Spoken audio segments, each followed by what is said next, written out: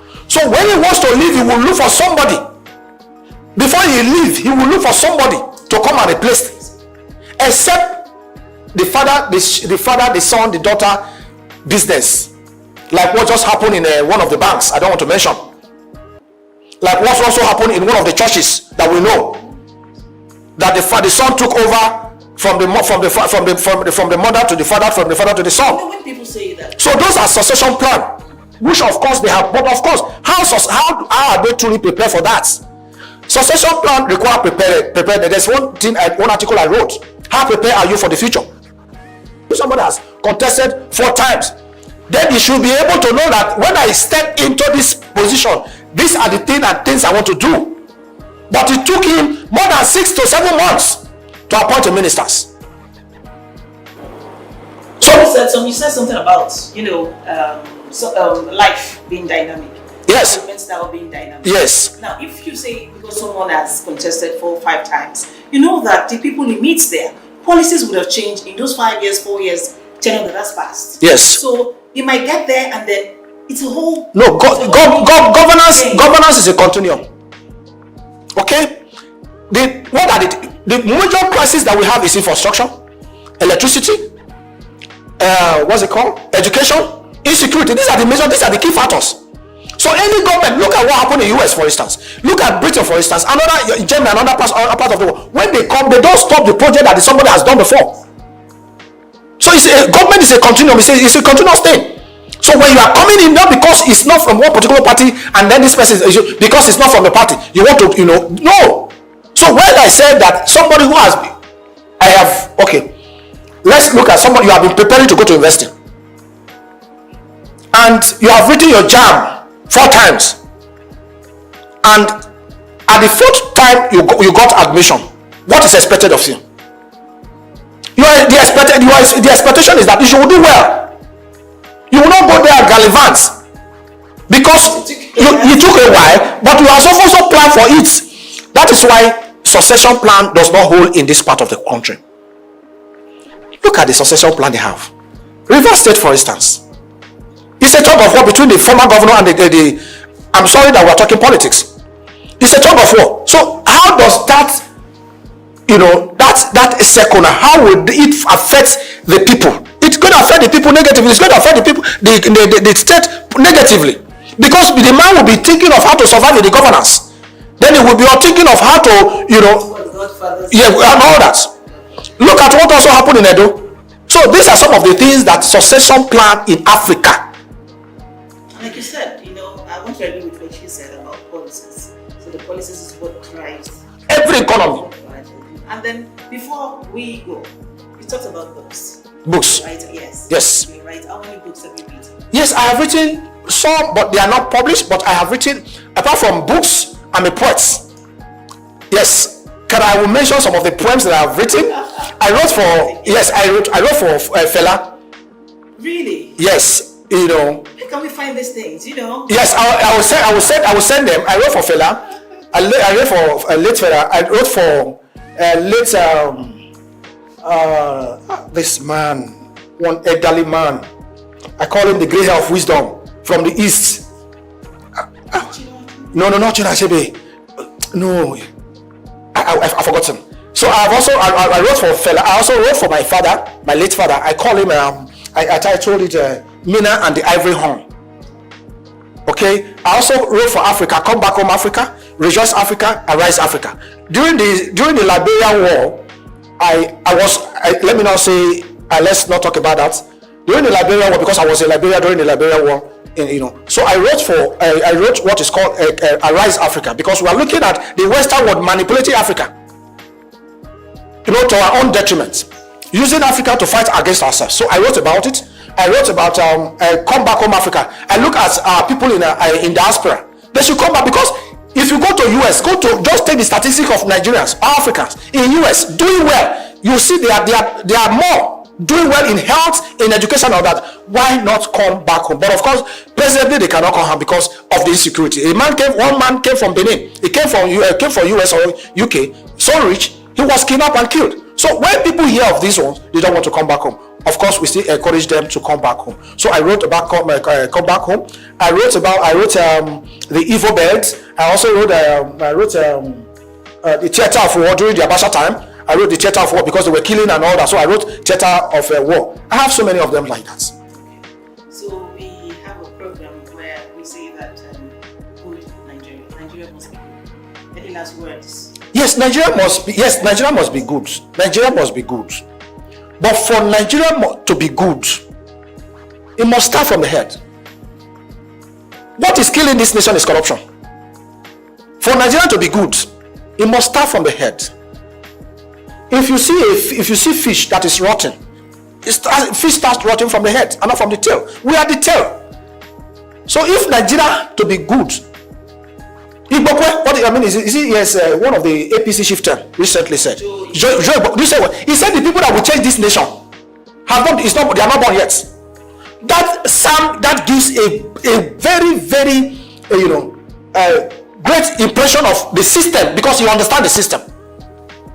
So for Nigeria to be great, our mindsets, the quick rich syndrome, because we all have it. Government should look into them that if we have to tighten our bed, they should also tighten their bed first. Nigerians are the most enduring people, most patient people in the world, because most of the things that are happening here, if it happen in another nation, they won't take it. One, it is a self-sustaining economy. If I believe that tomorrow if I go to market I will sell and get food, I won't bother what happened next to, I don't know whether the government is existing or not. Nigerian people does not look at whether government is existing. Just give them the right thing. They go to the market, they sell their food, they eat. That's what they want.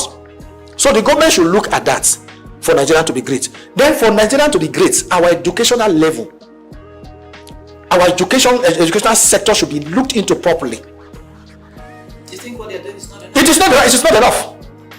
We're churning out. Someone said. We partner with NY. We partner with NYC, and you turn up a lot of people every year. Every 2, 3, 6, 4 months, you turn up people and there's no job. They should look at how they can introduce technical skill into it. It is not this theory. I read finance. I taught in LASO and as external system, but I never taught finance. It's actually funny that the people who take good skills are making more money than those in the office. Yes. So the technical aspect, forget the federal government does not need to build technical universities, technical schools. No. The structures are already there. All you need to convert some classes, some facilities you have there to technical school. What is happening in Japan? It is China and Japan and India. They are taking over. They don't talk about book. They talk about practical. So let them talk about practical.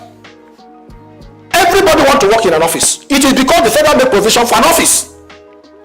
Federal government made provision for everybody to work in an office. No, but even the culture itself. If you back in the day when you said, oh, you were a plumber or you were the son or you were someone who sells food by the roadside, people look down on you. But we have now seen that the post-COVID pandemic, things have changed. Yes, I watched a video this morning about it. Seems that we're learning from those people. Yes, I watched a video this morning. That brings me to let me answer that question through this video I watched. A lady in Germany, and Facebook thing is universal. Yes. She drives bus. She's a commercial bus driver. But people in Nigeria are mocking her than a bus driver. And they earn a lot of money. She now begin to explain the process of her becoming a bus driver, the license. And then she said that her license is equivalent to license of a pilot. Yes, because of the process that she would have paid almost 30-something million naira, but she got it on a scholarship for a bus driver. You understand it? So, like you said, that our mentality, our belief, data some people from going to skills. I'll use myself as an example. When I was not educated, I went to university very late. Even my secondary school, I went to secondary school very late. But when I started, people began to look at what this man want to do now. But today, because I sum up the courage that this is what I want to do, I taught some of my friends who were mocking at me in LASO. So you can see that. So it is first determination, what you want for. Then the government should look at having a technical schools, universities all across the universities. You have University of Agriculture.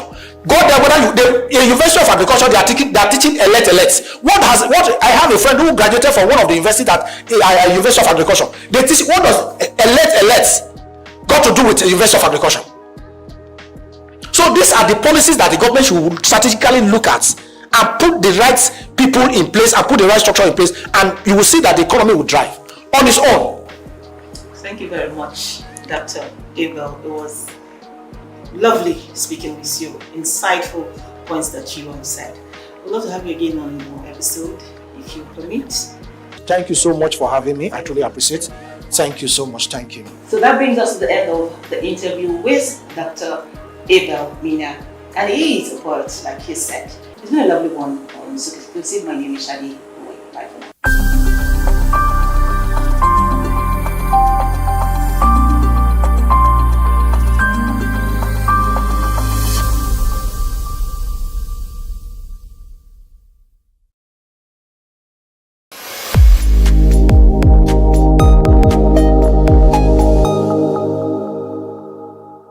Muhammad Yunus was born on the 28th of June 1940 in the village of Batwa, Chittagong, a British Indian colony which is currently known as Bangladesh. He attended Lama Bazar Primary and Secondary School in his village and passed the matriculation examination into Chittagong Collegiate School, where he ranked 16th out of 39,000 students. After his graduation in 1961, Yunus joined the Bureau of Economics as a research assistant and was later appointed lecturer of economics at the Chittagong College. During that time, he also set up a profitable packaging factory on the side. In 1965, he received a Fulbright scholarship to study in the United States, where he obtained his PhD in economics from the Vanderbilt University Graduate Program in Economic Development. Between 1969 and 1972, after his keen education excellence of apex heights and proportions in the United States, he returned home and was appointed professor of economics at the University of Chittagong. He was eventually appointed onto the board of directors to the United Nations Foundation, where he served for 33 years. When Bangladesh suffered a famine in 1974, Yunus felt he had to do something for the very poor. In his country, he founded the Grameen Bank. His motivation was to create economic and social development for the very poor, giving long-term loans to those who wanted to start small enterprises to pay back when they can. The aim to help was to get many of them out of poverty. For this, he was awarded the Nobel Peace Prize in 2006. Muhammad Yunus is a recipient of numerous international awards for his ideas and endeavors, including the Humanitarian Award in 1993, World Food Prize in 1994, Independence Day Award in 1987, Bangladesh's highest award, the King Hussein Humanitarian Leadership Award in 2000. He was also awarded the Volvo Environment Prize in 2003, Nikkei Asia Prize for Regional Growth in 2004, Franklin D. Roosevelt Freedom Award in 2006, as well as the Seoul Peace Prize in the same year. All humans are born entrepreneurs, he would always fondly say. His heart showed through his everyday life.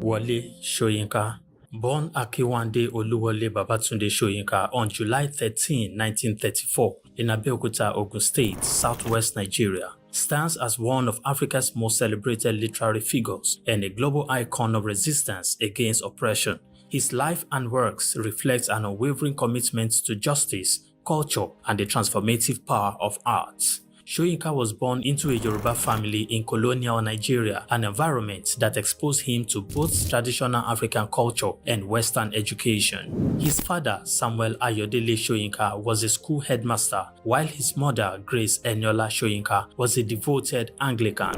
This blend of indigenous and colonial influences deeply shaped Soyinka's world. Soyinka attended Government College Ibadan and later proceeded to the University College Ibadan, where he studied English and literature. Soyinka completed his education at the University of Leeds in England, earning a degree in English and later a doctorate degree. In the late 1950s, Soyinka began working as a dramaturgist at the Royal Court Theatre in London. However, his passion for storytelling and cultural preservation drew him back to Nigeria, where he founded two theatre groups known as the 1960 Masque and the Orisun Theatre Company. Soyinka's works, often a fusion of Western dramatic techniques and African themes, address universal issues of justice, freedom, and human dignity. His early play, titled A Dance of the Forest, which was introduced in 1960, written to celebrate Nigeria's independence, critically examined the nation's socio-political trajectory, setting the tone for his career as both artist and activist. Soyinka's activism became more visible during Nigeria's post-independence years. In 1967, during the Nigerian Civil War, he called for a ceasefire between federal forces and Biafran separatists. This led to his arrest by the military government, and he spent 22 months in prison, where he wrote a short drama titled The Man Died, Prison Notes, a harrowing account of his imprisonment and a profound critique of authoritarianism.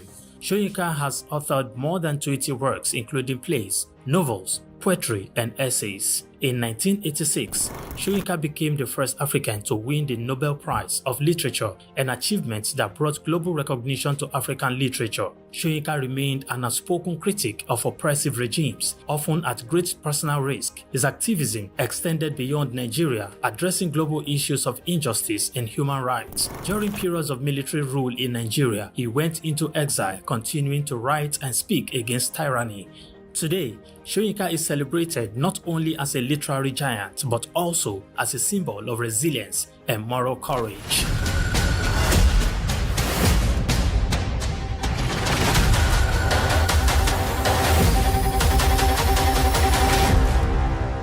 At the Africa Development Studies Center, ADSC, we are committed to driving sustainable growth and development across Africa through innovative training and research. Our mission: empowering leaders, policymakers, and professionals with the tools they need to create lasting change. With customized training, dynamic research programs, and study exchanges on leadership, management, and other critical development topics, ADSC offers a platform for exchanging cutting-edge ideas and global best practices. We provide comprehensive services in research and consultancy, capacity building and training, education programs, publishing and knowledge sharing.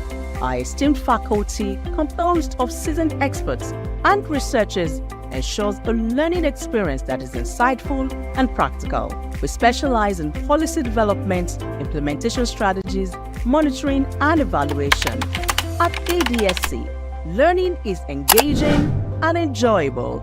Our unique methodology includes talks, interactive exercises, games, video screenings, and lively seminar discussions, all in a comfortable and friendly environment.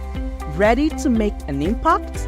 For more information, email us at info@adstudycenter.com or call +234 912 439 2362.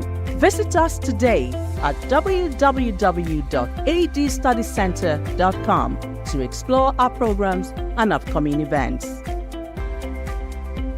Africa Development Studies Center, rethinking development for Africa. Lateef Jakande. Born Lateef Kayode Jakande in the Ekpetedo area of Lagos Island, Lagos State, on July 1929. He studied at the Lagos Public School at Enuowa Lagos Island, then at Bonham Memorial Methodist School, Port Harcourt, King's College, enrolled at Ilesha Grammar School, where he edited a literary paper called The Quarterly Mirror. Jakande began a career in journalism in 1949 with a daily service and joined the Nigerian Tribune in 1953. The owner, Chief Obafemi Awolowo, appointed Jakande editor-in-chief of the Tribune in 1956. Jakande established John West Publications in 1975 after leaving Tribune and began to publish the Lagos News.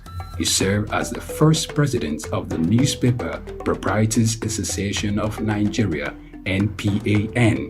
Jakande ran for election as executive governor of Lagos State in 1979 on the Unity Party of Nigeria platform. His administration was effective and open and implemented the cardinal policies of his party. He introduced housing and educational programs targeting the poor, building new neighborhood primary and secondary schools, and providing free primary and secondary education. He gave poor people's children education, and many of them are now very prominent in the society today. Jakande established the Lagos State University and constructed over 30,000 housing units. After the military takeover in 1983, Jakande was charged, prosecuted, and convicted of treason and later pardoned. He served as Minister of Works under the Sani Abacha military regime. He died in Lagos on February 11, 2021. Lateef Jakande was the first civilian governor of Lagos State. Lateef Kayode Jakande, Souq Enlightenment. Idumota Market. Eko Idumota, once a residential neighborhood, is home to Idumota Market located on Lagos Island. It is one of the oldest and arguably one of the largest markets in West Africa. Idumota is a historic neighborhood adjacent to the Lagos port that facilitated the slave trade and later, under the British indirect rule, it surrounded to exports that fueled the colonial enterprise. Idumota was also the location of an armed forces remembrance cenotaph called Soja Idumota, built as a monument to Nigerian soldiers who served with the West African Frontier Force. An Eyo Masquerade statue and a clock tower are also some monuments at Idumota. Idumota Market is so popular that large sales are recorded as early as 7 a.m. The market is made up of hundreds of locked-up shops occupying several multi-story buildings, with some measuring about 5 or more floors. In 2010,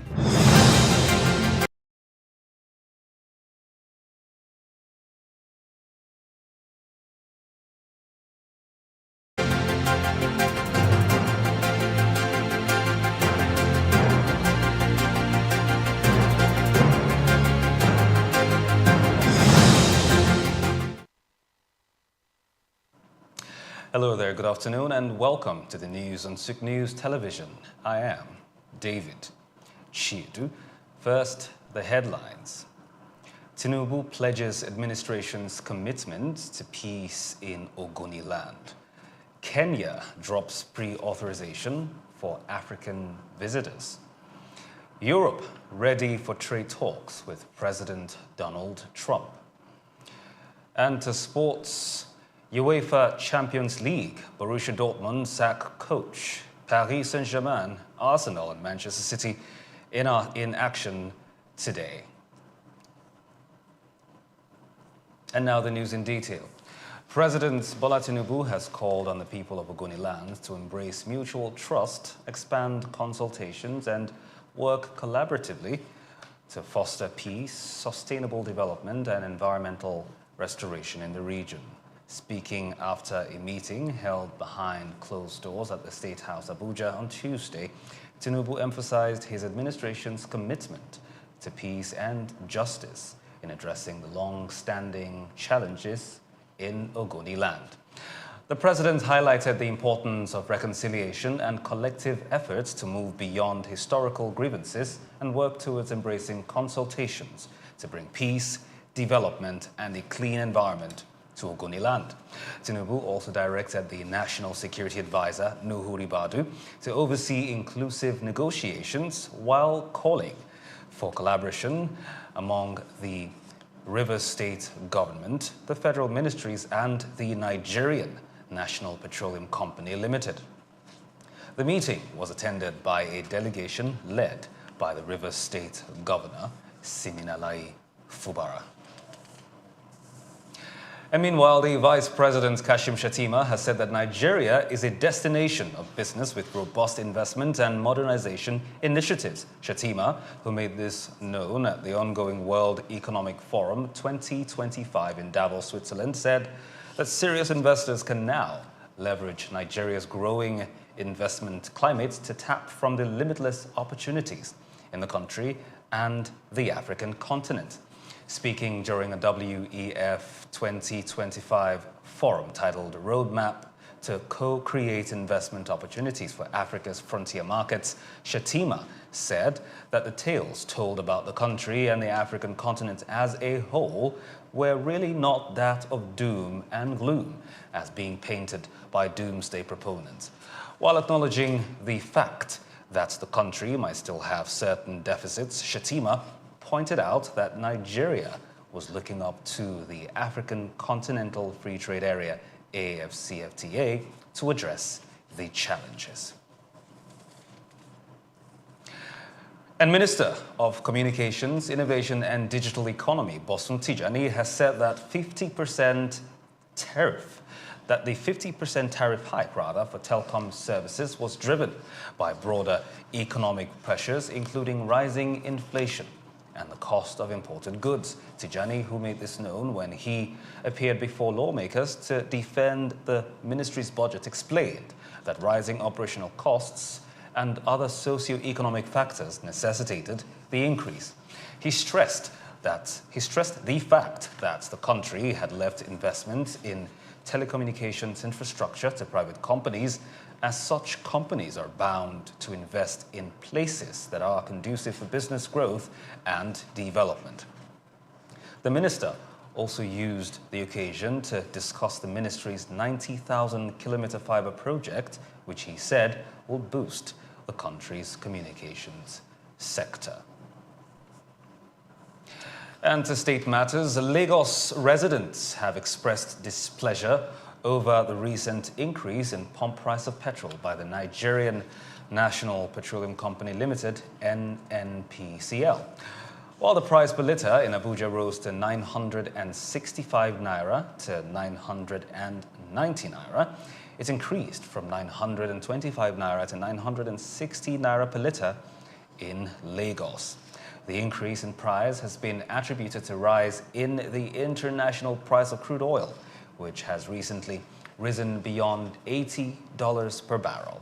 Some Lagos residents spoke with our correspondent on the issue. Basically, I move from place to place and I do take transportation. So I think it's going to really affect me, like increased price of everything, both the Uber, the boat ride and everything. So man, it's something we are going to suffer. Nobody's okay, but we don't have a choice really. We don't have a choice. It's what they do out there, and we really don't have the choice, actually. Minister of State for Petroleum Resources, Heineken Lukbobere, had last week said that global oil prices will now determine the pump price of fuel, which means that there will be fluctuations in the prices of petroleum products, both locally and globally. And following the signing of numerous executive orders by the United States President Donald Trump, world leaders and industry experts have raised concerns over the global economic implications of the directives and the bans. Nigerians have also reacted to Trump's executive orders, particularly those concerning immigration and citizenship by birth. Every country has a right to decide on who its citizens will be, on who its citizens will be. Nigeria has its own stated guidelines as enshrined in a constitution, because I think that some of those issues are constitutional wherever you go to. It may go beyond just doing an executive order. I know a number of states will resist it. How that plays out is what we'll begin to see in the near future. Citizenship by birth is enshrined in the American Constitution, and their grand norm is the Constitution. Yeah, he signed executive orders, but if my facts are right, I know about 18 states already are in court with him, some of those things he signed. So I believe at the end of the day, it won't see the light of the day. But going forward, Donald Trump too is an immigrant. His parentage is Germany.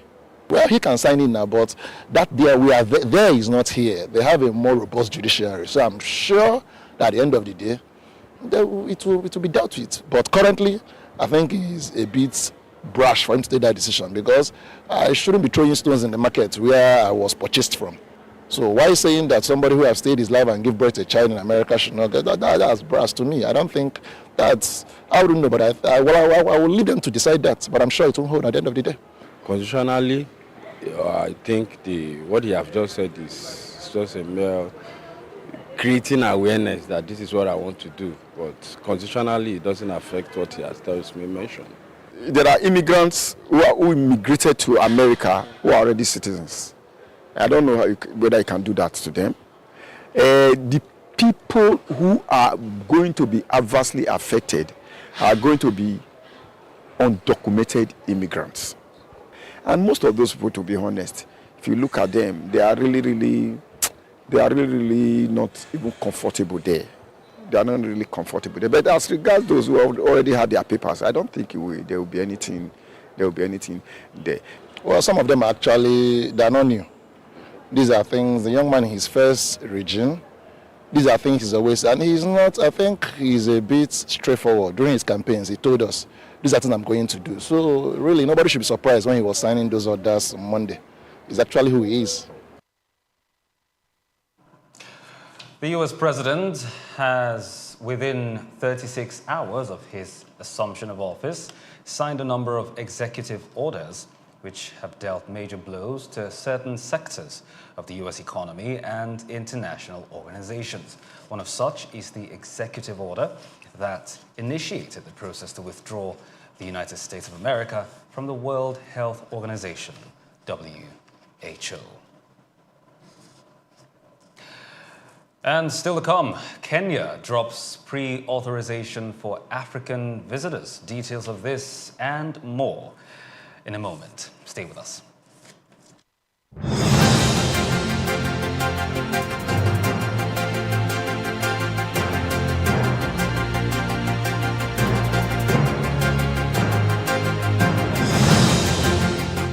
Development Studies Center, ADSC. We are committed to driving sustainable growth and development across Africa through innovative training and research. Our mission: empowering leaders, policymakers, and professionals with the tools they need to create lasting change. With customized training, dynamic research programs, and study exchanges on leadership, management, and other critical development topics, ADSC offers a platform for exchanging cutting-edge ideas and global best practices. We provide comprehensive services in research and consultancy, capacity building and training, education programs, publishing and knowledge sharing. Our esteemed faculty, composed of seasoned experts and researchers, ensures a learning experience that is insightful and practical. We specialize in policy development, implementation strategies, monitoring, and evaluation. At ADSC, learning is engaging and enjoyable. Our unique methodology includes talks, interactive exercises, games, video screenings, and lively seminar discussions, all in a comfortable and friendly environment. Ready to make an impact? For more information, email us at info@adstudycenter.com or call +234 912 or 39 2362. Visit us today at www.adstudycenter.com to explore our programs and upcoming events. Africa Development Studies Center, rethinking development for Africa.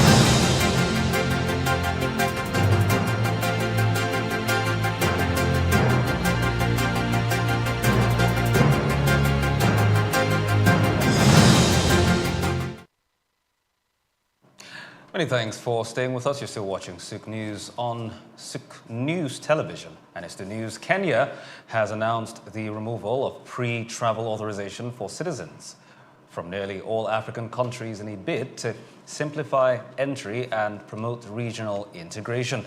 The decision, which was announced by the Kenyan government on Tuesday, excludes Somalia and Libya due to security concerns. Previously, Kenya had required travelers to apply for an electronic travel authorization, ETA, before arrival, a policy criticized as a visa under another name. However, the new directive aims to foster tourism, support open skies policies, and ease cross-continental travel. Under the revised rules, visitors from most African nations can stay in Kenya for up to 2 months without an ETA, while members of the East African Community Bloc, EAC, Uganda, Tanzania, Rwanda, and Burundi are allowed stays of up to 6 months. And President Donald Trump has announced plans to increase tariffs targeting the European Union and impose a 10% duty increase on Chinese imports. Speaking at the White House, Trump reiterated his push for broader duties, setting 1st of February as the new deadline for 25% tariffs on imports from Canada, Mexico, and the European Union, citing fentanyl trafficking from China via Mexico and Canada as key concern. This comes amid ongoing issues on the numerous executive orders that Trump has signed since he was sworn in as the 47th President of the United States of America on Monday, 22nd of January. The world's largest cryptocurrency, Bitcoin, approached its record high on Tuesday following the announcement of a major regulatory overhaul by the United States Securities and Exchange Commission, US SEC. Bitcoin increased by 3.8%, while Ethereum gained 1.4% as the market reacted to the SEC's creation of a task force to develop a framework for digital assets under President Donald Trump's new administration. This surge follows Bitcoin's record of $109,071 peak on Monday, which was President Donald Trump's inauguration day. However, some market analysts have warned that the crypto markets may face volatility until Trump delivers concrete policies to support the industry, despite his pledge to be a crypto president. Elsewhere, the United Kingdom's Office for National Statistics, ONS, says that the UK's government's borrowing exceeded expectations in December 2024, reaching £17.8 billion. The figure surpassed the forecast of the Office for Budget Responsibility, OBR, of £14.6 billion, marking the third highest December borrowing on record. The ONS Deputy Director, Jessica Barnaby, attributed the increase to higher spending on public services, benefits, and debt interest, partially offset by lower national insurance contributions after rate cuts in 2024. Central government debt interest payments hit £8.3 billion in December, nearly £4 billion more than last year, and the third highest since 1997. Still to come, European Union ready for trade talks with President Donald Trump. Do stay with us after the break.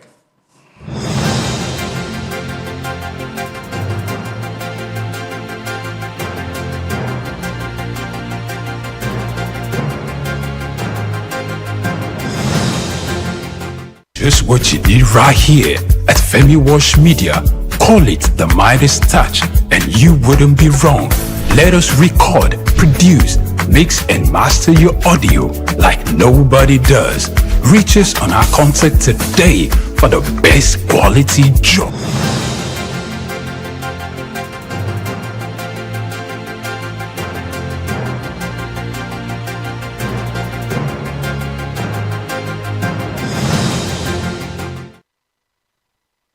Now to more news. European Union has indicated readiness to engage and negotiate with United States President Donald Trump, warning of the need to avoid a trade conflict that could negatively affect both sides and the global economy. Speaking at the ongoing World Economic Forum in Davos, Switzerland, President of the European Commission, Ursula von der Leyen, said that a new era of harsh global competition had been developing over the past quarter of a century, and von der Leyen also referred to the increasing use of sanctions, export controls and tariffs as barriers to freer trade relations amongst world economies, as she emphasized the need for both the European Union and the US to work together to avoid a global race to the bottom.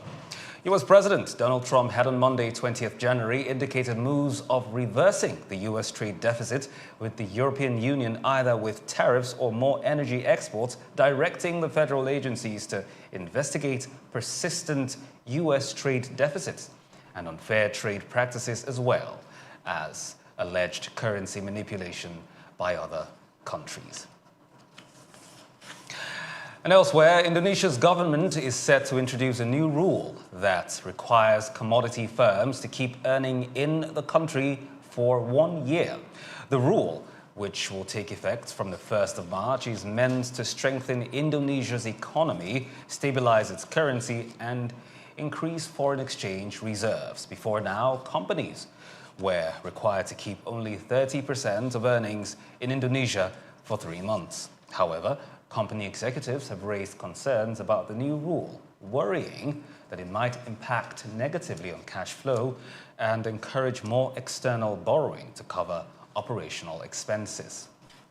This policy comes as part of Indonesia's measures to manage the impact of global economic changes on the country's financial market.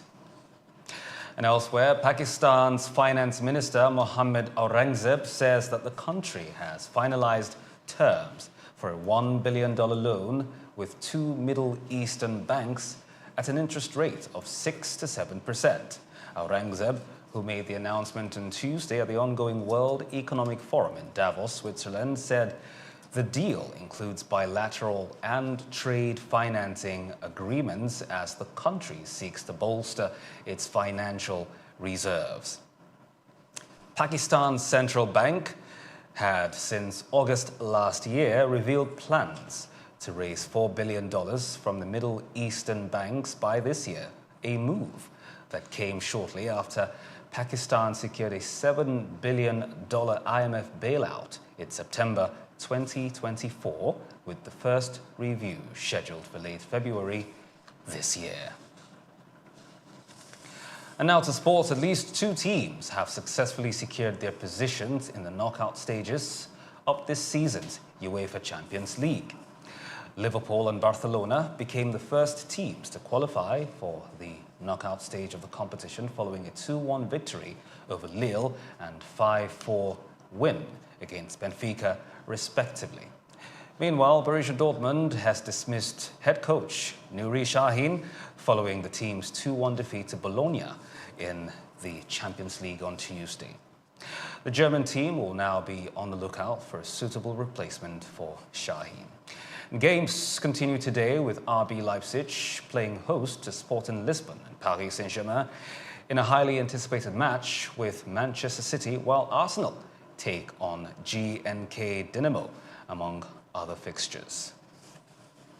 And that's the news at this hour. Do tune in later on at 4 p.m. for more details on Inside Sports. Many thanks for watching. Stay tuned to Souq News Television all day, every day. I am David Chiedu. Until next time, good afternoon.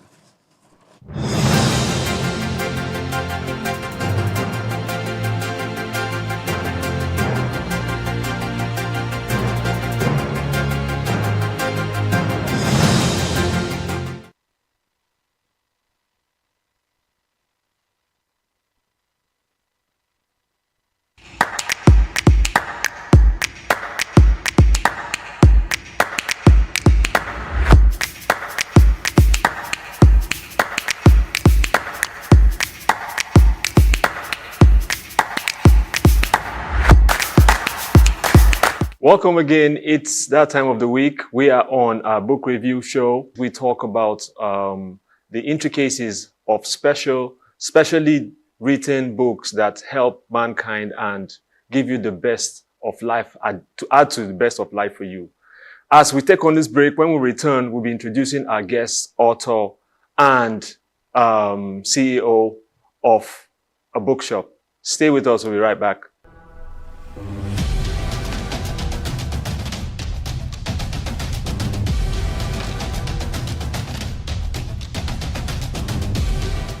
All right, welcome back. This week we have a special guest, author, Lagos Business School alumni. She's a UNILAG PhD holder. She's a certification. She has certification in BizCom and negotiation, connecting with children, non-profit leadership. She just has a long list of qualifications. Her name is Irene Okon Udosen. Welcome to the show. Hi everyone, welcome and thank you for having me. You're welcome. And to my right, my other guest, Mr. Ekom Henry. He's the CEO, All Range Bookshop. Welcome to the show once again. Thank you for having me.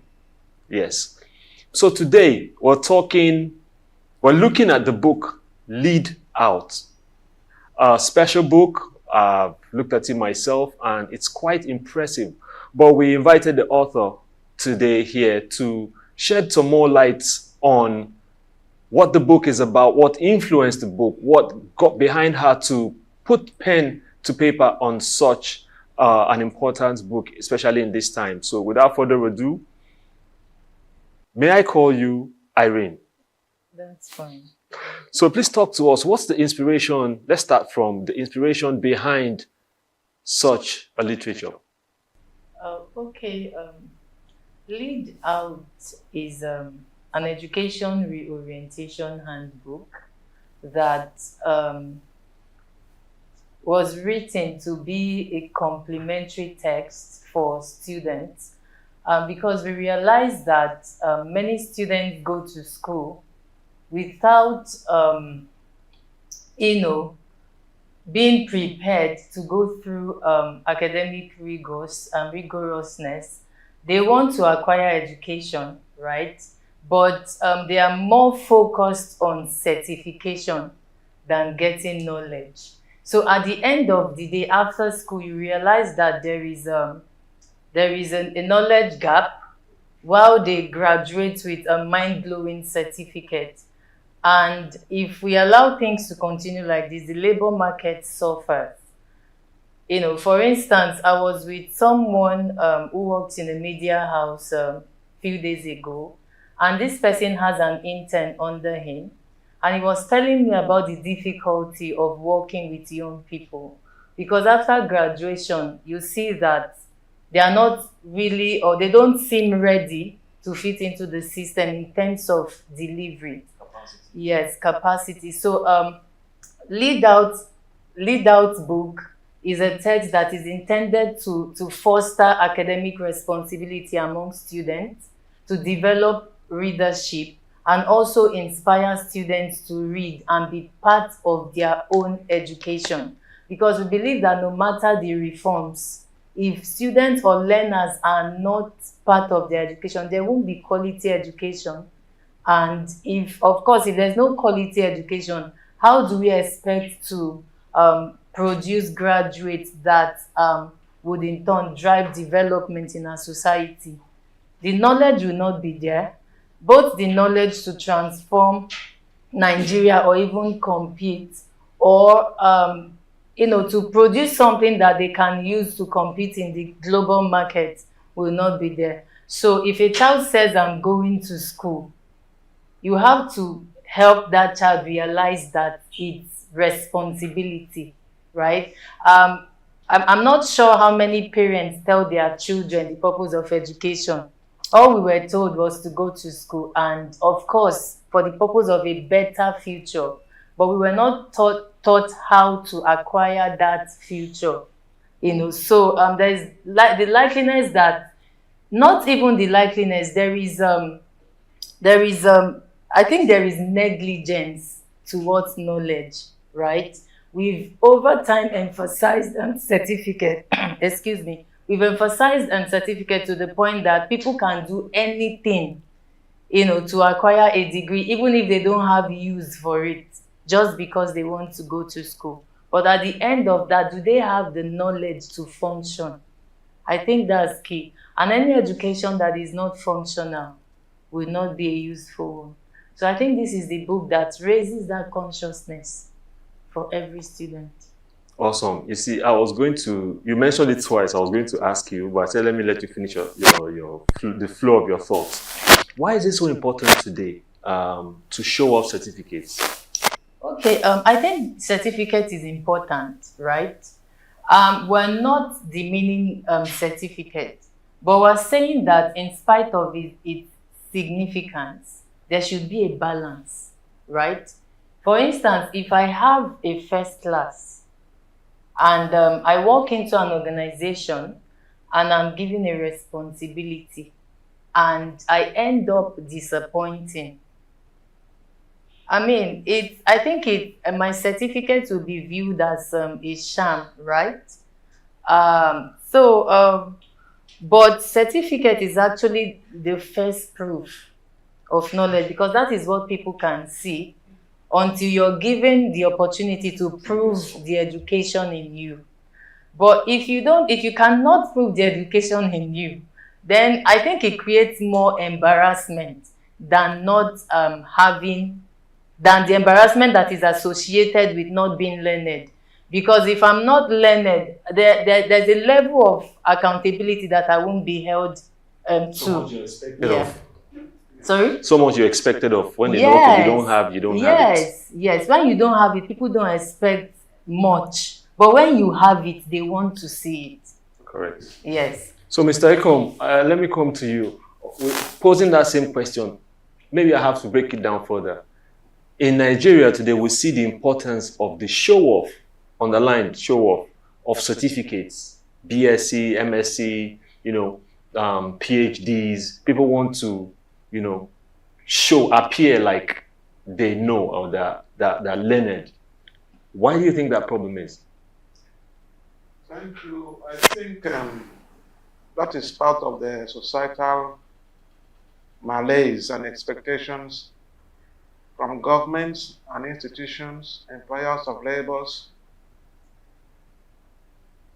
that do use these certificates in terms of people that they need, in terms of manpower and capacity, personnel development, and all that. You see an advert in the paper, you see what they need is BSc, second class, upper, first class, and all those limitations. And people will now say, okay, if I didn't have a first class, I didn't have a second class, upper, then I have to try and get a master's by all means necessary. They acquired a master's degree, they couldn't get a job, they said, okay, let me go for a PhD. Let me do it part-time. And you see a plethora of degrees, someone who is looking for a job as a personnel manager will come with a master's degree in personnel management, master's degree in project management, PhD, and some even call names, business school, big business school, London Business School, Lagos Business School, just to make sure they get a job. And it's a problem because, as Irene rightly pointed out, you must be able to defend whatever paper you present, whatever documents or whatever knowledge you have acquired. And that is when you are given the opportunity to work and to prove. And they say the taste of the pudding is in the eating. When you employ these persons, you find out that what they have presented or what they pretend to acquire do not line up with what the job the expectation of the job and the position they have acquired. So you see the conflict in the workplace. So you see the staff turnover. Because by and large, those people might be relieved of that job. And then the hunting continues. And when we have an economy that is too weak, you might not find out that employers of labor these days are no more looking for so much of paper qualification. They will ask you to show what you have done, and then they probably might give you put you on probation for a period of time to see if you can actually prove what your papers represent. And these days that we are talking about practical work, people now looking for technical capacity and all other capacities beyond the papers that you have presented. So employers of labors are now looking for your ability to work with other people, social network capacity, the ability to use the systems available, and so many other inputs are being canvassed, such that whatever must have been a deficiency in the paper you have presented, probably maybe you have personal marketing abilities, personal selling points. I call it key selling points. Individuals coming to work in a place now, they'll ask you, what are your key selling points beyond your paper qualifications? Thank you. All right, thank you so much, Mr. Ekom. I'll come back to you, Irene. So there are numbers in the book that you mentioned, 75% unemployable, which leaves the ratio at 25% employable. Is this ratio real? This number is real? And if so, what's the process to tackle this? Okay. Going by what you have in Lead Out, based the on book. Statistics, Yes. I would say they are, because people did their research actually. Okay. And I've had people see the figures and they're like, am I sure they are not even above this, right? Because until you get to interact with young people, you won't know the mess we're in. Thank God for soft skills, thank God for tech skills and all. That is kind of like covering the whole thing up, because he made mention of them, right? So this is real. Especially for students in public schools. I work with them and I don't want to start pronouncing names or calling names. We have students in public schools that are almost graduating that cannot read properly. So as we speak, there's even a learning challenge. Let's not go into that. So I think one of the ways we can tackle this is by being intentional about our education or educating our young people, right? Can you break that down? Okay, I will. Okay. So we need to redefine education for young people, and we need to support them in getting that education. It's not enough to take a child to school and register the child, You have to have there has to be that consciousness of, this is for me, this is for my future, the dream I envisage, what I want to become in the next 30 years. This is my beginning. Supposing it's a primary school, you have to create that connection, right? And just let that child realize that you're not going to get to 30 years or 25 years and just find yourself as a medical doctor somewhere. You have to begin now to put in the work. If you don't understand your mathematics properly, if you can't, you just have to tell them the import of each subject or whatever training they are undergoing. If you don't understand your mathematics properly, this is where it's going to land you on this path. If you don't understand communication, this is where it's going to land you. So the child has to be consciously involved. All right. Thank you for that. It's still behind pages. We're talking to author Irene Udosian. Let's take a break. When we return, we'll talk some more on the book Lead Out. Stay with us.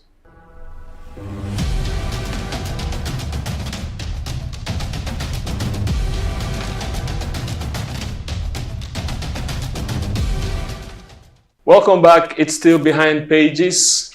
We're talking to author Irene Okon-Udosien and Mr. Ekom Henry.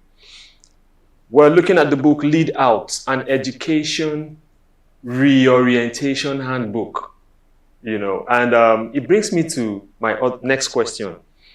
When we look at, it's for both of us, right? When you rummage through the internet, you're looking at news on TV, you're looking at Vox Pop, you're looking at just stuff that exposes you to seeing people talk and express themselves. You see, there's a lot of show of lack of capacity, like I said the last time, lack of etiquette, lack of the basic things that make you interact properly and show off that whatever knowledge you are trying to sell. Why is that? And I've seen this for years, like from watching news and all that stuff for eons, actually, for decades and decades till now. It's a problem. You see someone that's, let me break it down further, someone that they say has a BSc, has an MSc, but the tenses are poor. The tenses are wrong. Now, what would a book like Lead Out do for such a person? We'll have a ton of this as a problem. Okay, we talked about what's going on in the education system. And if you look at it, it's an all-encompassing problem, actually. It's not just, the problem is not just focused on students, right? When it comes to education and developing people, we can't overlook the fact that education has not been given the kind of attention it should be given. And that alone can create a lot of problems, which is part of what you're seeing, right? Okay, let me just use a practical example. We went out to a school a few days ago, and this person was supposed to be guiding a student, and the person who went with me to cover the event was a mass communication graduate. So although he didn't appear as that because he went as a photographer. So hearing what the teacher was saying, he just came behind me and was like, is that true? Stuff like that. And I looked at the fact that the setting could have produced that because you have a lot of private schools that aren't properly run. And you have government schools that also have qualified teachers. I don't know about now because I know that what is happening in the system would also affect the kind of teachers we produce. But I always tell people that I would recommend public school over some private schools, right? So it's actually a systemic thing. And if we want to deal with that, it still boils down to us being able to deliver proper education. Train your teachers to deliver proper education. There's a training we do. If you look at this book, we described the circle of education. And you realize that there is a circle that has to do with teaching, right? So if the teaching is wrong, the learner may not receive the right education. Correct. Yeah, so it's an all-encompassing thing. So we are just focused on learners because we know that maybe since they are young people, most of the error, may come from them. Mm-hmm. Because we're in a system where because of what is happening out there, parents are striving for survival. There's a lot of negligence. Distractions. Yes. So you call, for instance, I heard teachers complain about calling parents for open day, they won't come. They are not even interested in knowing what is happening at the child's school. So, it's not just, the problem is not just focused on one person. So I think my advice would be that people who are into teacher training, quality assurance, quality control assurance people or so should also look into that area to ensure that education is properly delivered while we focus on the part of students receiving education properly. Thank you. Properly delivered education. Mr. Ekom, let me come to you with a peculiar question because I'll let you not talk about the other one. Okay. Many people think education is a scam. It was also something you mentioned, and it's pertinent. They're like, okay, what do I need? Buying and selling. I get my goods, I sell, I get my money, and I'm good. What do you say to that? How do you speak on that? And why is such a notion rampant? Now, such a motion is rampant because we are living in a fast, I call it a fast food environment. People want to arrive at their destination so fast and so quick. So you say you're going to go to school, 6334, eh? How many years gone? Then you go to higher studies and all that, and some people believe that within those years spent, you must have used it to do what I call sharp business. And that is so unfortunate because, you see, education is the background, is the shock absorber, is the springboard from which you now lay other layers of development, of training, and education is a lifelong thing. Not because you have acquired your degree and you also are free. I see these days when students graduate, they remove their shirt, wear mark, write all kinds of stuff, and I don't understand. Education is never a scam. Because the mind, like a tabula rasa, has to be filled. Whatever adventure, whatever area you want to go into, you must have to build capacity. Nothing rests on nothing. As she said, you want to become a medical doctor, you begin to start to read. And then even becoming a medical doctor, you might need to specialize after finishing your basic medical training. You want to become a gynecologist, you have to start a residency program. Do the primaries, do the part 1, do the part 2, and then you will be assigned to a health facility to practice it. Then a consultant will supervise you. You want to become an orthopedic surgeon, then you have to go to branch out, specialize. You have to learn about amputation. It's not to say, okay, it's not a scam. Okay, we have people who didn't practice medicine, who are practicing bone setting. I call it traditional bone setting and bone massage. To what extent have they succeeded in this field? Sorry to cut you short. How do you picture my Igbo brother in front of you that doesn't believe in education? What are the few things you can say to him to convince him? Now, the Igbo apprenticeship program is a scheme that is well known to us. Very good structure. Correct. But you see, that structure would have taken them far beyond this level now if they had had some basic educational training. Because when you get to your shop and you begin to sell in the market, you must understand basic accounting. Understand? You must understand basic accounting. You must understand personnel relationship. You must understand human relationship. You must understand customer relationship. You must know how to manage a new person that you are bringing in to understudy, such that you don't become a master of yourself. And then by so doing, you have opportunity to transfer this information, this knowledge that you have acquired to the next generation.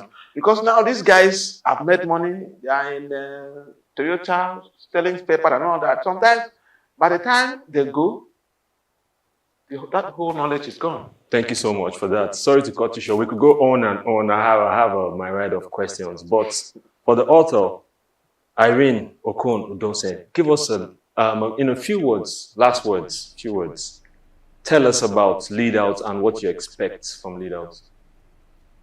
Or what readers should expect. What you expect the book to do in a few words, because we're for want of time now. Like I said, Lead Out is an education reorientation handbook. I expect that as many students as would read this book would be driven towards being fully part of their education. They will do well in terms of gaining personal and professional values as well, and also being able to acquire a functional education, right? That would help them, that would benefit them as individuals and also equip them to transform the society. Thank you so much, Irene. So that's it for our show today. We want to thank our guests for coming through. Thank you. You heard it all. Education is not a scam. Education is a bedrock for everything you're going to be doing in life. Keep a date with us same time next week. My name is Ikenna Mba. See you next time. Bye.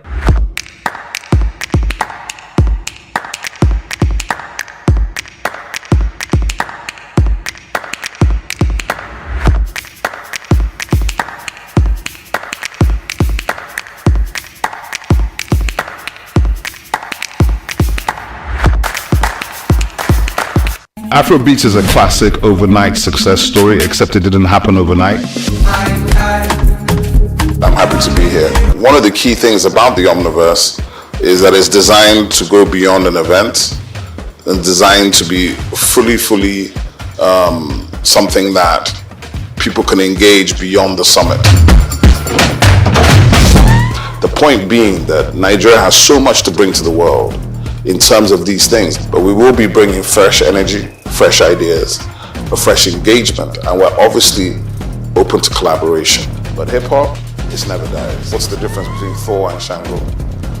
Thor is approaching $50 billion in revenue. Shango's broke somewhere outside Lagos. And that's a lack of imagination on our part, and they're all Nigerian. So to be seen and to be noticed is very hard if you're not in the place where all the noise is being made.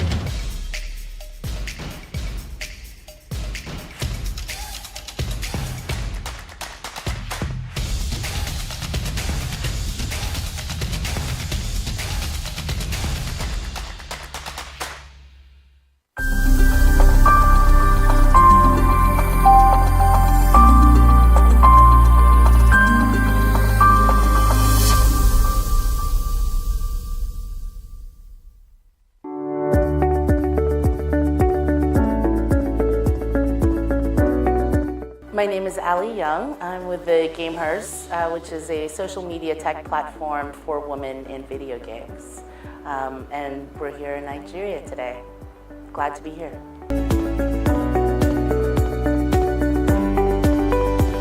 People are just absolutely lovely. The food is fantastic, and looking for our women. We're still underrepresented in the professional esports world, in game development, and leadership positions.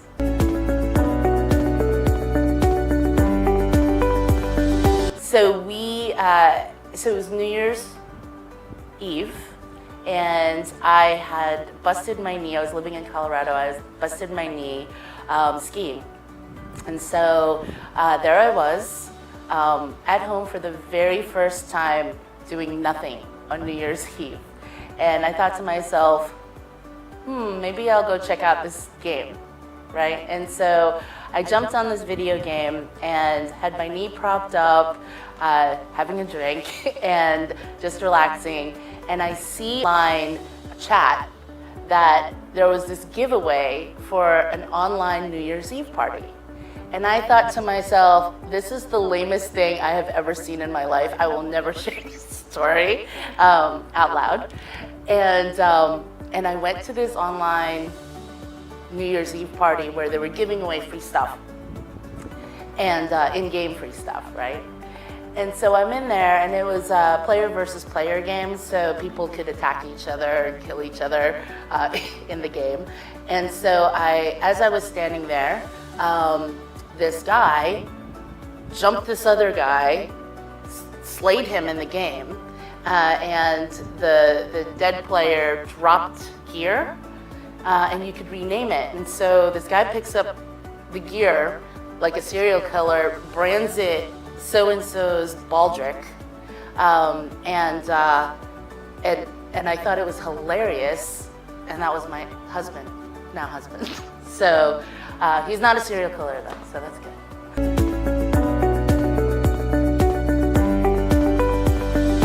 I'll share this with you. So the game Hers, since its inception in 2020, we created a platform where we celebrate women through the Game Hers Awards.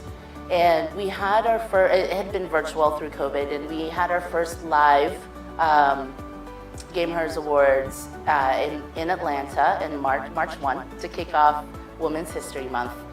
And we had a room full of 300 people, women and their allies, where we celebrated their contributions to other women in gaming and inclusivity.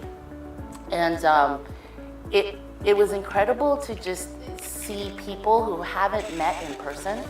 I mean, if you think about how you work with people now and remote life is so prevalent. I mean, you think about how you meet people online now anyway, right? And then when you meet them in person, that relationship just escalates and just gets even better. And so the Game Hers provides that space to be able to do that, right? We have an online community. We provide opportunities to meet in person through a lot of different events. Much like Dunhill Ventures brings together, they bring together family offices and investors to connect and create networks and create relationships. That's what the Game Hers does.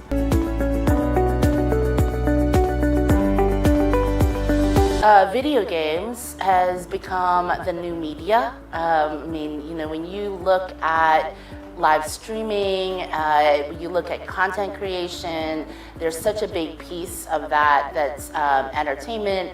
And as a person who plays video games, you get to do both, right? I mean, if you go to a restaurant now or a bar, you see concepts where there's axe throwing, there's things you can do, play golf, right? Like the video gaming is just a lifestyle piece of that. I think that it's just become normalized. I mean, my daughter's generation, she's 17. She's been playing video games since she was 2, right? And whether that's learning video games and educational video games, or it's Call of Duty. I mean, she plays them all, and she tries them. A lot of times it's her friend group. Her friends like to play video games as well, and so they do that together. Sometimes in person, with their computers next to each other, or on consoles, and sometimes that's just online.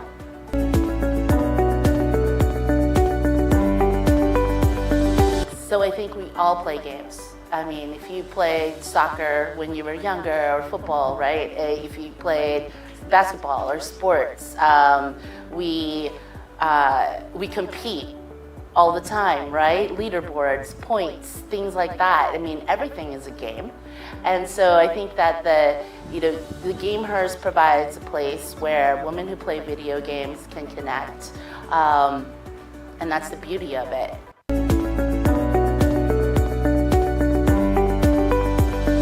So I was actually in Riyadh when I met the Dunhill Ventures group, and they invited us to come out to Lagos. It was an opportunity. I was supposed to be at South by Southwest this week, and ended up canceling all my travel plans. Told the team, I was like, I am gonna stay in Riyadh for a couple of days and then go straight to Lagos. Because the opportunity here is vast. The demographics in this region and in Africa has the youngest, the youngest demographics. Gen A, Gen Zs, 98% are gamers. And so the population is intrinsically part of our group. However, organically, our international 10% of our international community is in Nigeria. And that has just been organic. We haven't done any programming here. We haven't done any events. It's just people finding us online and connecting with our team, with our community.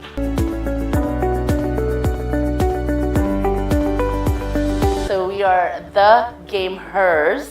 That's TheGamehers on all socials and thegamehers.com. Please download our app. It's tgh.app. And it can be downloaded on Apple, Google, and we're also on desktop as well. And connect with us.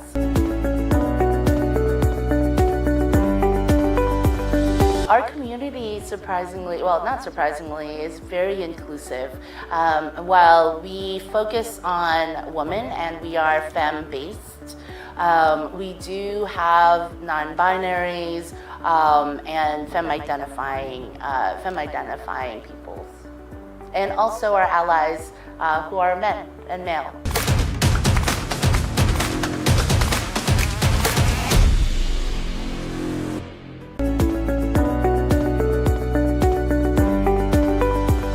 So you stand to gain an amazing community of like-minded people. Find your tribe, find people to play games with, find people to learn from, as well as opportunities for education, on career development, and entrepreneurship.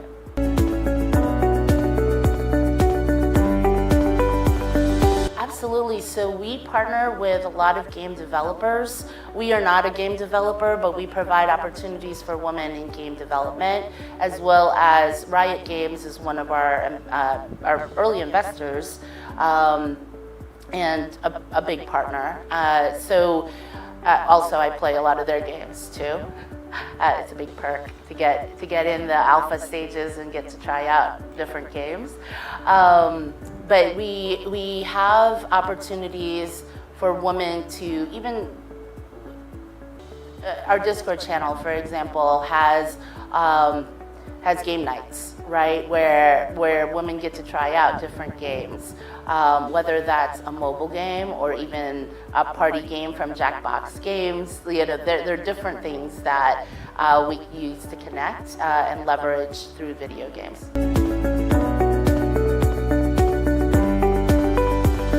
I see there's a lot of there had been. I feel like it's starting to shift the other way.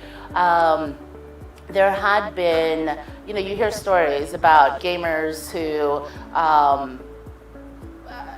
play too much, and I think I read a story about someone who played too long and died of seizures. I mean, that's probably the extreme, right?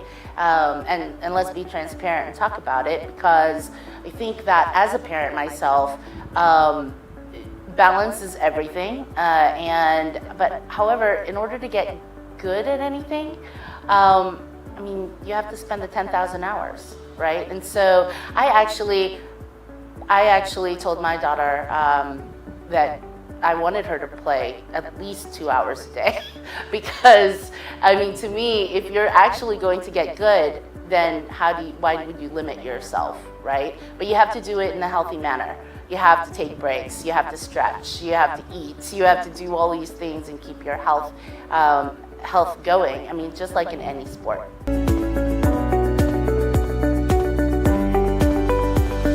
Gaming has been shown to teach our children and to teach ourselves mental acuity, hand-eye coordination, problem solving, which I feel doesn't happen enough, but gamers have to learn how to lose, which is also something that doesn't happen enough, and also the grit to keep going, right? And so I think there are a lot of very good benefits to gaming.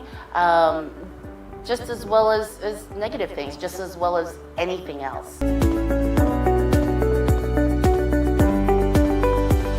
We are very focused this year on our international growth, and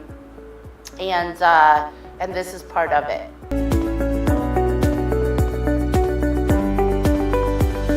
If you're connecting with us, join our community, get to know the people and connect with the people first, and then find affinities to the different games that you want to play. There's so many different kinds of games. There's a game for everyone.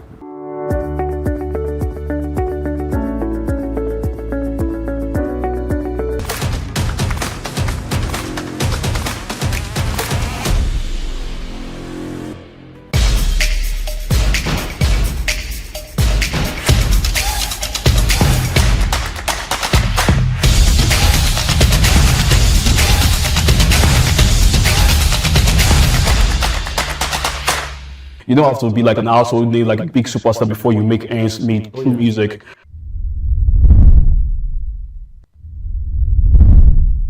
Welcome to Inside Life this week, and usually we have a special guest each time we're talking to you on this show. My name is Hans Mba, and I'm always excited to bring you someone that is special. You know, on the show, we bring you people that are doing things that are changing the game in that from the most minute way to the largest of ways. This week, we got the one, the only, he's none other than Biode Cyrus. I hope I got that name right. Biode Serious. Sorry? Biode Serious. Biode, not Biode. Biode.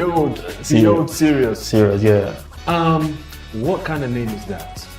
Okay. Because I think I'm from the school of thought that your name precedes you, right? Definitely. So when people say your name, it should be easy to take away. Even advertising, they tell you it should be something that's memorable, something that you want to go with. Oh, true. So tell us, what informed the name? Okay, the Biode is from, yeah, my government name is Abiodun. So the Biode is from Abiodun, yeah, it's a B-I-O-D.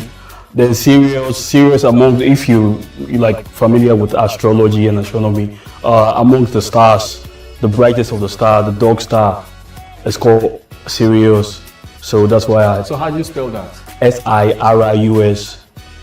Sirius. Yes, okay. Yeah, S-I-R-I-U-S. So I thought it was like serious. Okay, like someone serious. No. No. Okay. Actually, there's also serious the radio. XM, yeah, yes, most definitely. Oh, nice. So introduce yourself. Tell us who you are. Just give us a background about you, not the music now. Just who you are and what you do. Okay. My government name is Abiodun Adebayo. I'm from Ibadan, Oyo State. Why do people keep saying government name? I don't know, man. Government don't own my name. Yeah, I mean, that's the register. That's the name I register with, like, or any official. So I want to do. My name, you're my full name. Come on, man. Okay, my bad. I'm just kidding. It's all good. It's all good. Okay. All right. Abiodun Adebayo. I'm from Ibadan, Oyo State. I've been like, I'm a fiend for art, poetry. I'm a banker also. So hope you're not in trouble for being on this show. Never there. Never there. Because they're like, okay, now you have to focus. You have to choose us or you choose them. No. I'm actually like on leave at the moment, so that's why I'm doing this. So you're a banker? Yes, I am. What did you study? I actually studied mass. I have a diploma in mass communication. I have a degree in English language. Wow. Yeah. Two of them.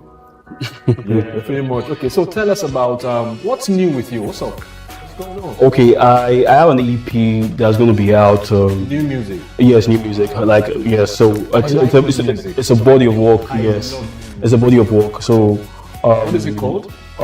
Memos of a Maverick. Yeah, like diary. Like it's just a compilation of my story, like along the way of a Maverick. Yes. Members of a Maverick. Yes. So you're a Maverick? I believe so. Okay. Why do you think you are? It's actually like my group that actually called me that there was we got a new group like 2 years ago. So he had like this one-on-one convo with us, like meeting us. Then he started asking for like our forte, you know, what we are good at, and I told him like I'm a film for writing. Can't push, taku express. Push, Reggie water don't boss. Push, your game too short, my nigga push. We are push, if you ain't push. Watermelon, you can't push. Like I'm a book buff. Like when I was in school, I used to write like journals and all that, you know, poetry, you know, which has to do with music. So I said like, oh, that's interesting. I say, seemed like a maverick, and you know, that name stuck in my head. And I was like, okay, when I'm dropping my first body of work, I'm going to use that.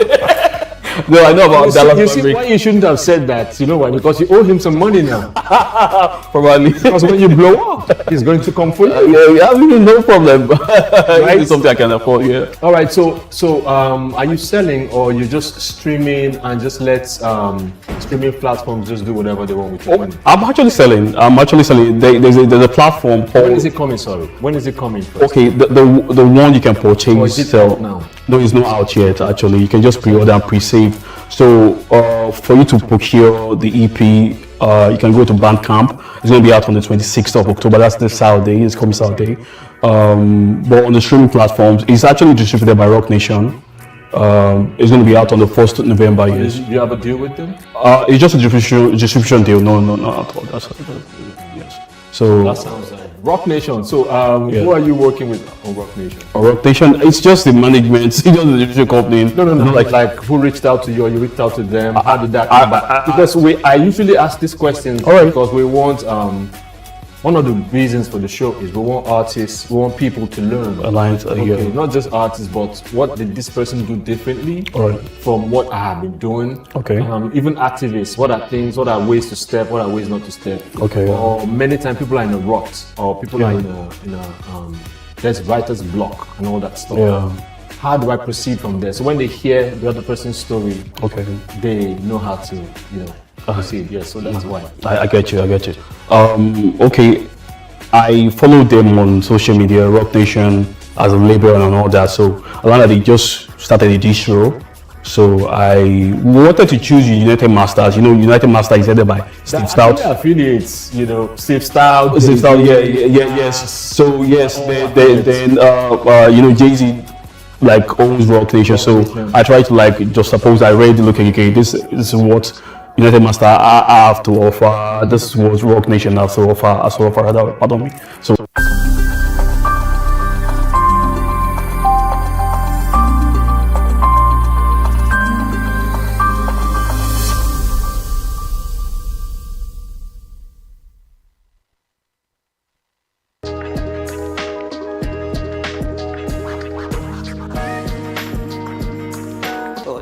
To start with, let me give some introduction to myself. As you said, I was a former commissioner of finance. I was a commissioner of finance during the Ganduja's administration from June 2015 to October 2018.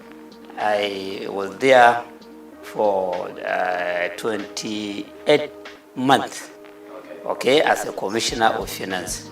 And I had been with Bayero University, Kano, before I was appointed commissioner of finance.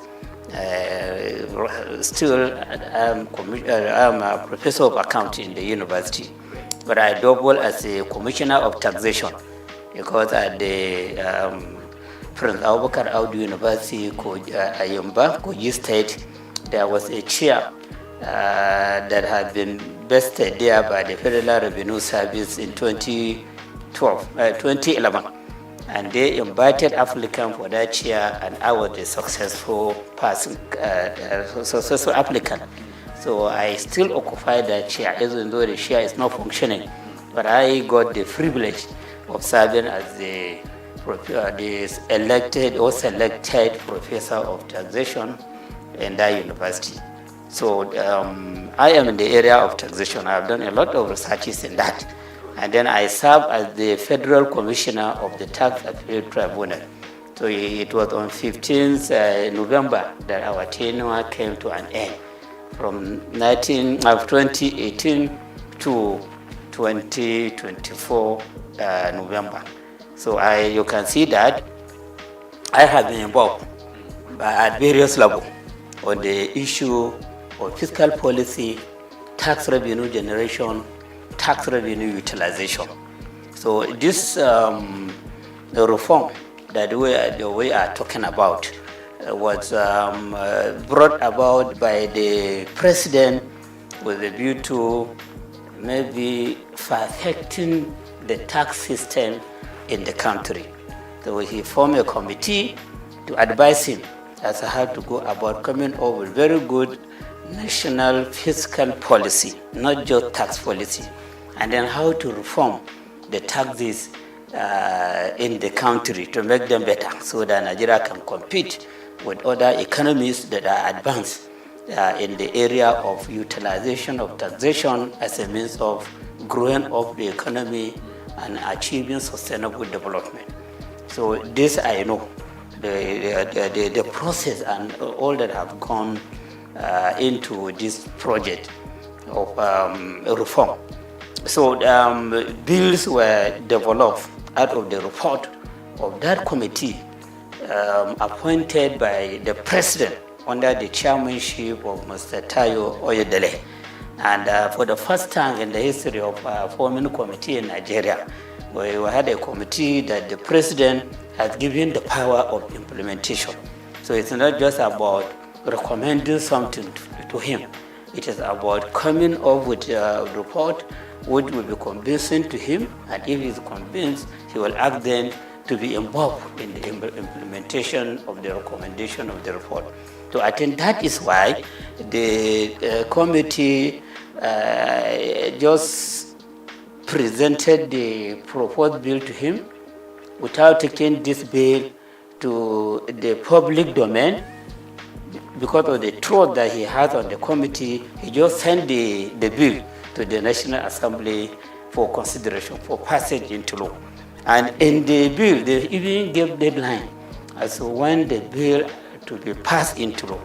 They expected that the National Assembly would deliberate on this committee, on this bill, to the extent that the bill will be passed into law before 1st January 2025. So that by 1st January 2025, the content or the provision in these bills will begin to be implemented by the government. 4 bills were developed and proposed. And then, unlike the expectation, the comment you made that people are more concerned about the administrative, tax administrative bill. What the bill that is generating the highest controversy is the Nigerian tax bill.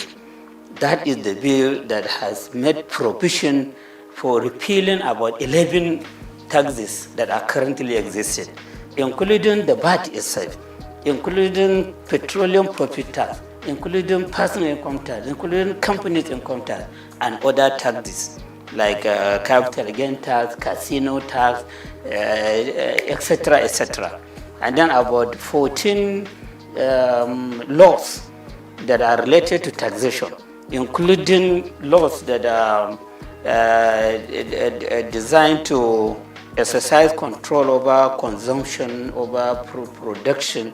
They made substantial amendment on them, and then take the amended aspect, amended part of those laws into the Nigerian tax bill, which means that the laws have suffered from, or they have enjoyed consequential amendment.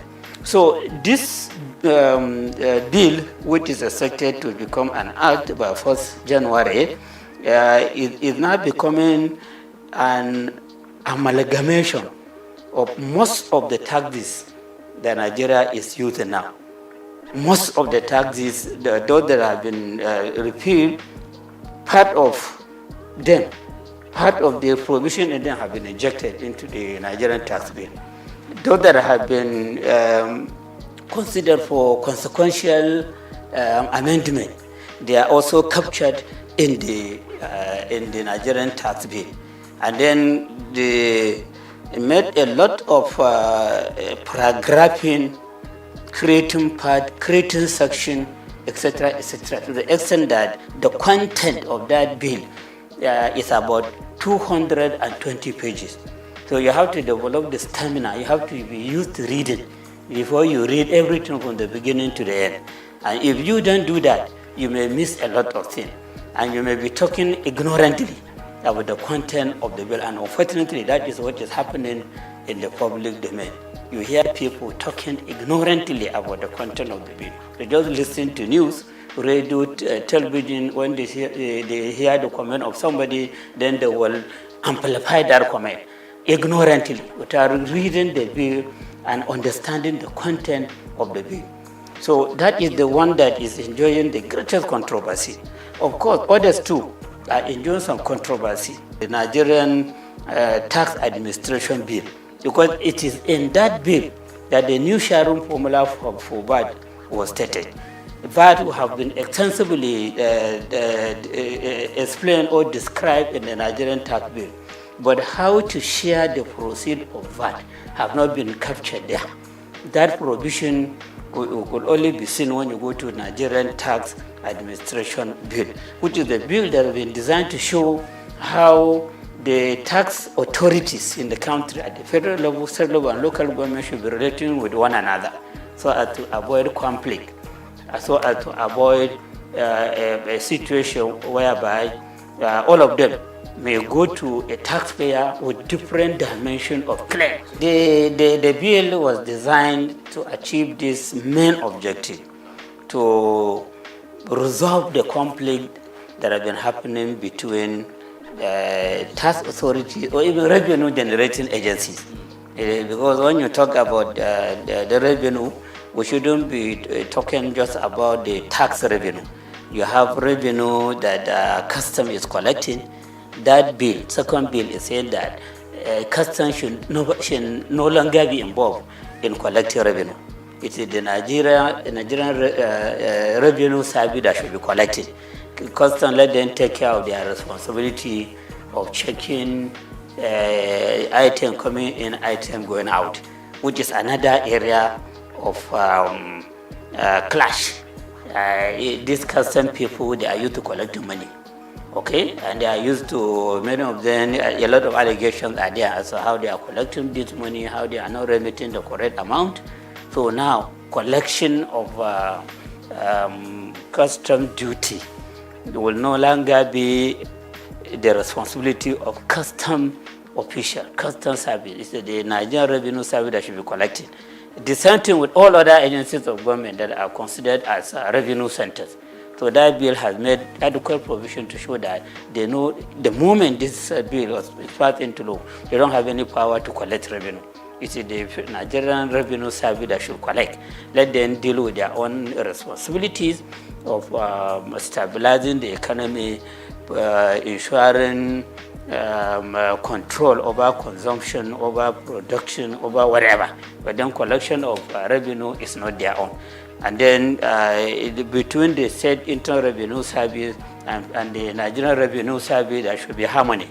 If there are revenue sources that are difficult for the state revenue service to utilize in generating revenue, they can bring in, they can collaborate, or they can reach agreement with the Nigerian Revenue Service to do the collection and then share the amount collected as per the agreement, or take cost of collection as per the agreement and then give the state internal revenue service or even local government revenue committee what they deserve. So the expectation of the Nigerian Revenue Nigerian Tax Administration Bill is to bring about harmony and understanding. So how that could be brought about is a question to be answered. Because of the nature of Nigerian, the nature of official, and the way the people put their eyes on money. They want to be the one collecting money or keeping money or doing something with money. And now you are saying that all those that are used to that, they have to, they will be suspended from doing that, or they will be banned from doing that. It is only that agency, the Nigeria Revenue Service, that will be doing it. So there are some issues there that are calling for a question, okay, understanding among the agencies involved or the tier of government involved, and then of course patriotism to ensure that whatever we do as revenue collectors, as treasury managers, as revenue utilizers for the execution of various projects, we demonstrate ethics, we demonstrate honesty and integrity. The revenue agency itself, before now, the revenue agency is behaving as if it is for the federal government. And this bill that has been sent to the National Assembly is encouraging the Nigerian Revenue Service, which will now replace the Federal Revenue Service and the law that established it. It's encouraging it to consider itself as a federation agency, not federal government agency. It is to be serving the interests of the federation. And so the concern of the state should be addressed by that agency. The concern of local government should also be addressed. It should be an agency that should be mentoring local government revenue agencies or tax authorities and state government revenue authorities or tax authority, so that they carry themselves together as a team, then ensuring that we have very good tax system in the country, that we have adequate revenue generation on taxation, which should be put to use for executing various projects that will bring about sustainable development in the country. So when you look at all the provision made in the Nigeria Revenue Service Bill, they are talking about the need for harmonious working relationship. They're talking about the federal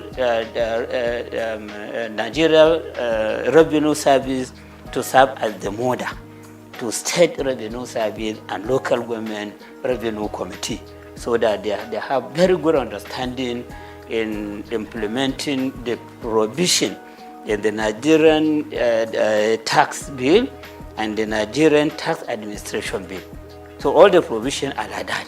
And then provision have been made adequately as to the position of the executive chairman of the State Internal Revenue Service, the need for governing board, which will have that chairman as the chairman, the need to have the technical committee at the state level, and who are to be members of that committee, the whole and representation to be drawn from various MDAs and other agencies of government and federal government into the committee, and many other issues.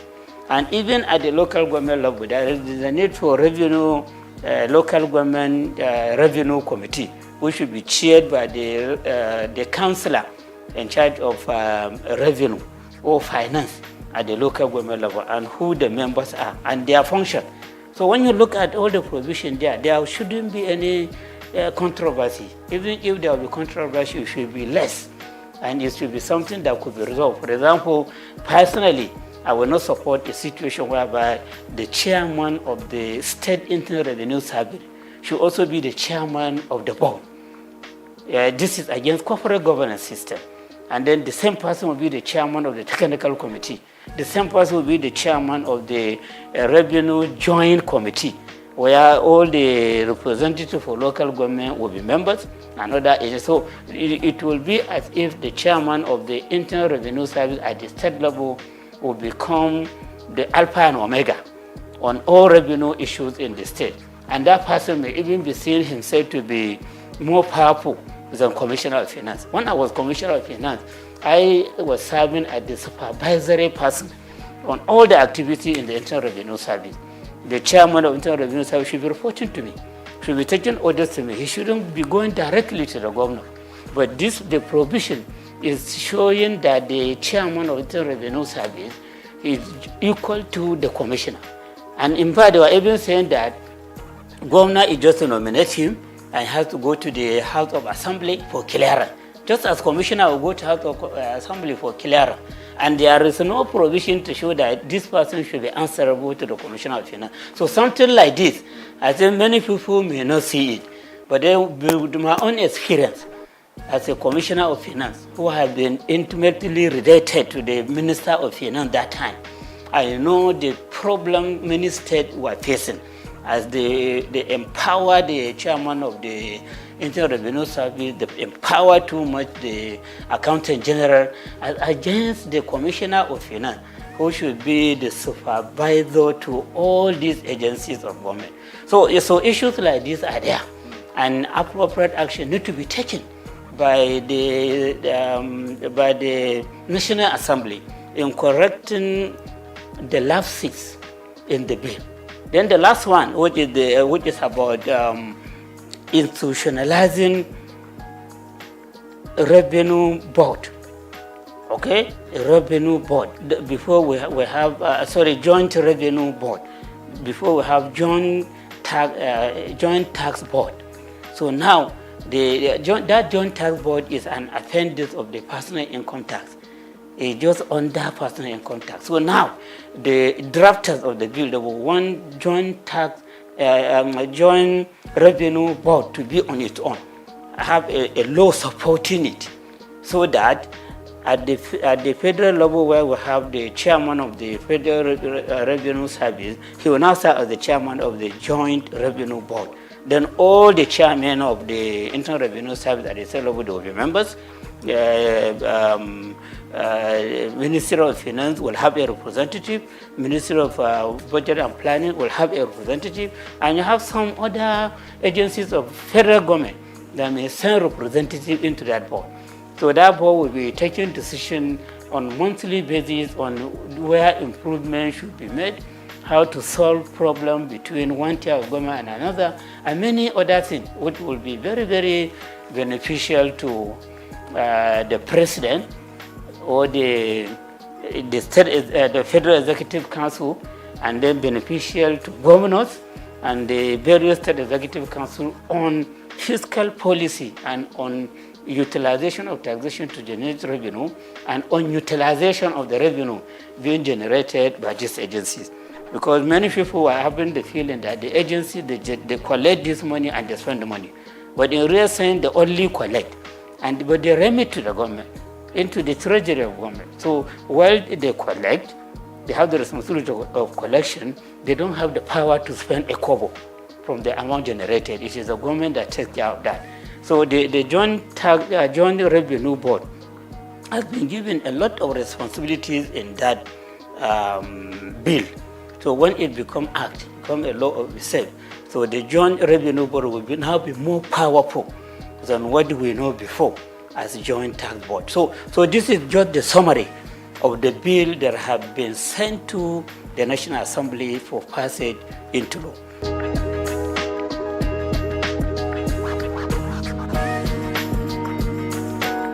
Yeah, my stand is that we need reform in our tax system. As a student of taxation, I have the belief that no economy can make any progress if it doesn't have a good tax system. Most of the economies of the world, or I can say all of them, all the developed economies of the world, they are tax-based economies. And most of the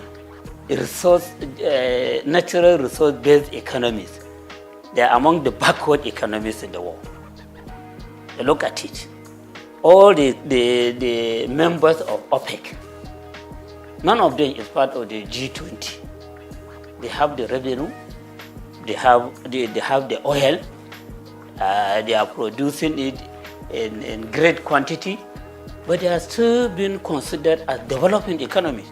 Well, when you look at UK, Germany, France, US, other countries like that, they don't claim to be having enough revenue, enough oil to refine for their use and then to export the excess for sale. They don't claim for that, and that's why they don't belong to the OPEC, Organization of Petroleum Exporting Countries. they base their economy on taxation. But then they have very good tax system, which is just attracting minimal complaint. And the moment they hear some complaint from either the taxpayers or the tax administrators, they take appropriate action immediately, so that at the end, nobody will complain. And because of the reliance on taxation, the citizen of their countries, both natural and artificial person, companies and individuals, the citizen of the country, as they pay tax, they have the right to demand accountability. They have the right to demand prudence. They have the right to demand transparency. And for that, those imposition of austerity, they are always in fear that whatever, if they steal a kobo, people will shout, "This is our money. We contributed this money for execution of progress that will amount to a project that will amount to sustainable development, not for the money to be stolen." So this person that is stealing money, appropriate legal action should be taken against him. Sometimes you hear some leaders being hung. Sometimes you hear some leaders being shot, the firing squad, because of the misuse of public money. So members of the public that are contributing this money in the form of taxation, they complain, and then they insist on appropriate action to be taken.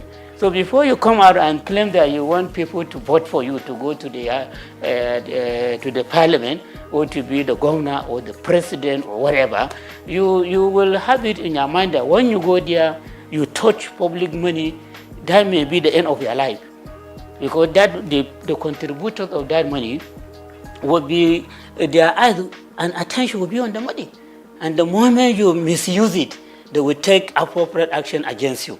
Your image will be tarnished. You may even lose your life. So those economies that are considered as developed, they rely substantially or totally on taxation for their development.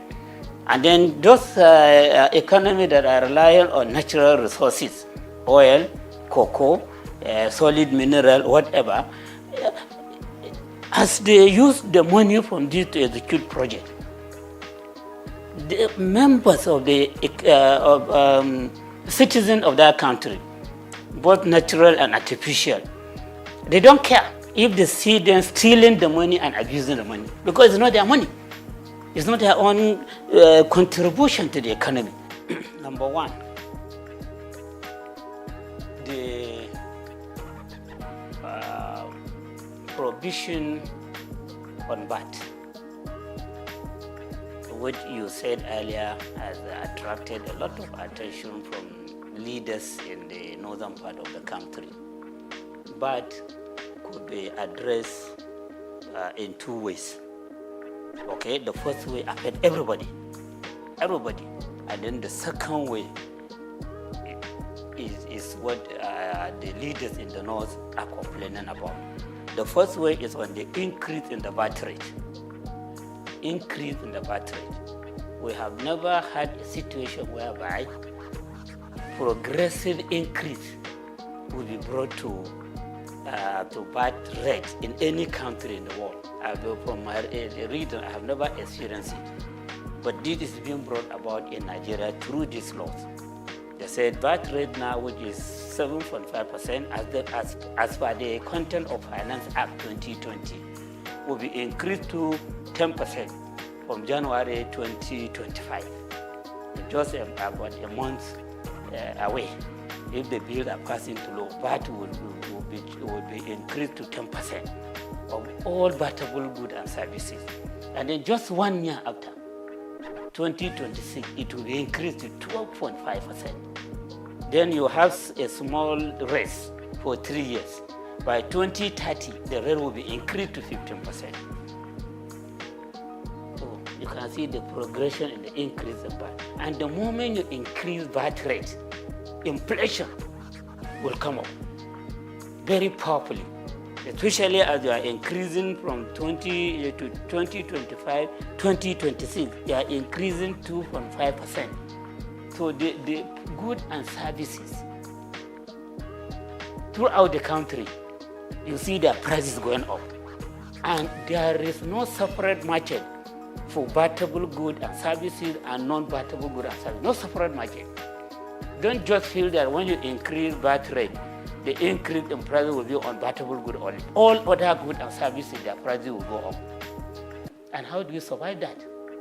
Nigerians now are complaining about fuel subsidy removal, electricity subsidy removal, and many people have become unemployed. Many people have become disabled. Nobody, no any earner of salary can claim to be saving anything for investment. People are borrowing money to top up to the income that they have for survival. And those that have no work, they are complaining. We just finished induction for ICANN. About 3 inductees met me that if I have any chance for them to get employment, you are qualified as a chartered accountant and you are looking for jobs. So what about the secondary school leavers, diploma holders, and other people that have not even attended school? So unemployment is on the high side. And increase in inflation is a killer to businesses. Because when you don't have people buying, you have to stop production. You have to stop providing services.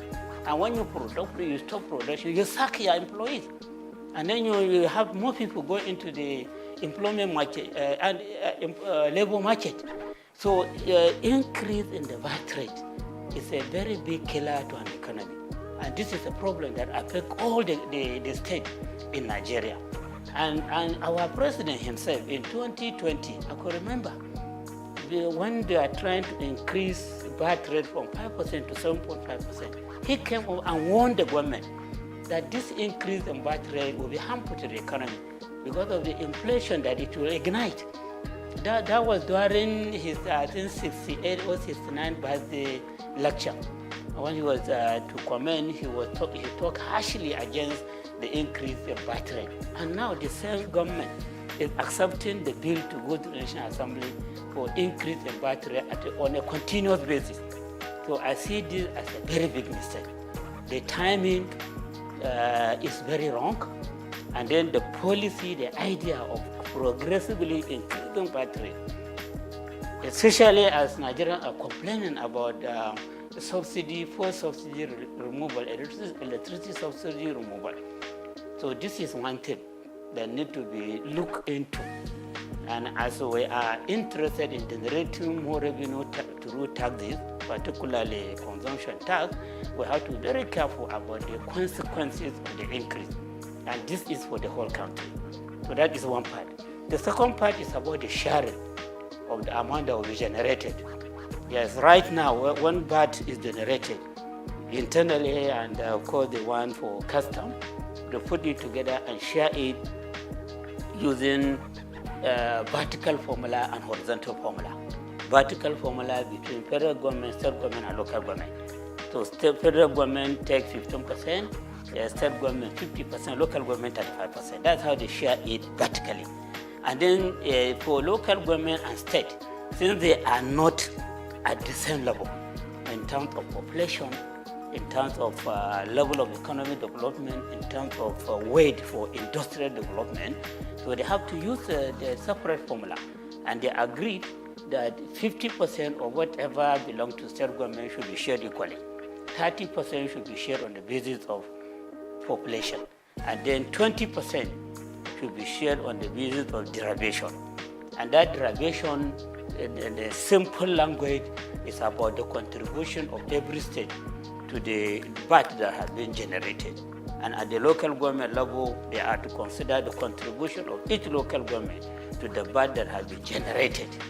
Okay? So at the state level, when you say contribution of every state on the VAT that has been generated, consumption is much more in some state than in some other state.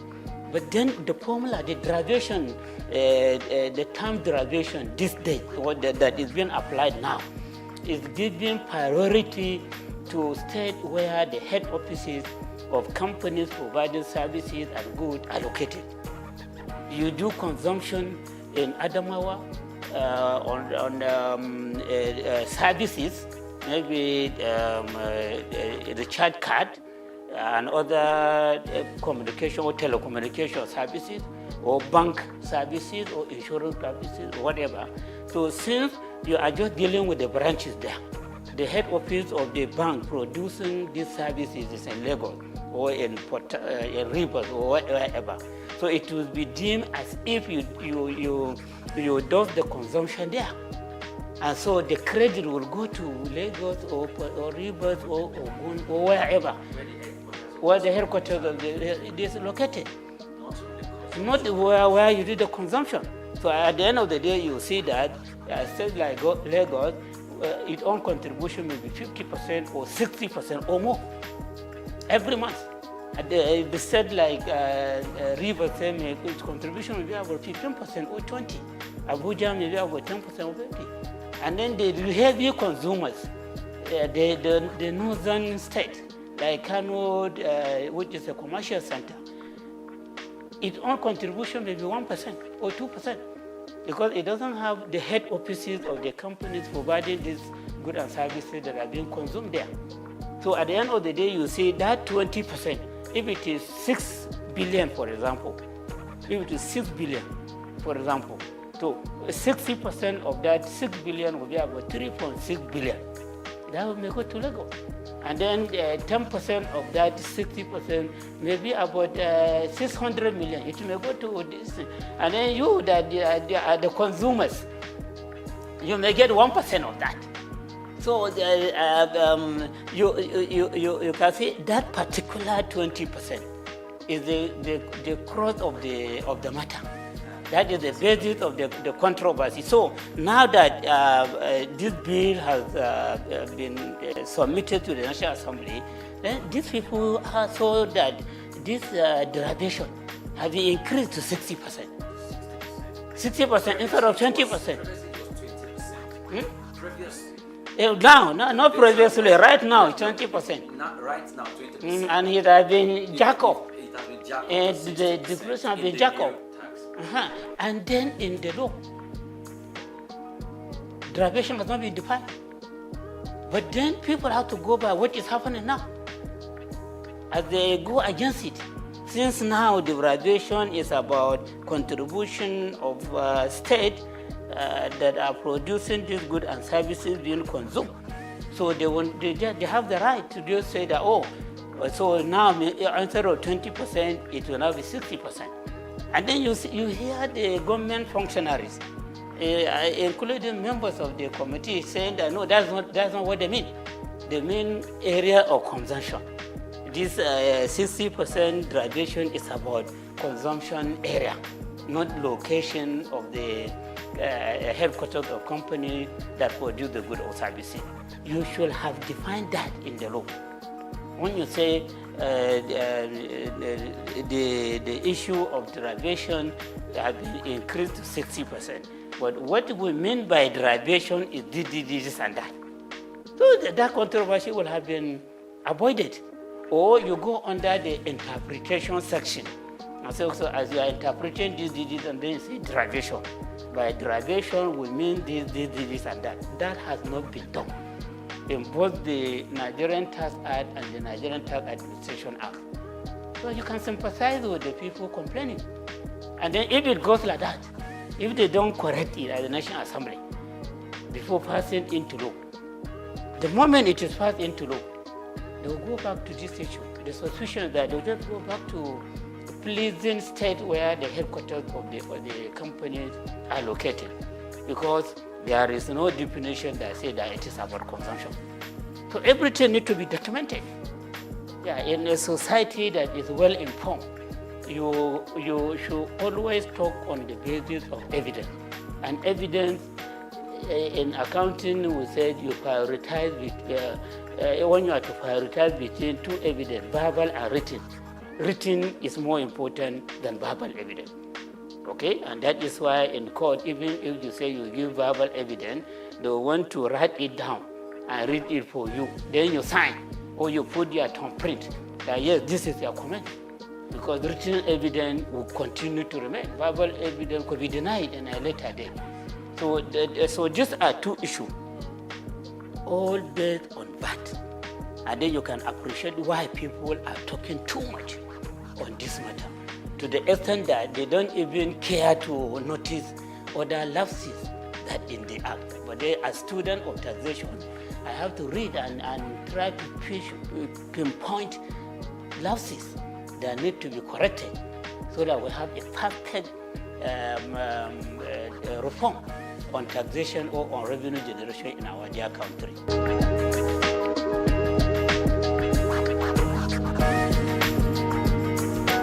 So you see, I saw provision on development levy. That there will be development levy. And that development levy will be 4% of accessible profit of companies whose turnover is more than 50 million per annum. So their accessible profit, 4% will be charged as development levy from 2025 to 2026. From 2027 to 2029, development levy will be reduced to 3%. From 2030 and up thereafter, development levy will go down to 2%. So that development levy will be the reason for wiping out other development levies that is used by some government agencies that are providing vital services for this country.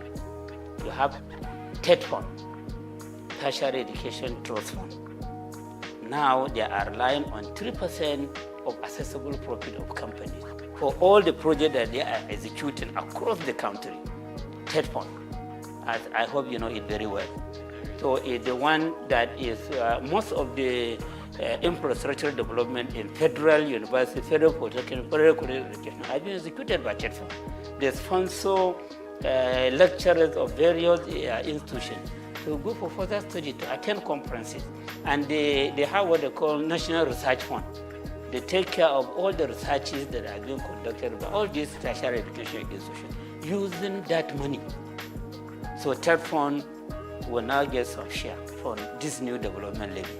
And then you have NIDA, Nigerian Information Technology Development Agency, which is given the mandate of making Nigeria to become an ICT economy.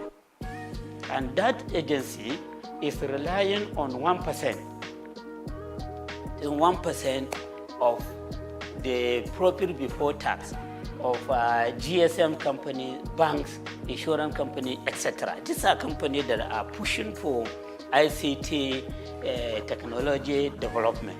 So the agency is the one to be monitoring the activities, and they want to be funding ICT development in various institutions and taking many other measures which should take Nigeria to ICT economic level. You have NASENI, Nigerian Agency for Science and Engineering Infrastructure.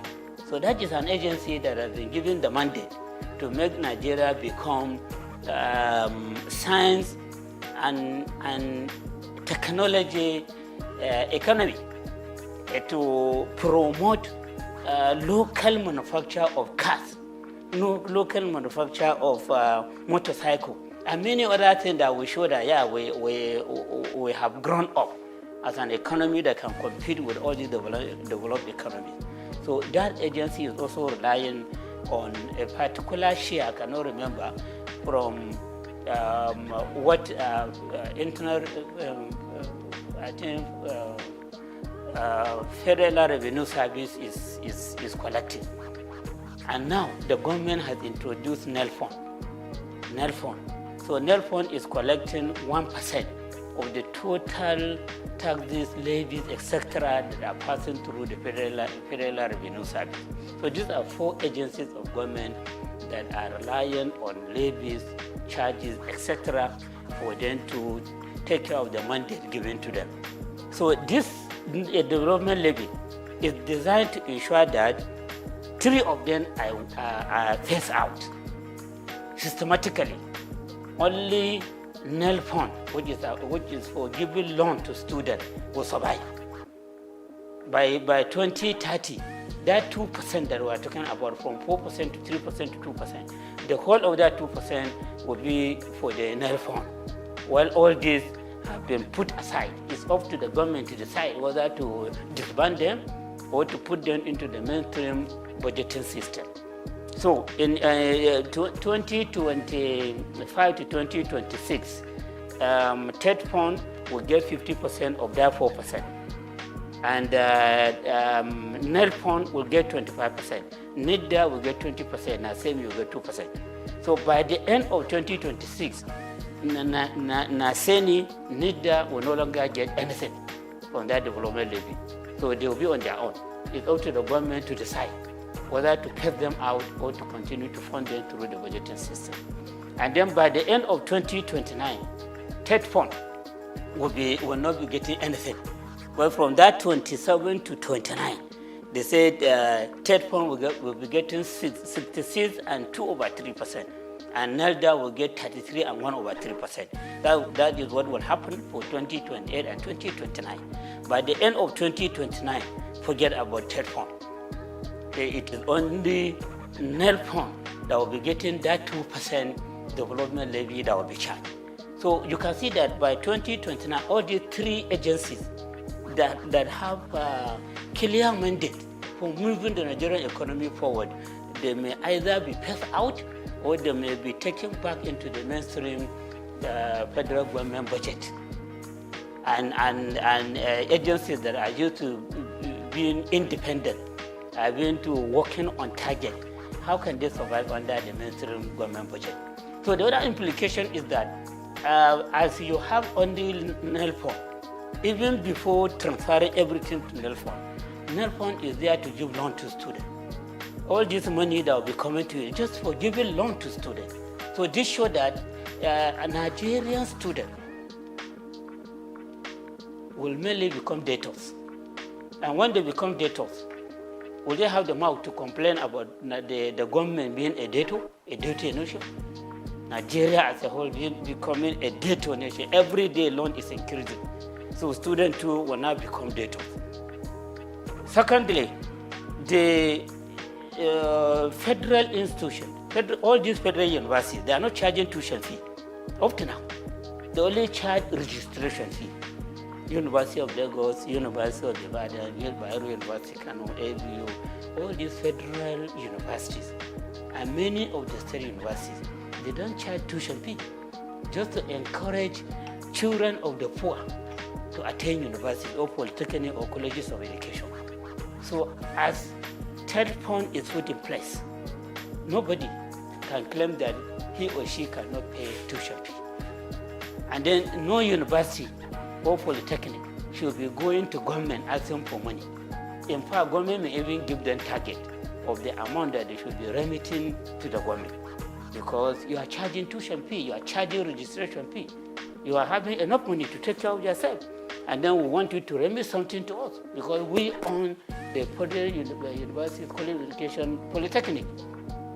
So at the end of the day, you see that students will become debtors, students and their parents who insist on making sure that their children attend universities or polytechnic or college of education.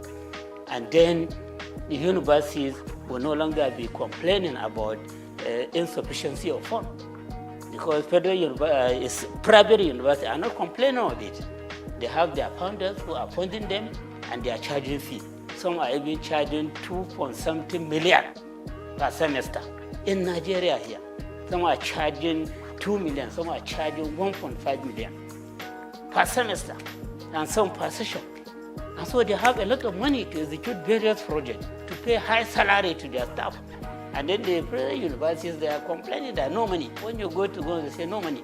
Even for execution of project, they either TED Fund to do it for you, or you go cap in hand as for support from individual and organization to execute project for you.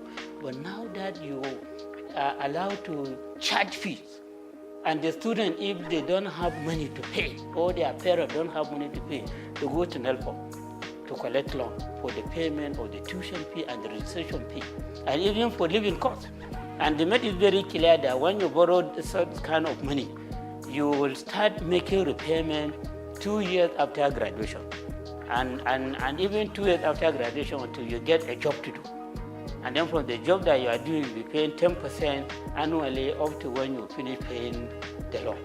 How will that be feasible in Nigeria? How will that be feasible? So this provision too is a matter of concern. Yes, for people that will look about what will happen in the future. Look at the implication of the policies contained in that bill. Okay? So I am of the opinion that to correct these lapses, they should just stop at the first formula. When you collect 4%, you increase the rate to 3%, as again to 4%, as again 3% for third point, in order to accommodate other agencies, and you stop charging the other day. And then, so the first year they said 50% will go to third point, which is like reducing what third point is getting from 3% to 2%. I hope you understand. When I say 50% of 4, that is 2. Before third point is getting 3% of the accessible profit. So we can manage with the decrease from 3% to 2%. And then null fund, which is the baby of the government, will give you 20%. Okay?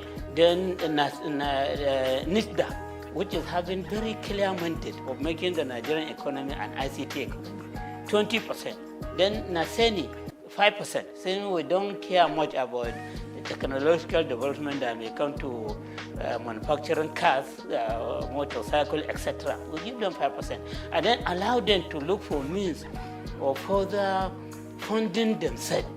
So you stop at that, but not to scrap any of these agencies. So that's my own advice.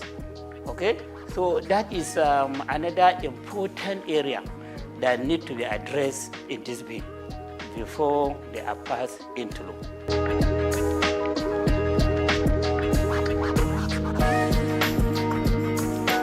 In taxation, as I said, we encourage payment of what you can afford.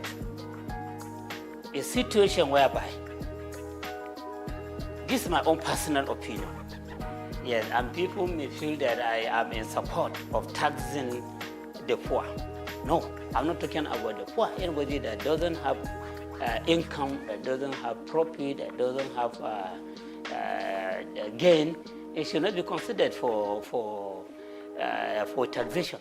But if you are making some gain, you are making some income, no matter how small, and you are paying something, no matter how small, out of what you are gaining, that will make you to have greater moral right to challenge government. But if you are put outside the tax net, you are not contributing anything, you don't have much moral right to come and challenge the government for inefficiency, for poor accountability, for poor transparency.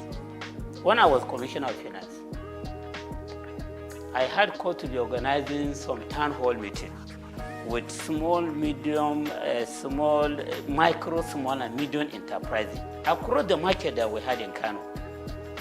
I will invite their leaders and inform and address them. You see, we are introducing presumptive tax. We are doing that with a view to ensuring that you own the government. You own the government. This government belongs to every one of us. But then those that are contributing money into running the affairs of the government, into executing various projects for the state, they have greater stake than those that are not contributing anything. And no matter how small your contribution is, you have the right to claim ownership of government. So many of them were encouraged. So I said, okay, you are in this business, you are at this level. How much can you afford to pay as your presumptive tax?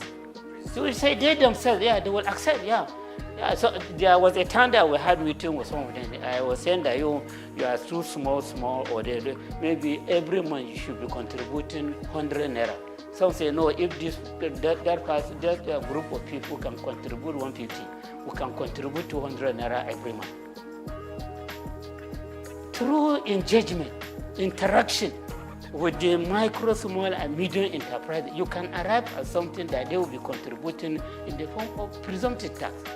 And that payment will make them to have the pride of becoming taxpayers. And they will be having their eyes on how government is spending the money. But the situation whereby you come openly and say that you are pushing away about 90% of the people out of the tax net, So you are only relying on 10% of people for the payment of tax. So you are saying that you are now taking the whole of the government to 10% of people, or probably 1% of people. My worry is about that threshold. The fact that you have threshold does not mean that somebody that is not at that threshold, who is making money, cannot contribute with a view to owning the government. I hope you understand. My concern is about ownership. Taxation is a way of owning the government. So if I pay tax, like now I pay tax, I know every month they deduct something out of my salary as a lecturer in the university. I will look at my pay slip and see the contribution that I have made. So if I need tax clearance certificate, I can go there and collect it, whatever reason. But you that are not paying anything, what tax clearance will you ask for? Okay? And then if something bad is happening in government, you see them stealing money, do you have any right to complain? Is it their money? What have you contributed there? So a situation whereby we want people to be economically empowered to own government.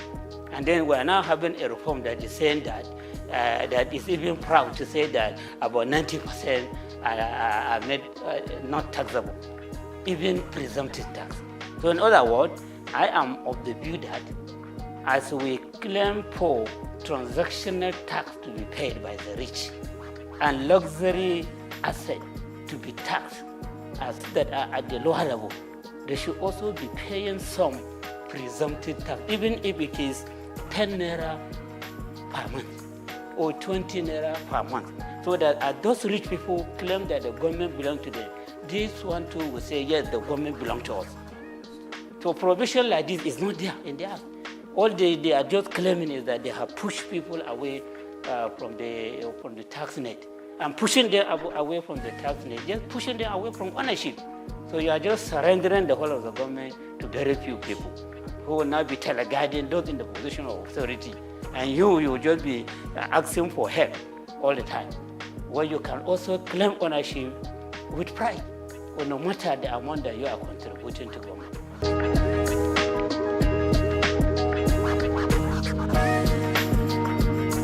The other aspect of it is this absence of adequate provision in the Act on property tax.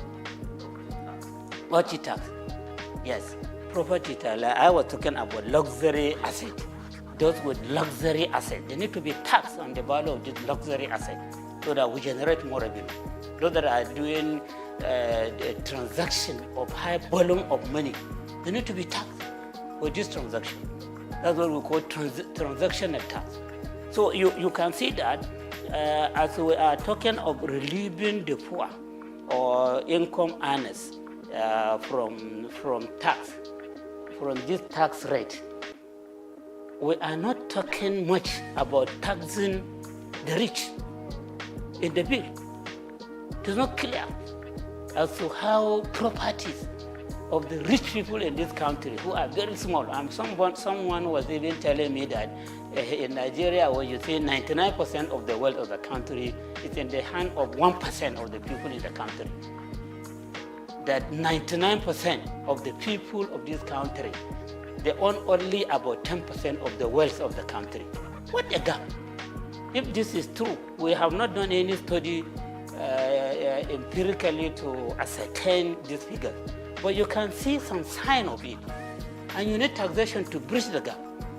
And then as you are arguing for the bridging of the gap, you now have a reform that is throwing away 90% of the people from the tax net. And then the people drafting the bill are even proud to say it.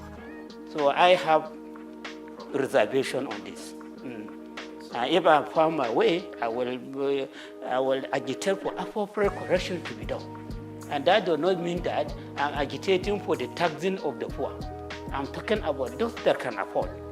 They are not for the personal income tax rate, but then they pay presumptive tax with a view to owning the government, with a view to ensuring that the government is not allocated to only the very few rich. And then these few rich, in the other way around, there are no adequate provision, there are no clear provision to see how their wealth will be taxed.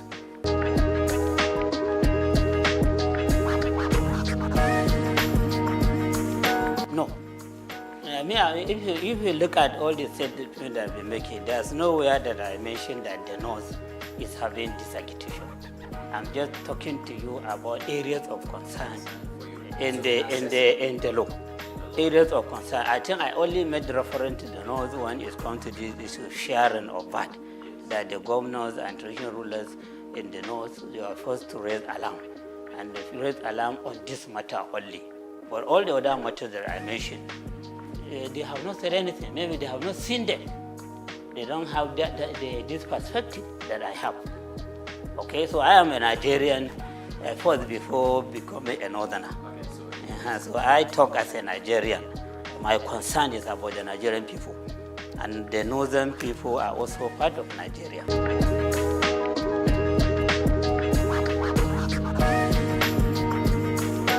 Yeah, you see their position, or the worry they express is just about the injustice they suspect from the issue of VAT collection and sharing.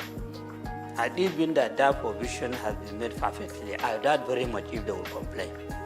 And then secondly, they may be having the suspicion that the drafters of the bill were just reading the mind of the president.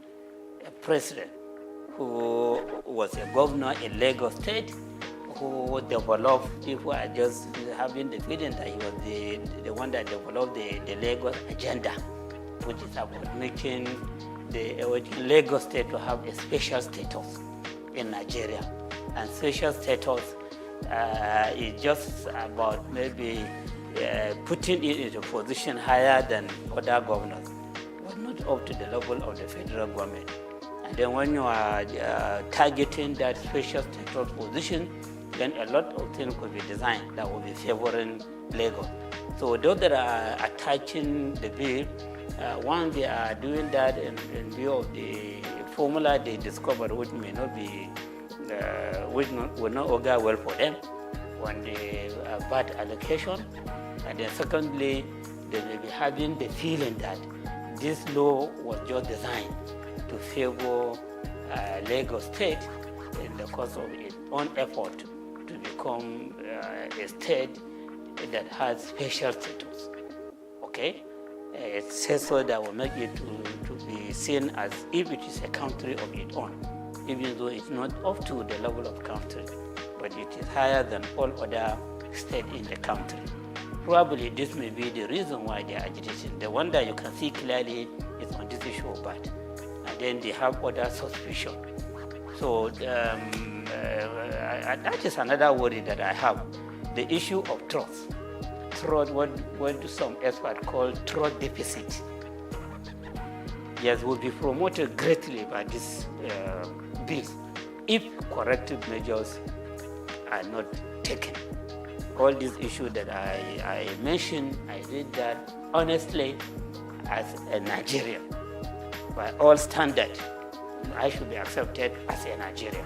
Even by virtue of my past, people should accept me as a Nigerian. I don't have any reason to be sentimental against any part of this country. I don't have any reason to be favorable to one region against another. I don't have any reason for that, but even by virtue of my birth and my own level of experience, okay? And of course by my age, somebody that is around 60. So that person should only be thinking about what you meet when you die, when you reach your goal. Okay, so I think to be fair to them, we can say that their worry is mainly about that issue, and then all other issues are suspicion.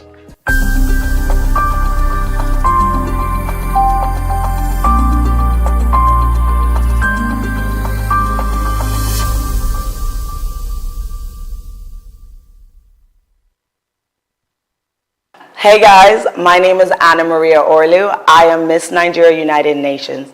This month is Cervical Cancer Awareness Month, guys. Make sure you are getting checked. It is important to get checked and make sure that this is prevented. And make sure that you are raising the awareness to your friends, your sisters, your loved ones as well.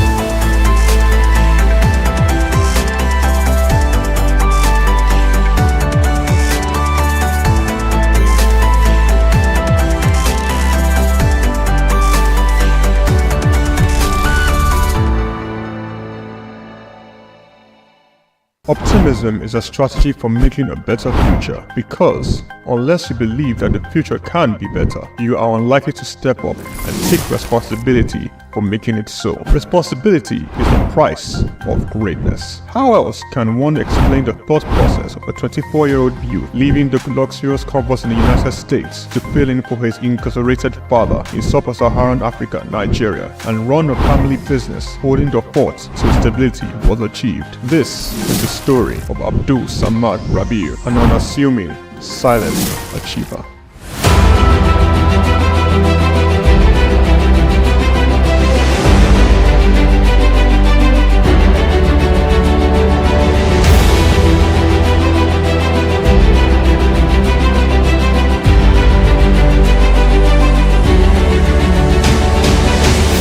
Abdul Samad Rabiu attended Capital University, Columbus, Ohio, and returned to Nigeria to oversee the family business when his father, Ishaku Rabiu, was detained by the administration of General Muhammadu Buhari for allegedly not paying the rice report duties. Not only was his father under investigation, the family business was under scrutiny. These harsh realities of being thrust right into the middle of it all shaped the young man's resolve to hard work in silence. Abdul Samad Rabiu is the son of one of Nigeria's foremost industrialists, late Khalifa Ishaku Rabiu, founder of Ishaku Rabiu and Sons Group. The family operated holding company with a history of investment in manufacturing, insurance, banking, and real estate. In the 1970s, the group invested in manufacturing, with its first investment being the Kano Suits and Packaging Cases Company, a factory producing suitcases and handbags. In 1972, the Bagauda Textile Mill, manufacturing woven clothes for uniforms, importing and trading in different segments of the economy, including frozen food service, sugar, and a motor vehicle and parts distribution company specialized in Daihatsu products. Abdul Samad Rabiu was born with a very big silver spoon in the ancient city of Kano on the 4th day of August in 1960, 57 days to Nigerian independence. 24 years later, responsibility beckoned. He was in the family business till 1988. Abdul Samad Rabiu, following in the steps of the family business, established BUA Bois International Limited in 1988. Solely for commodity trading, Bois International Limited imported rice, edible oil, flour, iron, and steel. The much-needed wins to his sale came in 1990. The government, owners of the Dettol Steel Company, got into a contract with Bois to supply its raw materials in exchange for finished products. This was the young company's much-needed windfall. Bois expanded further into steel, producing pellets, importing iron ore, and constructing multiple rolling mills in Nigeria. Nigerian Oil Mills Limited, the largest edible oil processing company in Nigeria, was sadly bought by Bois in 2005. Bois started 2 flour milling plants in Lagos and in Kano. By 2008, Bois had broken an 8-year monopoly in the Nigerian sugar industry by commissioning the second largest sugar refinery in sub-Saharan Africa. In 2009, the company went on to silently acquire a controlling stake in the publicly listed cement company in northern Nigeria, Sokoto Cement, and began to construct a $900 million cement plant in Ogu-Obela, Edo State, completed and commissioned in 2015. which is at that time the single largest non-oil investment in South Nigeria, and had a capacity of 6 million metric tons per annum upon completion of the second line. This was followed by a new 1.5 million metric tons line in Sokoto in 2018 and another 3 million metric ton line which commenced in 2020 and was commissioned in 2022, bringing the total installed capacity for his cement holdings to 11 million metric tons as of January 2022. Abdul Samad Rabiu is very entrenched with his family in business, having over 40 siblings. His younger brother Rabiu Ishaku Rabiu was the CEO of IRS Airlines Limited, an airline based in Abuja, Nigeria. It operates scheduled domestic passenger services. Its main base was Nnamdi Azikiwe International Airport. The airline was established in 2002 and started operations in March 2002 and ceased operations in 2013. Kabiru Rabiu, our younger brother, currently serves as the Group Executive Director of BUA Group. In 2020, Kabiru was named the Best African Economic Leader under the age of 40, the 100 African Economic Leaders for Tomorrow Awards by the French Institute, Souq. BUA invested $300 million in the 20,000 hectares Lafiaji Sugar Estate project, which comprises a sugar mill, sugar refinery, ethanol processing plant, and 35 megawatts power plant. The company also built an export-focused refinery in Port Harcourt. The only destination sugar refinery in sub-Saharan Africa. Abdul Samad Rabiu is constructing a 200,000 barrels per day petrochemicals refinery in Akwa Ibom State, Nigeria. The agreement was signed with Access of France in August 2020 for the refinery aimed at serving Nigeria and the West African petroleum refining needs. It is expected to be completed and operational by 2025. The privately owned Omu Obela Cement Company was in January 2020 merged with the publicly listed Cement Company of Northern Nigeria, where Abdul Samad Rabiu already held a controlling stake in the $3.3 billion transaction, and BUA Cement PLC was born. Abdul Samad consolidated all his food businesses in sugar, edible oils, rice, flour, and pasta milling into a new company, BUA Foods PLC. In December 2021, it was listed on the Nigerian exchange. BUA Foods emerged as a consumer goods leader in market capitalization, experiencing a phenomenal 206% year-to-date appreciation. Share prices soared from 65 naira per share in December 2022 to the current value of 379.9 naira per share as at 24th March 2024. In terms of fundamentals, BUA Food exhibited robust financials with a 54% increase in profits to 105.6 billion naira in the first 9 months of 2023. Revenue witnessed an impressive 80.95% year-on-year growth, reaching 524.428 billion naira, and return on average equity stood at 43.42%. Despite challenges, Rabiu strategically increased his direct shares in BUA Cement by 56.37%, totaling 96.12% ownership. This move, executed on June 26, 2023, demonstrates Rabiu's confidence in his company's future growth.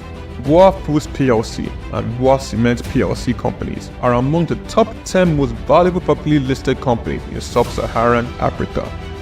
From a relatively small company in 1988, BUA Group has grown to a world-class conglomerate, contributing significantly to the country's GDP while providing employment opportunities for tens of thousands of Nigerians. Abdul Samad Rabiu's philanthropy is silently second to none. He founded the Abdul Samad Africa Initiative, ASR Africa, an African-focused fund for social development and renewal which seeks to support Nigeria and other African countries in the area of health, education, and social development. In October 2022, Abdul Samad Rabiu, through ASR Africa, donated $500,000 to the United States Agency for International Development partner on tuberculosis control, HIV, and gender-based violence prevention efforts in Nigeria. Development of a 7.5 billion naira 200-bed specialist hospital in Kano State during the global COVID-19 pandemic. Abdul Samad Rabiu championed Nigeria's donation to the COVID-19 intervention by a single individual or corporate donating, amongst other things, 1.35 billion naira to the COVID private sector coalition, 300 million naira to the Presidential Task Force on COVID-19, over 1 billion naira in cash donations to 10 state governments across the country, 70 ambulances, medical equipment, face masks, provision of foodstuffs for over 1.5 million persons in Kano, Lagos, and River States. ASR Africa Initiative donated a 4 billion naira police hospital in Abuja and donated 1 billion naira each for 6 universities across Nigeria through the ASR Africa Tertiary Education Grants Scheme for infrastructural development. The beneficiaries of the 6 billion naira tertiary education grant schemes are Ahmadu Bello University, University of Ibadan, University of Maiduguri, Nnamdi Azikiwe University, University of Ilorin, and the University of Benin. ASR Africa Initiative also donated 2.5 billion naira each through its tertiary healthcare development grants for health projects across 4 geopolitical zones in the country. These are in addition to 5 billion naira donated to build the first teaching hospital in Akwa Ibom State, donated 10 billion naira to the Security Support Fund of the Nigerian government. Abdul Samad Rabiu was awarded the 2022 CEO of the Year at the African CSR Awards, 2016 African Industrialist of the Year Awards by the All African Business Leader Awards, the 2022 Sun Man of the Year Awards, 2020 Vanguard Business Person of the Year, and the New Telegraph Philanthropist of the Year 2021, a recipient of several honorary doctorate degrees from various universities, including the University of Benin, Nasarawa State University, Sokoto State University, and Crescent University. Abdul Samad Rabiu is a fellow of the Institute of Directors, and he currently holds the prestigious Nigerian National Honors, Commander of the Order of the Federal Republic, CFR, Commander of the Order of Niger, CON, as well as the highest civilian national honor in Niger Republic. Abdul Samad Rabiu is married with children. His children are Mustafa Khadija Kuki Rabiu, Ishaku Khalifa Rabiu, Junad Rabiu. On the 22nd of January 2024, Forbes estimated Rabiu's wealth at $5.9 billion, putting him as the 6th wealthiest man in Africa and 508th in the Global Billionaires Club. The family man, the silent achiever, the giver, Abdul Samad Rabiu.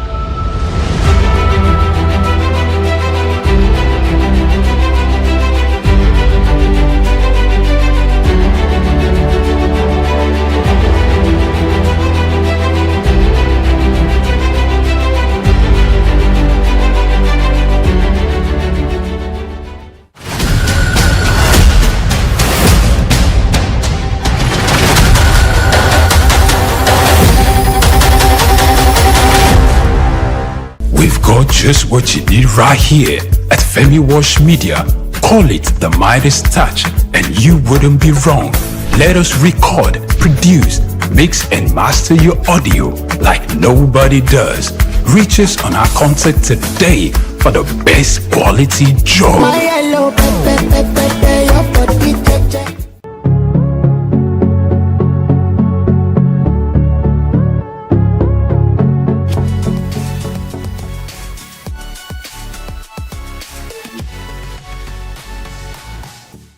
Okay, as you know, my name is Babatunde Jala Epega. I shortened it. That was part of my journey to Baba Jala Epega.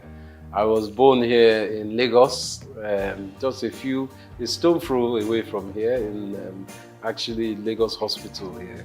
And I was expelled from school. I went to Corona Ikoyi at the age of 6.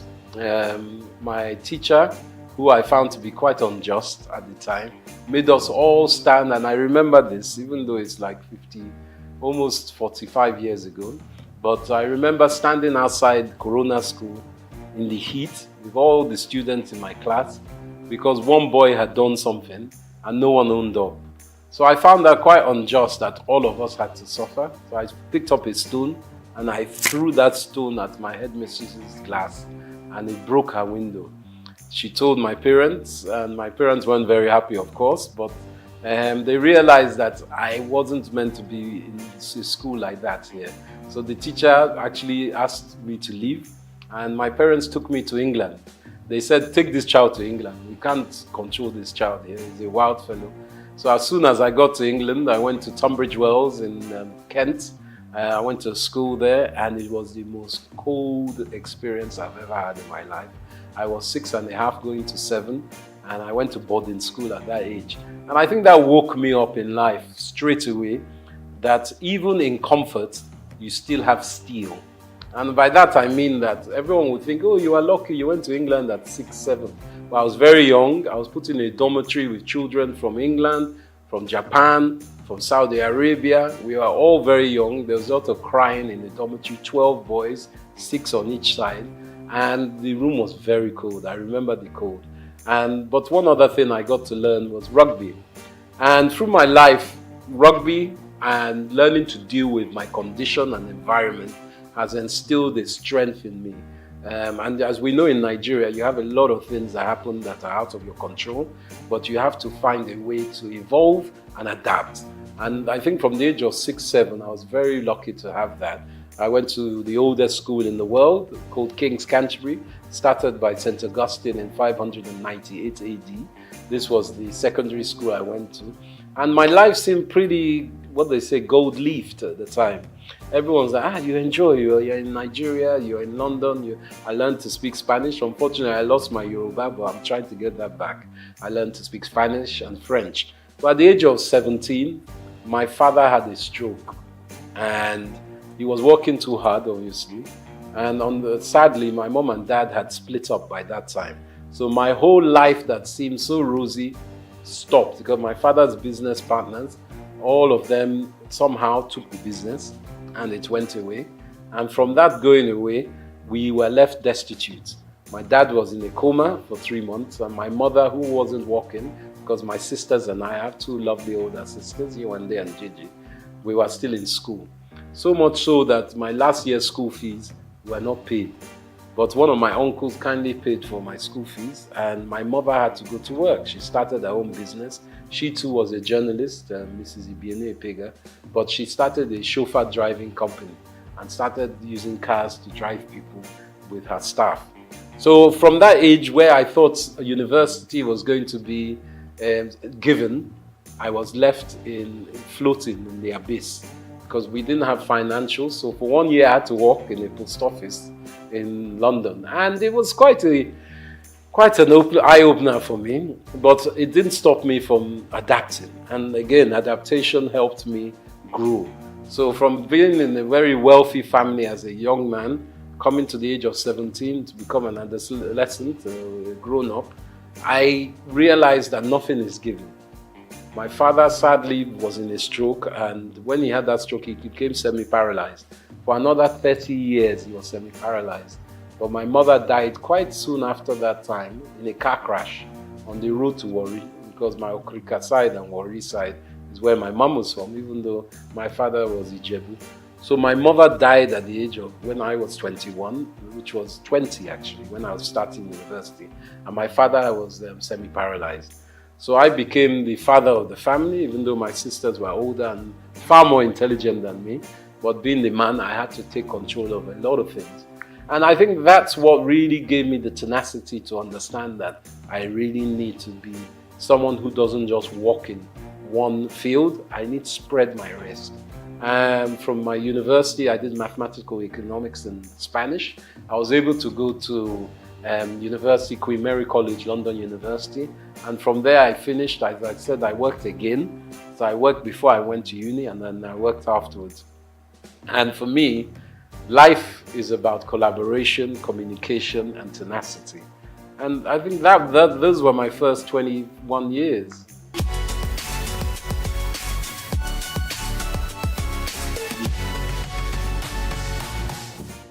There were less people in Lagos in those days. I won't lie. I grew up every summer and even Christmas where we could afford it. Back in my day, 1978-79, Naira was 0.8 to £1. So you can understand that people were very wealthy. I think in those days there was like 40 million people. It wasn't that much of it because my dad was an estate surveyor. So we used to go to Abuja a lot. And he was one of the surveyors that graded Abuja when it was being built during the late 70s, 80s with Obasanjo, and even before Murtala Mohammed. They were grading it. And Lagos was, shall I say, Abuja was made the capital. And Abuja is a model city of Milton Keynes, which is a model city of Paris. Just like Brasilia in Brazil was changed from Rio de Janeiro as a capital. So for me, coming back to Lagos was a joy.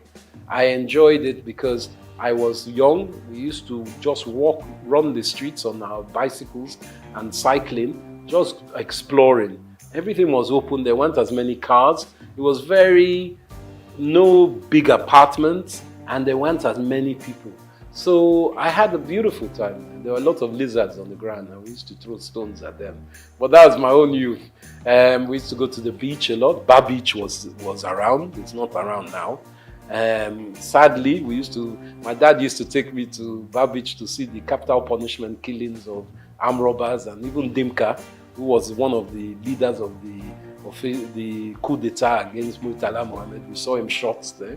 Saturdays was a big day, and NTA used to have a channel. I think they still have their studio there. So one of our aunties, Ms. Julie Coker, was there. So we saw a different side of Nigeria. We would go to Ibadan, we would go to Ijebu, we would go to Benin, we would go to Port Harcourt by road. In those days, you could travel, and along the way, we go to Akure, you pick up mangoes, you pick up coconuts. My dad would pick up palm wine, all these things on the road that I don't know if you get it now because security is an issue. So for me, it was a romantic time.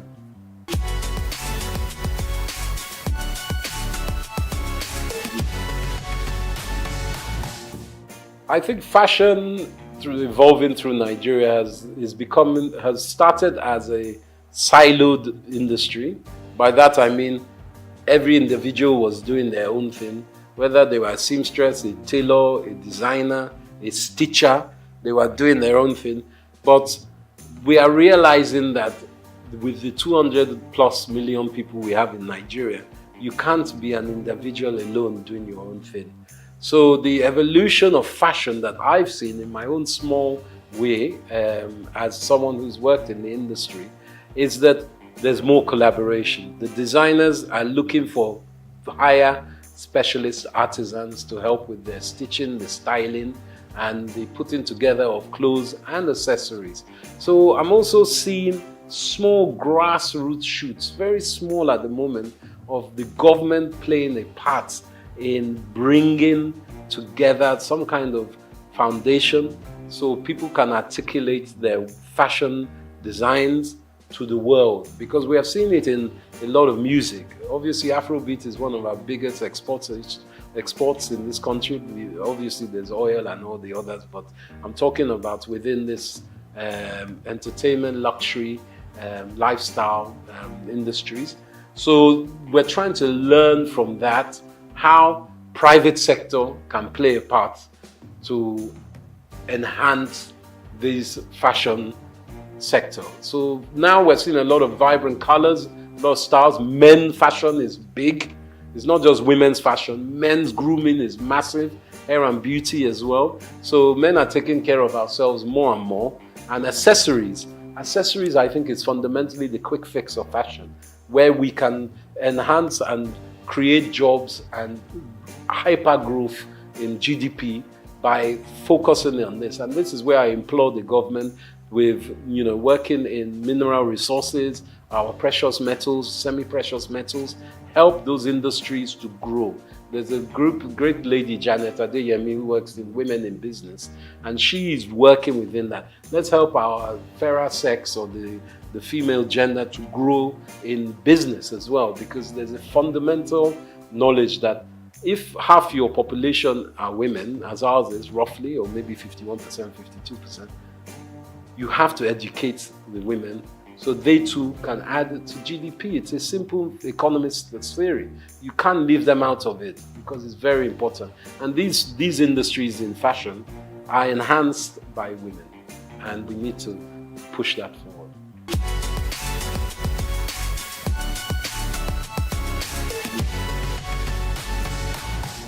I think the banking system needs to be augmented. And I'm saying this from the government's perspective. The ease of doing business in Nigeria, as an investor myself, a foreign investor, as well as being an indigent in Nigeria, the problem is not getting your money to Nigeria, it's getting your money out of Nigeria. Not that you want to suck all the money out of the country, but what can help is the floating exchange rates, the flow and liquidity of money that can come in and out of the country. A lot of investors are worried about how they get their money out of Nigeria. So I think our banking system, going back to the central bank, which they're working on, needs to be much more fluid. So people feel they can invest and take money out. But also, we need to articulate what is on offer. We need to start some kind of documentation of who is available to have investment with, where they can be found, because it's because we are quite an opaque economy, meaning that people can't see the end of where they're putting their money. Once we do that basis and open up the lights within which kind of businesses are available to be invested in, I think a lot of investors, domestic and international, will be more willing to put money into it.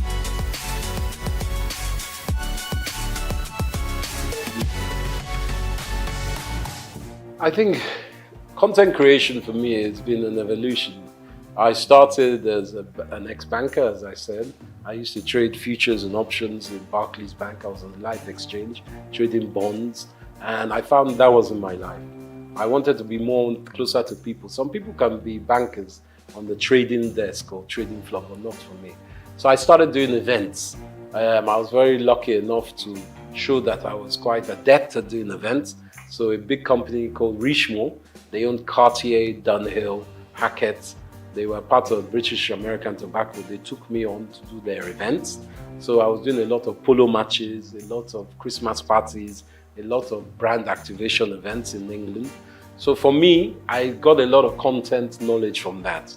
Different styles, people, different countries. But in the last 10 years, I felt that helping companies like LinkedIn, Google, all kinds of big banks in Europe and America was not my remit. My business, EMC3, was going very strongly in America.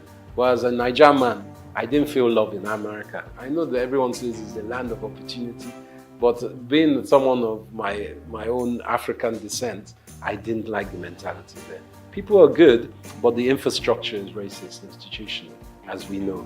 So I felt I wanted to give something back to Nigeria. And with all the 20 years of, at that time, about 17 years of knowledge I'd gained from doing some of the best Grand Prix parties in the world, Formula One, around Monza, Silverstone, Abu Dhabi, I was doing a lot of events. I thought, let me take this back to Nigeria. I didn't have to come back to Nigeria. I wanted to. And I know with all our grievances with Nigeria, if you ask many Africans about Nigeria, they'll say, they look up to us. You guys, you have Chinua Achebe, you have Wole Soyinka, you have Fela Kuti. What's your problem? You have Chimamanda Adichie. What's your problem? So we have to take ownership and say, yeah, we do have all these people. We have Afrobeats, whether it's Burna Boy, Davido, the Venus Bushfires, all these different people that are exported.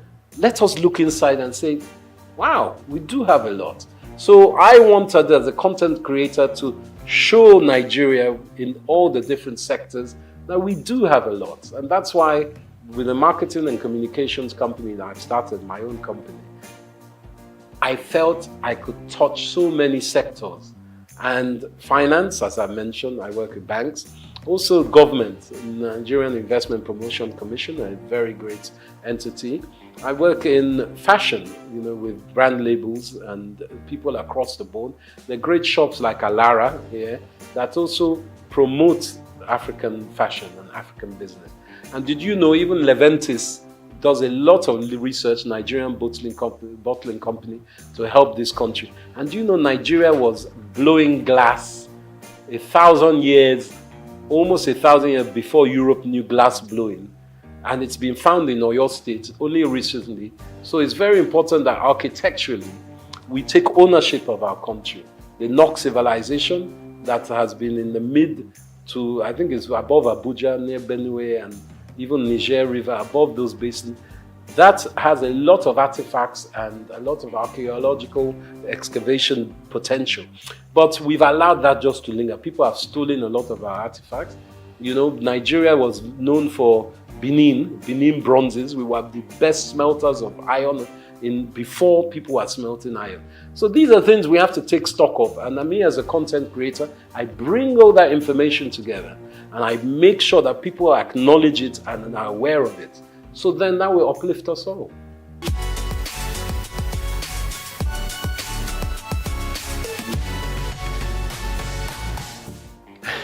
Now, this is a political question, but I believe with our background of the last 20, 30 years, we've had, sadly, leaders who have been militarily inclined, let's just call it that. And as we know, military people, they don't like educated people because educated people will ask questions. So we have had what we call a dismemberment of education in Nigeria for the last 35 years. And that has played an endemic part in retarding the gross domestic productivity of our country because our youths and even people up to my age and older have not had the infrastructure, middle-class education that is needed for a country to grow. You look at the Industrial Revolution in the 18th, 19th century in Europe, especially in Britain, and you look how they were expanded by merchants and artisans and specific skilled workers. Apprenticeships were big, education was huge. There was what they call a noblesse obligée, a nobility obligation that people who are rich give back to institutions, not to church, to institutions that will help education. And that is where I think we've had a disconnect. Education was lacking. So for me, the way that we can help, it takes time. This new government is in. They are trying to implement the 8-point agenda, which is a good agenda. But everyone's looking for results now. Nigeria has been in a very bad state. There's global downturn. Obviously, cost of living is so high as it has been for a while. Nigeria is exacerbated, but in Europe, cost of living is high. There are some stupid wars going on around the world that has meant oil prices have skyrocketed. And you know, with the rocketing of oil, everything goes up price-wise. So Nigeria needs to reevaluate education and apprenticeship. I believe even in fashion industry especially, apprenticeship is very important. Whether it's weaving, designing, marketing, online, whatever it is, factories, you need apprenticeship. And that's the quick fix of education. But education is fundamental to everything. Education of men and women, or girls and boys, both. Let's be honest, we need both sides of our genders to work together. You know, Yoruba, we've always been what we call a dual binary kind of culture. We've always thought of male and female as one, and it's very important. Even in our names, Taiwo and Kehinde, you won't know if it's male or female. So we have to really educate ourselves that we can work together. And I think our women are our future. I can't even emphasize that more. And education is key. But it takes time.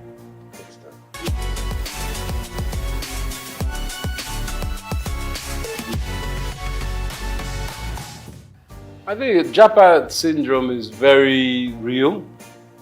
Everyone wants a better life. Let's not lie. You want a better life for yourselves, but for your family, your parents, your children. And the opportunities in Nigeria, even when you have been educated and you finish graduate here, to find jobs is not easy. The infrastructure is very bad for job creation. And this is being worked on, you know, and the last 8 years has been fundamentally broken. But we know this new government is changing that. But specifically, Japa in Canada, they need our brains. You go across the world and you ask any nation, especially America, who are the best educated, the best, integrated, and the most proficient people, Nigerians. So it's not that we are stupid, it's that we don't have the infrastructure at home. And America, Canada, Europe, they're giving us the infrastructure. So getting out of Nigeria is not easy. there are opportunities and policies that allow it, but going across the border to Libya is not the way. You spend $5,000, $4,000, which is almost 4 or 5 million naira to try and get to Europe, and then you are treated like a dog when you get there. That's not the way. But, you know, there are certain policies that can take you to these countries. And in Britain, for instance, it's not all, the streets aren't paved in gold, but if you earn £1 in Britain, you send that home, that £1 is 1,300 naira. So, and the minimum wage is £14 an hour now in Britain. So you can do the maths of that. So someone who is earning £14 an hour, if they work 10 hours in a day, they've earned over £100, which is 100,000 naira. So the maths, of course, is what makes people want to go there, because even if you are working there, obviously you're paying British rates, so your rent, your cost of utilities, your food and drink, your transport comes into play. It's not cheap there. But the money you send, even if you're only sending £100 a month back to your mom, that's 100,000 naira. So, or 130,000 naira in today's rate. So you can do the maths. That's why people are going. And the security in these countries is, and the education, to be quite frank, is better. But it doesn't mean they are better. We have to build a house, you must thatch the roof from within, so your roof doesn't cave in. And I think that's very important. Not that people shouldn't go home. I mean, go out of the country, but they should always come home as they can. Because we need, you see the Pakistanis doing it, you see the Indians doing it, you see the Arabs, they go home and they build their own countries. It's not good to just japa and leave. You have to come home as well.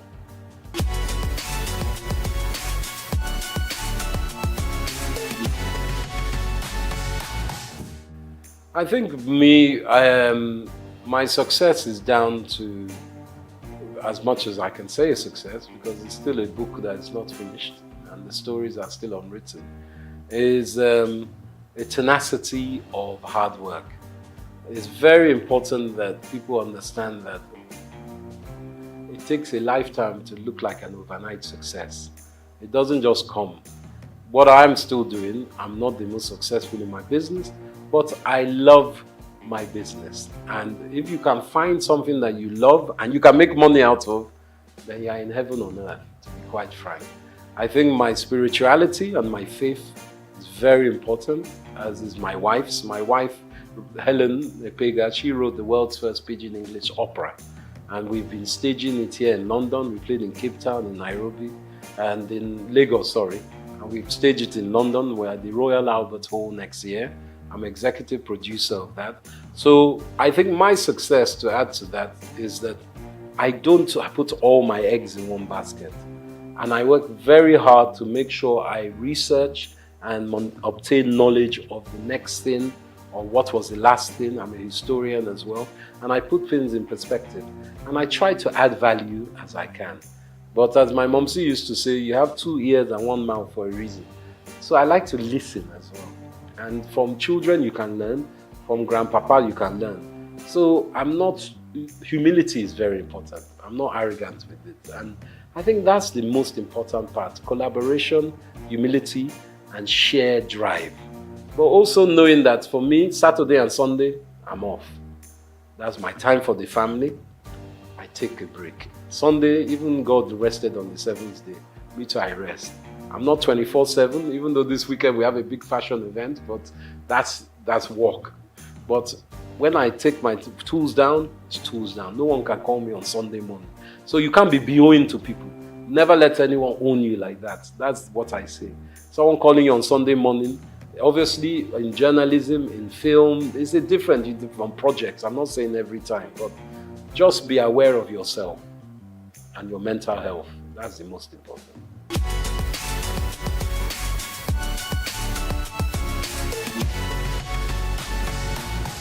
Sure. The world's first Pidgin English opera is a show about a Nigerian fabled people. It's almost like Orisha, but it's not. There are people who are Mami Waters as well as they are spiritual people. They are the guardians of the galaxy, to use an expression. There is God, the all-faithful God, and the all-knowing God, omniscient, omnipotent. But below that, there are all these almost demigods that look after, let's say, this sector of the universe. And these people are singers. They sing opera. But they sing it with Pidgin English. And you know, Pidgin is a language that is known by most Nigerians, but it's a language that people shun and say, it's a bad language. But they speak Pidgin in Hawaii. They speak Pidgin in China. They speak Pidgin, Old English Cockney is Pidgin. American even is a form of Pidgin because they Yankified English. So what my wife has done, Helen Epega, she's also known as the Venus Bushfires. She is an Afrofuturist musician. She composes songs. So she put together this compilation, which is a Pidgin English opera musical. And it's a show that lasts for about 45 minutes or an hour and a half. It depends if you're doing the short version or long version. So we have tenors, we have sopranos, we have violinists, we have kura player, and my wife plays something called the hang, which is like 2 tortoiseshell steel drums that sound like a harp. And she plays that and she sings. She's the main protagonist in this.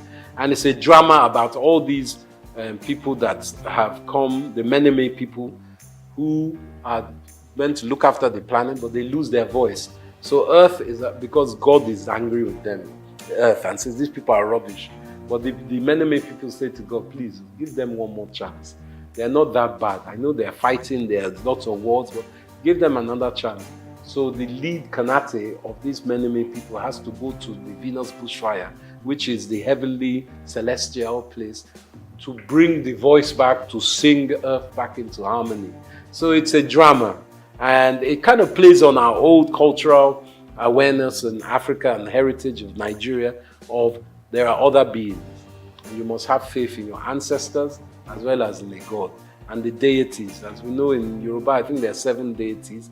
And these are very important cultural awareness that we try to give to children as well.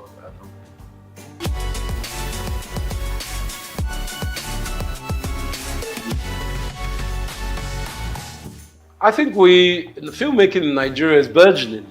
AFRIF, the African Film Festival, International Film Festival, is on now, which is a great show. I helped incept in 2010, many years ago.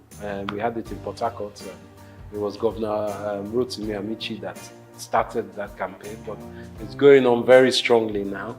Nollywood, as we call it, is being noticed by the international market, whether it's Netflix or Hollywood. I would like to tell you something actually, which is, I haven't divulged this for many years. My great uncle, whose name is Paolando Martins, God rest his soul, was one of the first African actors in Hollywood. He acted in the 30s with people like Ronald Reagan, Katharine Hepburn, and Bob Hope. And he always played a part as an African prince or chief. He was never like denigrated or made into a lower African slave or anything. And I think that instilled something in my mind with this film industry. I think it's very important that Nigeria, as it is, we have some great actors like Wale Ojo and Ramsey Noah. They are playing part in producing their own shows. And it's very important. Like in America, you obviously have people like Mel Gibson, Robert De Niro, who have produced their own films as well. That Nigerians are not just actors or technicians, they are also producers and directors. It's very important that we have that link within our industry. And we make friends and we forge relationships, not just with Hollywood. There's Bollywood, the Indian industry, and there's also China, because China's film industry is massive. Technically, I think just as big as Hollywood. So we must look to ourselves in Africa as well. There's some great film makers from Zimbabwe, South Africa, Ghana, and I think collaboration is, I always use collaboration because I would not be here without collaboration. Obviously, my wife, you collaborate with your spouse, but also my businesses. I have a very good English business partner, Israeli business partner. I've started a new business. I collaborate with all kinds of industries and different sectors. So for film industry, I think it's important that we push our heritage forward, because people want to know about Nigeria. They love, in Africa, they love Nollywood stories, and that's a fact. And we can expand by using distribution. Distribution is key. Netflix, all the Hollywood film houses, negotiate with them. Even if you don't get the best price for this show, make sure you check your contract, make sure you get it for your next film. So I think that's important, distribution.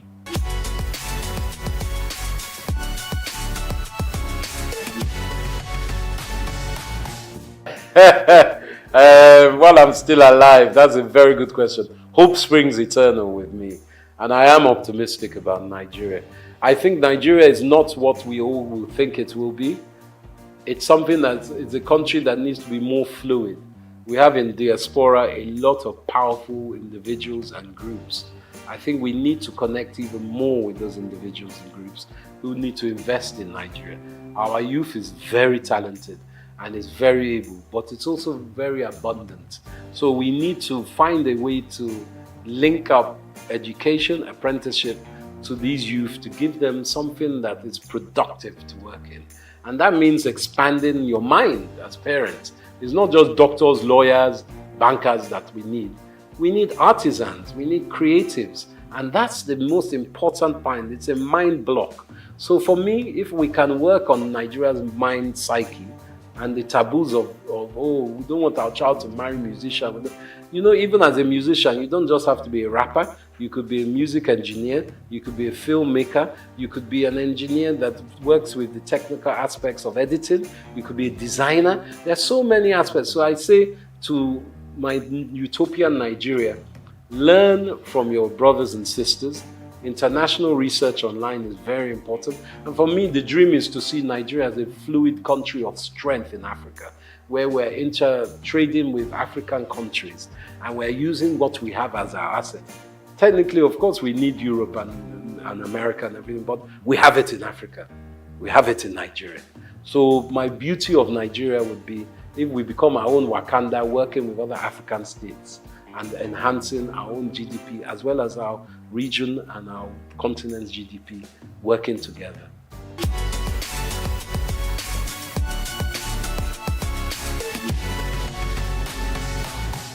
Gosh, my favorite, what's the first one? Food. As you can see, I like my food.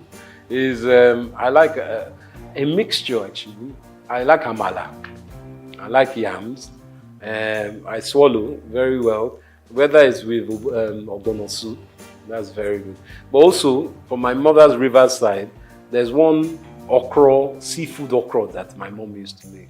And I still strive to find that. I go and find that whenever I go away. In London, you have some nice Nigerian restaurants, and in Lagos, of course, as across Nigeria. But nothing like home cooking. When my wife makes me a nice, I suppose she makes a goosey for me, eba, and that's my staple. My best music, I love Afrobeats, of course, but predominantly I'm a Fela man. Ebenezer Obey. I like the old styles. And I also like Zaire music. There's high life that comes across Africa. But to be a lie to say I don't like Jimi Hendrix. I like Jimi Hendrix. He's a guitarist, a Native American, African American guitarist. I love his kind of music. So those are my mainstays, and Gorillaz and De La Soul are still very great music of mine. Those are my Spotify at the moment. What was the other question? I like wrestling. They used to call it Gidigbo back in the day, Yoruba wrestling. I used to love that. I haven't seen that much lately, but I like Nigerian wrestling. Obviously, we play good football. We're great footballers as well, globally. But you said Nigerian sports. Polo, Nigeria. I like Nigerian polo as well.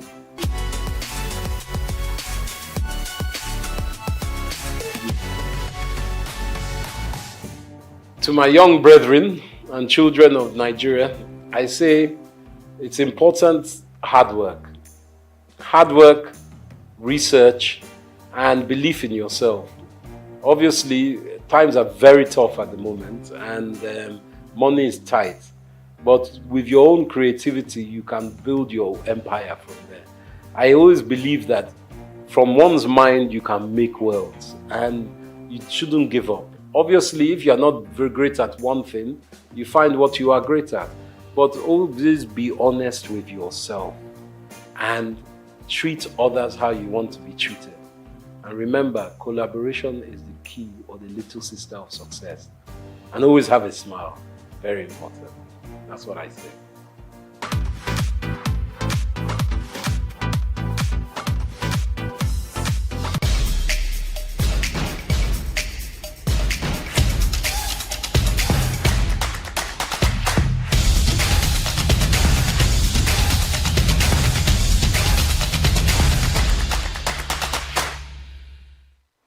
Welcome to another edition of Inside Life, where we have exclusive communications and discussions and every other thing about special people from across the country, across the city, and at large across the world. Today on the show, we have a very, very special guest. He needs no introduction. His name precedes him. His work precedes him. His music precedes him. You might know him as Blackface Naija. His name is Amedu Augustine. Yes. Black. Mr. BIO NRC. Welcome to. Good to have me. Welcome man. home. Good to be on this. You know, we have come a long way. We have come a long way. We surely have. We surely have. 30?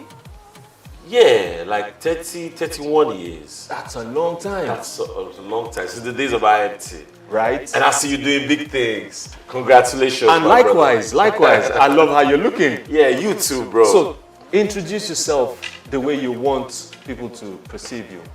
Well, for those that don't know me, my real names are Amedu Augustine. And as a singer, I have a stage name we call Blackface Naija, and I used to be a member of. I'm still a member though. I used to be a part of. Sorry, before you proceed, it used to be Blackface. So come from that Blackface story before it became Blackface Naija. Blackface Naija. Yes. Yes. So many people were very blackface, and I wanted to be recognized and remembered as the blackface from Nigeria. So if I added Naija to my name, that would make it sound good. So I was like, okay, well. Not just blackface, where there are several imposters. Let me just have Blackface Naija, which I will be the only one bearing the name. And that's the reason why I decided to add Naija to my name. Because I love my country so much, and my country people. So I wanted to rep for my people and say, I'm repping for Naija. So it's Blackface Naija. Hate it or love it. That's Blackface Naija. So I hope there are no lawsuits, because I know some other people that had name changes and from common sense to common and all that stuff. Yeah. I know they had lawsuits, they had court things and all stuff. Yeah.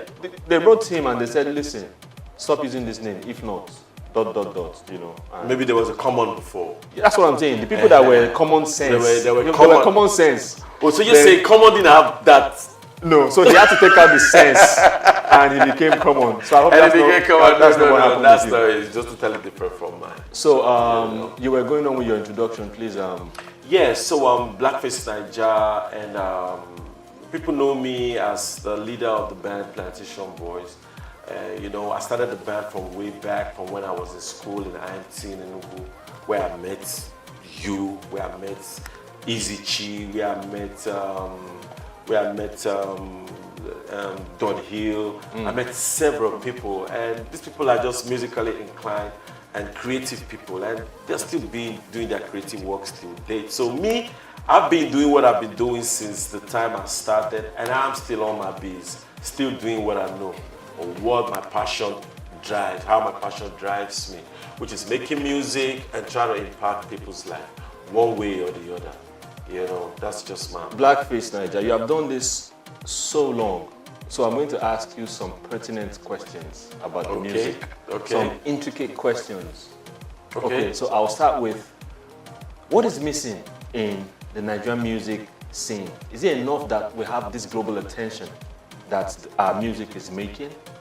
Do you feel there's something missing, or you feel we have picked that we are where we are supposed to be, where we are planned to be? Because it's easy for people to throw us out there and be like, yeah, we're running things and all that. So is there something missing with this global attention we're having currently? Well, there's some things missing. Talk to us about that. And the first thing is that the attention is good, because once there's attention on you, it is going to put you on the spotlight to do good or show that you're doing bad. Because you can be praised from your vicinity, and when they compare your works with people's outside, they find out that either you're jacking off them and you're not being creative, or you are still way below par from how the level and the standard of music making, music writing, music production should be. You know, so I feel like we still have some gaps to fill, and there are several people that have tried to fill these gaps, but you know, it's not that easy for people to just come out and bridge this gap, because the real musicians are not heard, and the real writers and singers are not being patronized. So you're going to have an industry that is shaky. You'll be like, are we good enough? Can we really make it? Because you're having people that really don't. When you say they're not patronized, how do you mean? Shed some more light. Yeah, like the real artists. The real artists are not being patronized. The real artists are not on the social media like they should. You know, because music is a kind of profession where you stay away from the regular, you stay away from the crowd. If the social media is a crowd, the real artists would not want to be in that crowd. They just want to go somewhere, stay away, don't get caught up with the distraction of what somebody might be telling you or what somebody's not telling you. So the real artists really don't, you know, but people like us be like, I know I'm a real artist, but I don't want to let that hit me. I will still be in that media space, and I will still tell them, yo, chart your course. Check my stuff out. I think I got what the industry is missing. And that's the reason why many of them have to come to my catalog to look for what to take to create. Okay, let me come from this angle. You know, recently major labels are coming to Nigeria, right, and setting up shop and stuff. Okay. And more recently, we're talking about the Universals, the Warner Brothers, Atlantic Records, and all the major labels, right? And recently there was a deal that went through. You know, they invested 200 million in the record label in Nigeria. What's your take on such a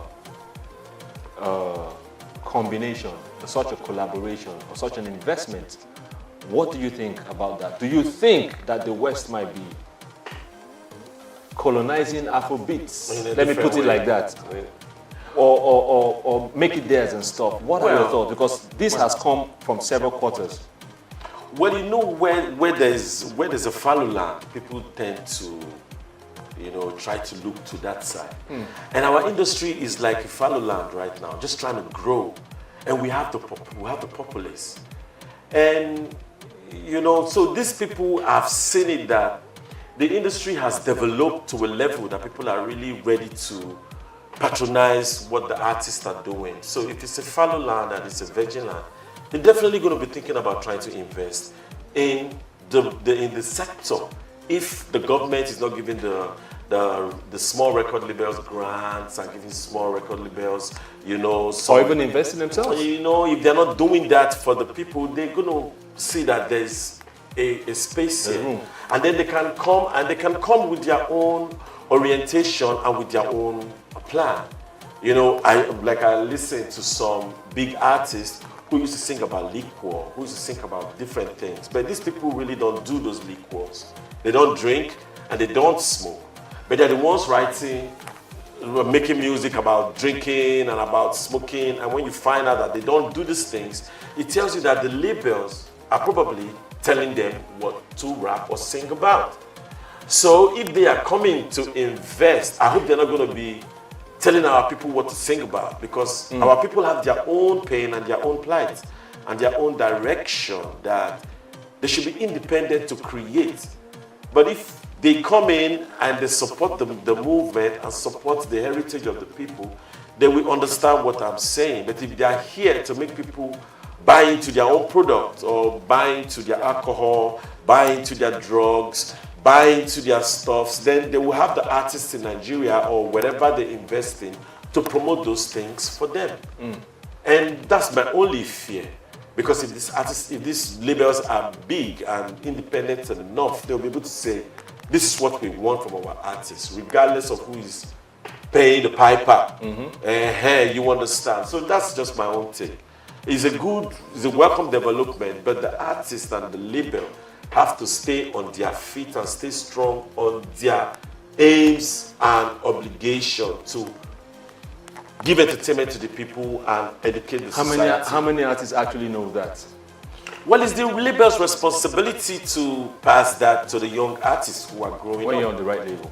Right label. Okay, that's so like Loud House Entertainment. Come to Loud House. So there's a conversation, ongoing conversation about what Nigerian music is called across board. So everything is being collapsed unconsciously into Afrobeats. Everybody's calling, our music Afrobeats. What are your thoughts? Should we care about what the music is called, or should we be focused on the substance, on the content? Well, because right now, we see people. Anyone gets an opportunity, they give their music a name. They fuse all sorts of things. So in a week, you would hear 10, 15 different genres of music. But in the long scheme of things outside, were called Afrobeats. What do you think about that?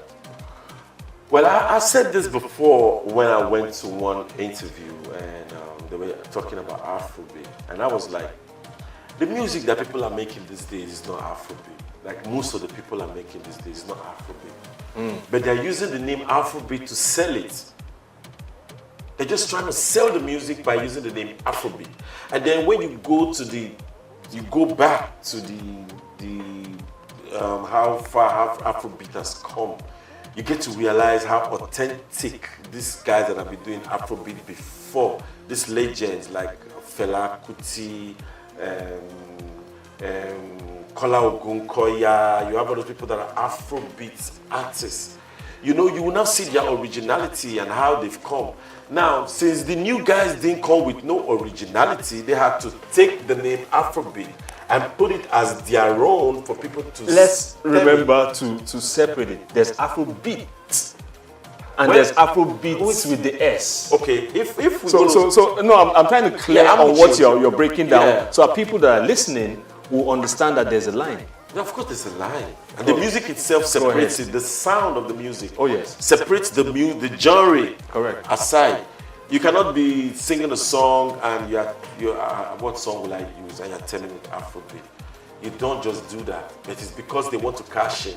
It's just like somebody say you want to sell a Peugeot, and Peugeot is not selling anymore. Maybe a Mercedes is more in vogue. And you turn your car Mercedes just because you want to sell it. And that's not right. I see what you're saying. That's not right. And that's why I'm saying that stick to your genre, stick to what you know how to do. Be proud of what you're bringing. Of course, you don't have to go following other people because that's what they know how to do best. So you now want to join in the greats and water down their music. No, painful. We have to. That has to be some Watergate case or something. So when you came in, what was the music called at the time, and what was the music on the scene? And talk a bit about that. Yeah, when we came in, basically there was really no particular genre that was like, because there was rap music was also in vogue. There was reggae music, rap music because of Felix Amozis and Junior Pretty and all those people. Mode 9 at the time. Mode 9, yeah, Mode 9. You yourself. Yeah, but I'm talking before we came. Okay, before we came. So we had those. There were different genre. There was Raskimono with his reggae. There was Magic Fashek with his own reggae and his own style. There was Abami Eda with his Afrobeat. There were different people with different genres. So we didn't have to say. There was no reason to stigmatize all Nigerian music as one. Yes. Don't forget when you go to the East, you're going to see the likes of them, Oliver the Coke, and Sadebe. They were not doing Afrobeat, but they were making high life music. Just like everybody tell me Nigerian music not to be high life music. How would that sound? Exactly. When I'm rapping, killing big deal, big deal.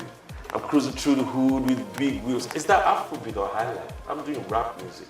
So there's rap, there's Afrobeat, there's R&B, there's dancehall, there's reggae, there's different genres.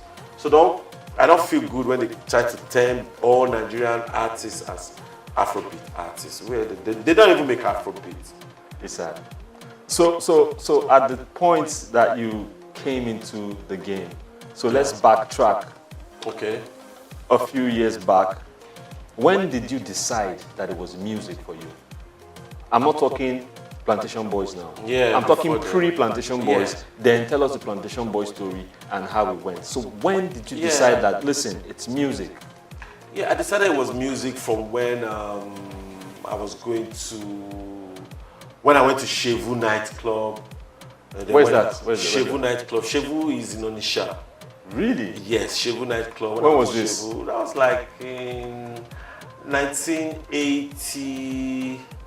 That should be 1989, 88, Damn. around that time, you know. Wow, That okay. period, very, very long. Okay. You know, and then while I was in school, I used to go to, you know, Enugu, you know, go there, perform, come. Even in school, we used to go to all this normal inter-house or inter whatever. The school sports. And we go and make music perform. and all of that, you know. Correct. So I started seeing that, man, if people like my music that much, so why don't I take it serious?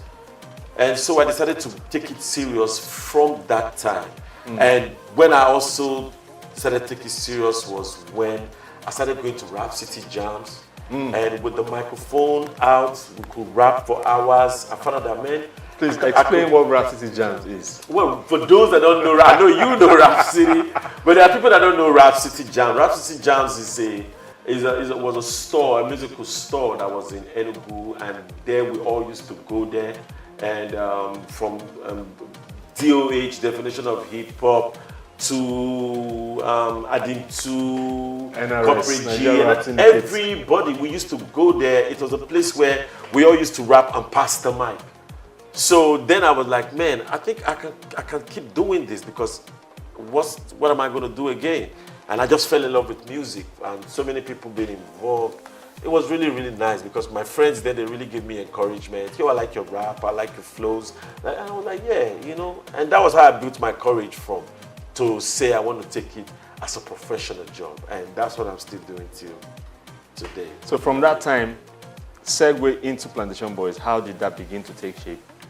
Yeah, I had to leave school. We left school. I left school because I finished my ND, and I didn't want to wait another year. It was like I'd waited like 2 years with a strike. And you had taken this decision? Yes, I'd taken the decision, and I was like, man, I'm not going to do this school anymore. I'm just going to go straight to Lagos, where they say that's where the city of dreams. Yeah, and I was going, and then I had my friend who was with me then, Mr. Innocent. You know, so I was like, man, I'm going to Lagos though. You know, and it was like, he's going to come with me. I was like, well, if you want to come, it's cool. I just need to finish one or two things. And so we came to Lagos and started the journey as a band, Plantation Boys. And as Plantation Boys, we made some records. We made like our first single was a smash. Our first album was a smash. At least we changed the mindset of the Nigerians, thinking they can't make that international sound. Although there have been people before us trying to do it, respect to them. I'm not trying to downplay their effort. But I know that the moment I came in the game, I know what I brought in, because I've been prepared for me to bring my contribution in. And it wasn't like I was just caught up, I was surprised about it. No, I knew. So that's the reason why when they give shower praises, I'm like, no, I know where I'm going. I don't really take it to heart. Like, yeah, maybe they felt I was too pompous because of that, but they don't know that. You know, you have what you are striving for and all of that. So the Plantation Boys started. I made Face to join the band, and we became a trio. We made some records, and we parted ways. Some people went to different record labels. You know, just like. Talking about different record labels, do you remember that time I think it was Christmas, you were in Enugu with your brother, Innocent, one other person. You had was it a Supra? Yeah, my Supra. We had a problem with my car on the road. No. You guys were in Enugu at that time. You were talking, that was the first time you talked about Living Dove. Was it Dove? Yeah. So you talked about Living Dove and that when you get back, you were going to shop for new labels and stuff. Yes. At the time, Dome Workers was in Enugu. You know, we had a meeting in Jerry at Chris's house. If Dome had tried to make you an offer, would you have taken it? I don't know, depending on what the contract would have stated then. But then, when you're ambitious, you're just looking for that headway, and it's good for you to be sought after when you're already aware of who you are.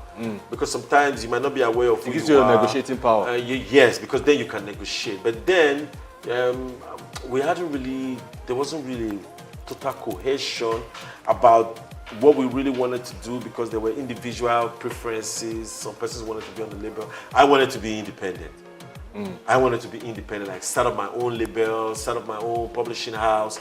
I wanted that. But I couldn't do that with the beginning. I had to, first of all, be able to work with some other persons, learn the process, learn how this thing works. So that's why I was open to working with anybody.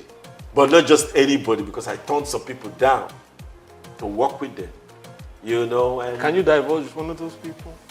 No, everybody knows. It's not like they offered me their contract, but I didn't accept, And like Kenny's Music offered me their contract, I didn't accept because I was the witness to Tenny Tutila's contract, and I told Tutila that if it was me, I wouldn't be signing this contract.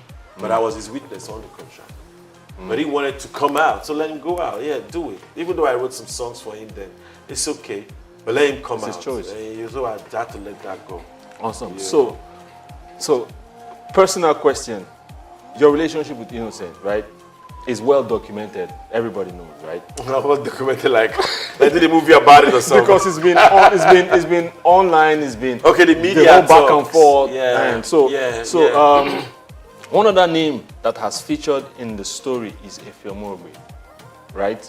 So it was recently said that they split up. Efe used to manage Innocent, right? Yeah, I heard they split so. up. Do you have any thoughts on their working relationship and how it concerns you? Well, I made my views very, very open and clear the moment I heard that news. I said, I hope he left my Let Somebody Love You behind. Really? Yeah, because he put his name on my song as a writer. No, but I thought that had been squashed. Nothing been when squashed. there was we had that, but they mediation. They didn't go all the way to finish what the mediators said they should do. They left it, they abandoned it. So what are you doing about that? I've not done anything yet. I'm still waiting for them to get their senses together.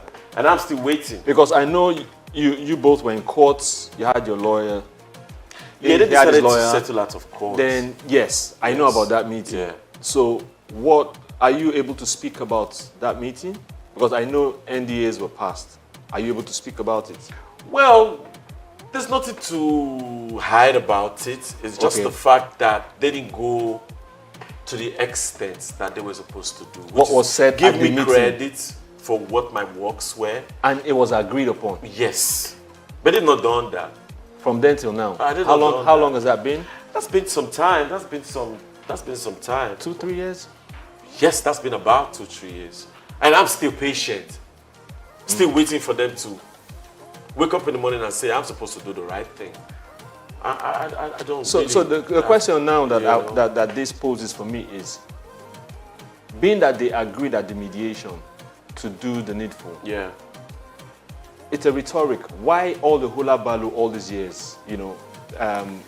It's been set up that you didn't know what you were saying, that it wasn't, you didn't write the music. Why did all that happen? They only just try to discredit me. They only just try to discredit me and discredit my personality and put me down like I'm not somebody they should be listening to. That was all they tried to do. Why do you think they would want to do something like that? Why would they want to try to do something like that? They should try to do something like that because it's like taking out competition, quote and unquote, right? Of course. So most of the niggas don't want no competition. See me when they play my video for television. It's competition, and they're not ready for the competition. Right. Okay, so do you feel misunderstood by sections of the audience? Because I'm asking this coming from hard life. Smash Yeah. hit. Yeah. I'm coming from ahead of the game. Smash hit. Yeah. So how does the things that happened around that period differ from now? Do you feel the audience, let me ask it again. Do you feel the audience misunderstands you? And if so, why? Well, I don't think it's the audience that misunderstands me. I don't think it's the audience. I think it's a set of people with their agenda trying to make it seem like the audience don't like my music. So that they can have a reason to downplay me when they are on the table with entrepreneurs and investors. That's just the reason. It's not because I'm a bad guy. It's not because I'm You look like a bad guy, though. No, I may look like a bad guy, you know? Yeah. But inside, I'm that guy to make it happen. Like Eclairs, right? I'm that guy. Just say, what's the issue? That's the reason why you can see me doing the Plantation Boys project on my own. Because I'm that guy to make it still happen. I was going to regardless of get whether there. there's sponsorship or there's no sponsorship. When I came to the game, there was no money for Plantation Boys. We didn't have any money. I kept on the program. I kept on the process. I believed in the process, and I kept telling them, believe the process.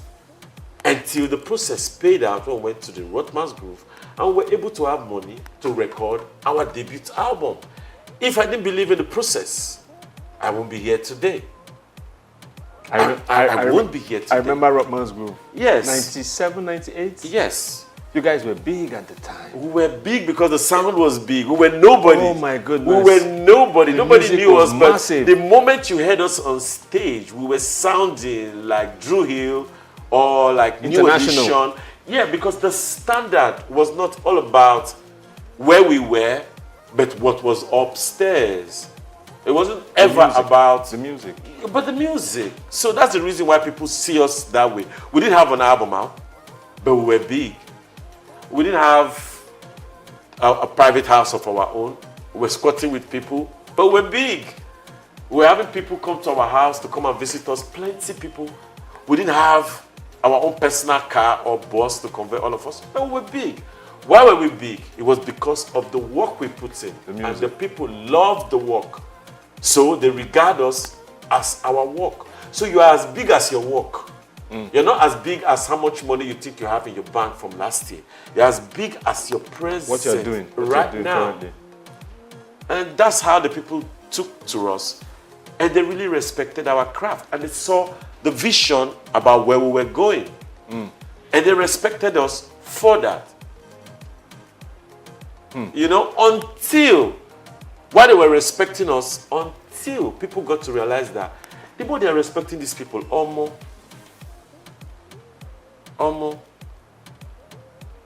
that guy, we have to make sure he doesn't, nobody talks anything about him. And that was how they started targeting me. Again, I'll ask why. As then, yeah, because they don't want no competition, bros. They don't want no competition. You were actually ahead of the game at the time. I told them I was ahead of the game in 2005. I told them I was ahead of the game in 2005. And I was even asked to take that song down, and I refused to take it down. Whoa, please speak on that. Yeah, I was asked to take it down. I was asked to take it down. I was actually approached. Take the music down. By whom? I was approached by the owner of Hip TV. Okay. I was approached by him why- in Abuja. I was not approached in Lagos. I was approached in Abuja. Like they traveled to Abuja to meet me in Abuja. Why would he ask you to do that? Because they them damn hip hop world, me they check my profile, say me better than the let them me got myself signed. Mediocre, time to resign. I knew they'd be mediocre since 2005. They'd be mediocre. So they took my awards that I thought I was supposed to get. Best album was supposed to be Ghetto Child for 2004.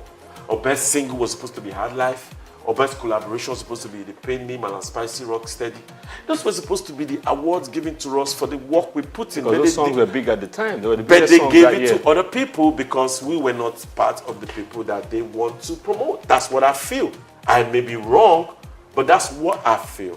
And that's the reason why it propelled me into being, I know you people have your plans about me, but no problem. Keep doing what you're doing, and we'll see who's going to last long in this game. Because they say, I'm nothing without the press.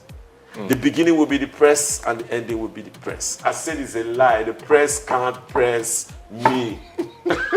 I like the sound of that. That's what I told them. I said the press can't press me. And this is me 2023, 24.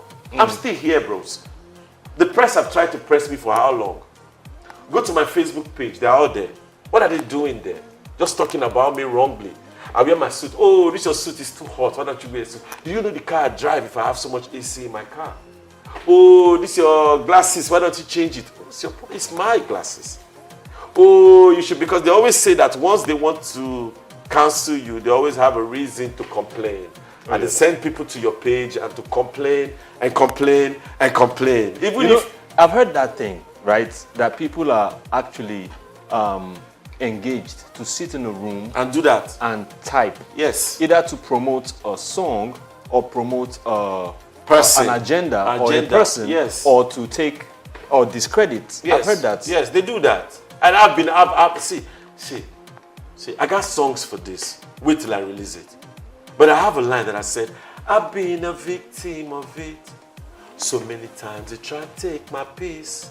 Some of them wish make a RIP, trying to separate me from my family. But I kept my head up, I stood strong. Court cases for what I know not. Eviction from houses I paid for. Deleting my works from my catalogs. But now, fake friends with them evil agenda. And when you die, then go post you for media. But now them be the architect. The fit even sponsor your burial. So these people are there. They are there with envy and hate. They are there just looking at you like you can't be more than them. You shouldn't go further than where they go. You shouldn't set a standard more than what they have done. The moment you're setting a standard that is more than anything they've achieved or tried to do in their life, you are a problem for them. They're going to always get at you to tell you to stop what you're doing. I can relate, totally. So I tell them they shouldn't play that. I can relate. I'm not going to listen. So talk to me about Chibuzo.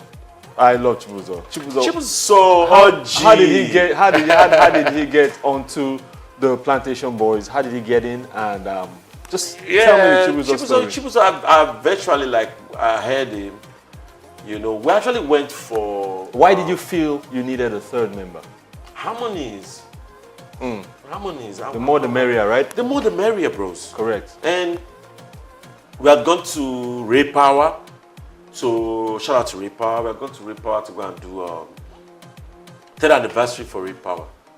So when we got there, we met Kenny Ogungbe. And Kenny was like, you guys should do a jingle. It's Ray Power's 10th anniversary. I was like, okay. We went to the studio, the additional studio. Right there? Yeah, right there. And Byron and Park. So Ray Power history is our 3rd anniversary. Ray Power history, and it's going down in the history. Ray Power history. It's a 3rd anniversary. And that's how we wrote the jingle for Ray Power. And then FaZe heard it on the radio. Okay. And then it came to the house in Festa. I heard what I heard, I love it. I'm like, wow, well, thank you. And it was like, he sings too, blah, blah, blah, blah, blah, blah, blah. Like I said, I'm that guy. Yes, you are. So I said, come. You say you make music, let's go listen. And then we left the house. He was singing for me. And I found out he really has skills. Oh, yeah. And I told my friend, my partner then, that this guy has skills, Benny. That harmony would talk. I said, this guy not get the harmony. We made this guy for joy. That was how the conversation to bring FaZe into the picture started. And then I took him to the karaoke competition at what's it called? Ademola Tokumbo or something. Something VI. Yes. I paid for his fees to compete. Only that they didn't know that I had plans to make him a Plantation Boy. So we went there, we won the money. Really? We wonder who's going to win FaZe. Oh, true. Nobody's going to win him. True. I already, in short, when FaZe was singing, it was Backstreet Boys, because Backstreet Boys was hot.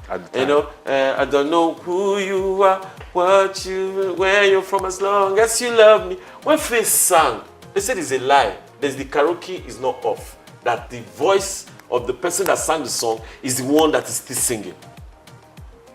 What did they do? Did they I told them, they put it up and I had told it them to sing do a again? cappella. That's the only way out. They should off the music, let the guys sing live. And he sang live, and they believed. You know what intrigues me with Faze is he hits Mariah Carey notes. No, the boy is He good. hits- I just say there's one thing about Faze. I wish he can understand, come to realization that you are who you are, and you are who you aspire to be. You're not who people tell you to be, but you are who you want to be. So you have the skills, you have the talents, you have the looks, you have all the projections, you have people around you to push you, you have me. So what's the problem? What if who you say you are is not positive and is not enough? Then you have to See, believe that's a in problem. people. You have to believe in, because sometimes The person that believed to in take you, you. person that believes in you will tell you Correct. you can do it. Correct. And that's the encouragement. You know, like I said, I like to be a football coach someday. You're one of those people. I'm one of them. Trust me. I'm like Alonso. See, Alonso went undefeated in his whole league. That's the kind of coach I like to be. Or maybe train a boxer. I'm that guy. I can't do it. Like, I know it's at the back of my head. All I have to do is, what is our obstacle? What are we up against? And how do we beat that? Then we go. We plan it. We discuss it for hours, days. We come to a solution. We move towards the... Where's Faze right now? I And- wouldn't and- know. Maybe he's in Abuja or he's in Lagos. Does he have new music? I don't think he has any single out yet. Maybe he's working on some. You know, he should be working on Because some I know because his fans are really... we heard Even recently. me, I'm waiting to hear from him. And, you know, just like I'm waiting to hear from Two-Face as well. I'm waiting to hear from them. New music, because they should keep stirring up the industry and not have to feel like they've given... No, but you said you're giving- waiting for Two-Face as well. I hear, Yeah, for I hear music. he's not too healthy right now, so you can't be expecting too much from him. Well, I don't know about his health, but I believe that as long as you can talk, as long as you can talk. It's not that easy as you say. Yeah, but I believe, because that's the reason why I went into this music. First of all, I closed my eyes. I said, let me see, how far can I go? I thought to the back of my head, how far can I go? If I can sing, can I talk? Of course I can talk. I got the power. Not the beat too, I got the power, bro. Just say only one phrase. It's music, isn't it? True. It's what's It was playing. talking, actually. Whatever you do is still cool. Let's just feel the rhythm. You don't have to be the same artist, you can evolve. Correct. You don't have to stay the same. So I'm still expecting, because I don't expect them to be giving up right now when I'm just getting warmed up. I'm just getting ready to start. I hear that. You understand I hear what I'm that. saying? So something came to mind. You remember, there was a time, there was a serious thing about you guys getting a reunion. This was many years ago. Yeah, some 2 And years ago. there was so much investment in it. Three of you agreed, and that was the height also of the whole Hula Balu. Yeah. What happened? Because the fans were waiting, and it seemed like an endless one at the end of the day. I will apologize to the fans for that. Like, let me take full responsibility for it not happening. Because I believe if I'd made some other moves, maybe look for some other investors, or maybe I would have made it happen myself without waiting for an investor. But as be that as it may, some people can decide to sponsor. Don't forget that there was a Take It Tom that wanted to sponsor the project from the beginning. It was before I Take It Home. Yeah, You're talking about okay, Donald Duke. They thought about Donald Duke one time. Before Duke. So I can't remember. The marketer. The marketer that was Tijo? Was it Tijo? Tijo actually did the Plan B album. Tijo was the person that sponsored the Plan B album. Yes, but the Plan B album was 30 million, but they paid us 15 million. Tijo is on the run. He has about 15 million. He should bring it. Since then, he hasn't given us our money. That's like since that album came out, he still has our money. And so Tijo was the only person that invested that kind of money on the band. And we're able to go to the studio and all of that. But then, you know, you can have a kind of investment. With investment comes commitment. Correct. If there's no commitment to an investment, it's a total waste for the investor. And no investor wants to go through that. And I think that's what Tijo went through, and that's the reason why he didn't worry. He just straight up went to P Square straight, and he went to get us if they do me. Abroad, he shot the video, bam. history. I know he made more money Because to there was cover. no I know he made commitment. more money from P Square to cover for the Plantation Boys' loss or anything that happened during that period. Yes, because he invested, bro. So where was the non-committance coming from? Was it from you, the artist, or was it from him after? It was from we, the artists. It was from the artists who were not committed to going to the studio. Some wanted to be in the comfort of their hotel room, making music. Some wanted to lie down and have microphone brought down. They'd be sleeping and they'd be singing. You know, say now they run the show. You know, those kind of things. But you got to go where the game is. You can't just. You know, so they didn't want that, and TJ felt like that's why the album, the Plantation Boys' last album, Plan B, was released when it was not yet totally finally mixed and finished. But the investor has the right, but the right reversed to us after some time. Right now, Plantation Boys have the right, and I am the plantation, so I have the right. So is that a good thing or a bad thing? Because the 15 million is not coming. You are It's not coming. Because it's not coming. Because the project didn't finish. The project didn't finish, and the person might have his reasons to say. But then since he released the album, he's still indebted to the band. True. Regardless of sales or no sales. Or if it was finished or not. If it was finished or not, because he shouldn't release it if it was not finished. Correct. Exactly. But he had his way, he has his own way, or why he did what he did. So why didn't you follow through? Why didn't the group? And when I say you, I mean the group. Why didn't you follow through with the people that wanted to invest? You know, the Duke, the Ateke Tom.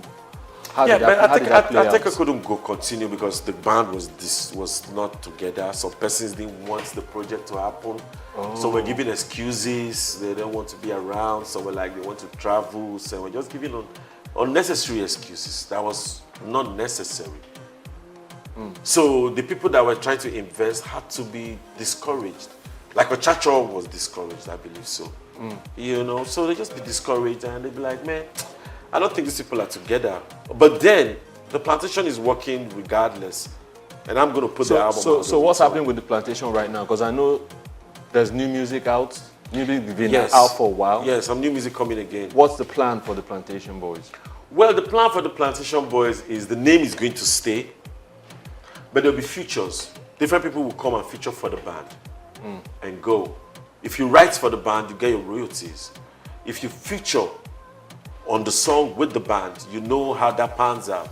You get the shows, you get paid, you go to Sound Exchange, you register, you get all those things, you register, you get your money to yourself. So, but if you don't want to participate, you can stay in the comfort of your zone. Then let the people that want to take the name to the next level, take it to the next level. Buhari was president last dispensation. He's not president this dispensation. There have to be continuity. So it doesn't mean that the members of the band must stay in the band. If they don't want to stay in the band, they can't go. You know, you remind me of my brother, my friend's speech from Arrested Development. I always like to use him as an example.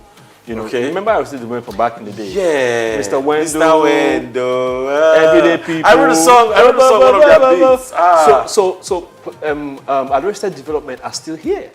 So Baba Oje died, 2 other members left, Speech added new members, and the group continues. Exactly. But Nigerians are finding it difficult to understand that I can add new members. If the other members die or they don't want to... Are you sure it's a Nigerians thing? It's a Nigeria thing. It's not I like... think some people... See, maybe. understanding come late to us. Let's be honest. The things that come out in the Western world come to us late. When did we get cell phones, for God's sake? Came to us late. Don't forget that our GSM is ahead of theirs. They still use flip phones. They still use black and white screens. They still use all those old phones. The phones and are we were ahead of them. But I'm talking about the network. The network. We got it late. People were using Turaya in Nigeria here. I'm forming big boys when everybody would have had flip phones. So why was that? What was supposed to be? We're not supposed to be on the same pedestal. Everybody equal. True. So some of these things don't come to us for us to have general knowledge. So it takes some time. So few people get the knowledge. Before they can pass it to the rest of the people, the harm is already done. So that's where the media has to help in sanitizing the society and send information to the society on time for them to be aware. Positive information. Positive information. Good information. Yes. Helpful information. Yes. Which is what we do here at Souq News. You guys are doing a great job. Isle 104.9 FM. That's what we do. You guys are doing a great job, man. Shout out, shout out, shout out, shout out, shout out. You guys media is the best, man. Perfect. Right. Man, you guys blew my mind when I came So- here. so- I won't bring my employment letter when I do the job. So But I said that the Oga chair I want to sit down. No, I don't want to get a job for another place. So the Oga chair I want to sit down. That chair, I love that chair. You see that chair, see the view. Can't tell it. So talk to that young man, that young girl that wants to make music for a living in Nigeria. Yeah. Talk to her. Yeah. As a record label owner, as a producer of music, Yeah. as someone that has done Yeah. almost Yeah. 40 years, Yeah. 30, 35 years in the Yeah. biz. Yeah. Talk to that person. The first thing you have to understand about your music is stay dedicated to your craft. If you believe your craft is what you're going to use to, survive and take care of your bills, family, and dependent relatives, you have to concentrate on your craft. There are several people that say they want to make music today. They wake up in the morning, the first thing they do is they're going to do one petty job outside. Then they go do a petty job, they come back, they would have had some misunderstanding from the petty job is affecting their mental. They can't think straight. It's going to affect your music. So music is a total commitment job. Music is not a part-time. And to be a singer, you have to be educated. You have to read. Because you need your similes to write your verses. You need your metaphors to write your raps. You need all the things that encompass an English language. Unless you want to rap in your own particular language or sing in your language. You study your own language and learn how the language works and master it to put it to your craft. And then copying somebody else's work is the first thing I'll tell you. You can't do that. I know when we started, we did Plantation Boys, but that was because we were trying to introduce That was the ourselves. first thing, yes. First thing, because it was the beginning. So that beginning, we have to introduce Come with a ourselves. bang. And we chose the name that is Plantation Boys. Title of the song. We had to just sing Plantation Boys because the song actually was Plantation Boy by Bonnie M. So if you see the credits we gave, it was originally done by Bonnie M. And you gave credit on the CD. Is there originally by Bonnie M. But then there was no cover. You couldn't do a cover of somebody's song without getting permission. But Bonnie M was far from Nigeria. We just had to just say originally by Bonnie That's the M. credit. That's the way to So go. do what you got to do. Stay original. Be creative. Hang out with the right pairs. Don't go with pairs that all they do is teach you how to smoke, drink, and do things that are just bad for your health. You're gonna be 25 looking 79. If you're doing that, you're not gonna be like me.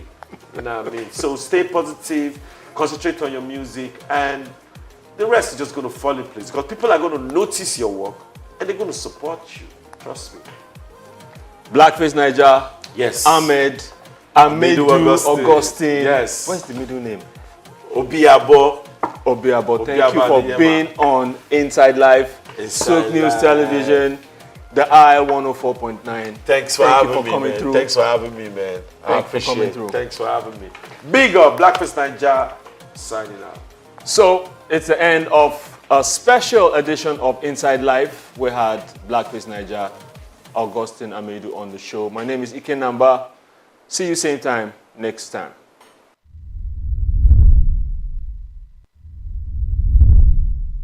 At the Africa Development Studies Center, ADSC, we are committed to driving sustainable growth and development across Africa through innovative training and research. Our mission: empowering leaders, policymakers, and professionals with the tools they need to create lasting change. With customized training, dynamic research programs, and study exchanges on leadership, management, and other critical development topics, ADSC offers a platform for exchanging cutting-edge ideas and global best practices. We provide comprehensive services in research and consultancy, capacity building and training, education programs, publishing, and knowledge sharing. Our esteemed faculty, composed of seasoned experts and researchers, ensures a learning experience that is insightful and practical. We specialize in policy development, implementation strategies, monitoring, and evaluation. At ADSC, learning is engaging and enjoyable. Our unique methodology includes talks, interactive exercises, games, video screenings, and lively seminar discussions, all in a comfortable and friendly environment. Ready to make an impact? For more information, email us at info@adstudycenter.com or call +234 912 039 2362. Visit us today at www.adstudycenter.com to explore our programs and upcoming events. Africa Development Studies Center, rethinking development for Africa.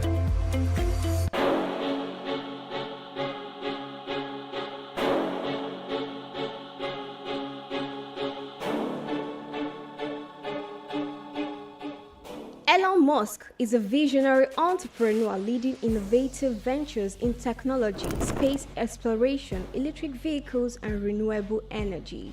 Musk was born on June 28, 1971 to a South African engineer and his mother, a Canadian model and nutritionist in Pretoria, South Africa.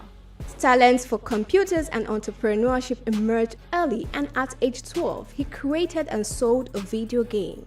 Musk studied physics and economics at Queen's University and the University of Pennsylvania. In 1995, Musk founded Zip2, sold to Compaq for $307 million. He also co-founded X.com, which became PayPal, acquired by eBay for $1.5 million in 2002. Driven by a vision for humanity's multiplanetary future, Musk founded SpaceX in 2002, developing affordable rockets to support International Space Station mission.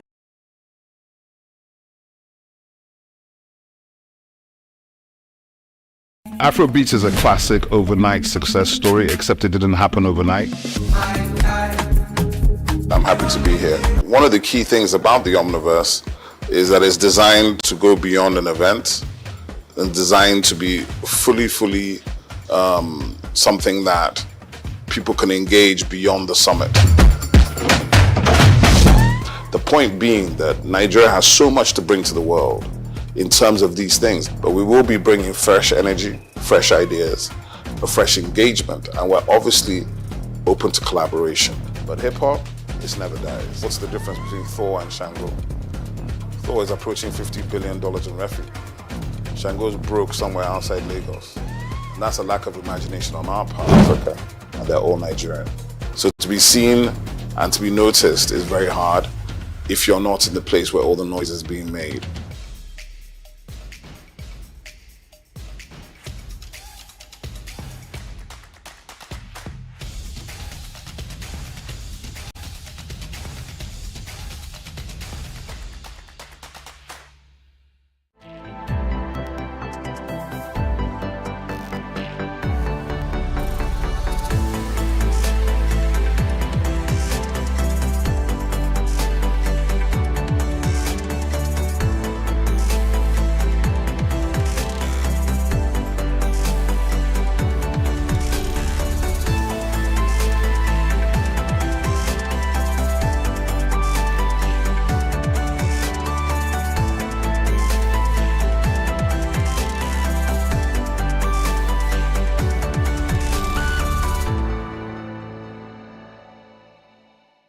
Optimism is a strategy for making a better future, because unless you believe that the future can be better, you are unlikely to step up and take responsibility for making it so. Responsibility is the price of greatness. How else can one explain the thought process of a 24-year-old youth leaving the luxurious comforts in the United States to fill in for his incarcerated father in sub-Saharan Africa, Nigeria, and run a family business holding the fort till stability was achieved? This is the story of Abdul Samad Rabiu, an unassuming, silent achiever.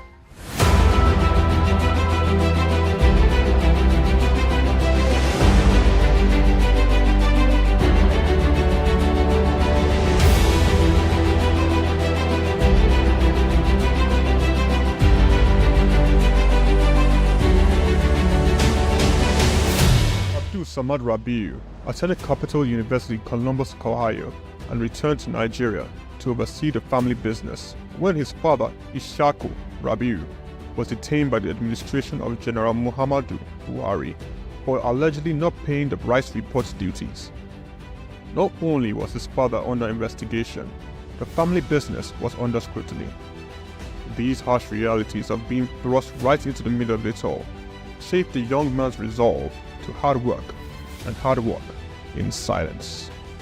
Abdul Samad Rabiu is the son of one of Nigeria's foremost industrialists, late Khalifa Ishaku Rabiu, founder of Ishaku Rabiu and Sons Group. The family operated holding company with a history of investment in manufacturing, insurance, banking, and real estate. In the 1970s, the group invested in manufacturing, with its first investment being the Kano Suits and Packaging Cases Company, a factory producing suitcases and handbags.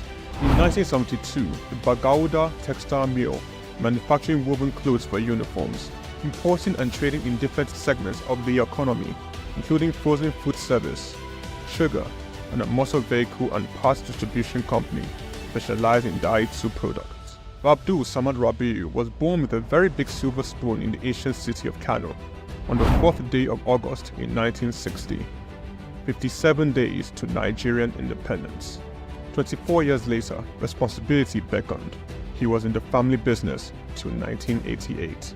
Abdul Samad Rabiu, following in the steps of the family business, established BUA Bois International Limited in 1988. Solely for commodity trading, Bois International Limited imported rice, edible oil, flour, iron, and steel. The much-needed wins to his sale came in 1990. The government, owners of the Dettol Steel Company, got into a contract with Bois to supply its raw materials in exchange for finished products. This was the young company's much-needed windfall. Bois expanded further into steel, producing pellets, importing iron ore, and constructing multiple rolling mills in Nigeria.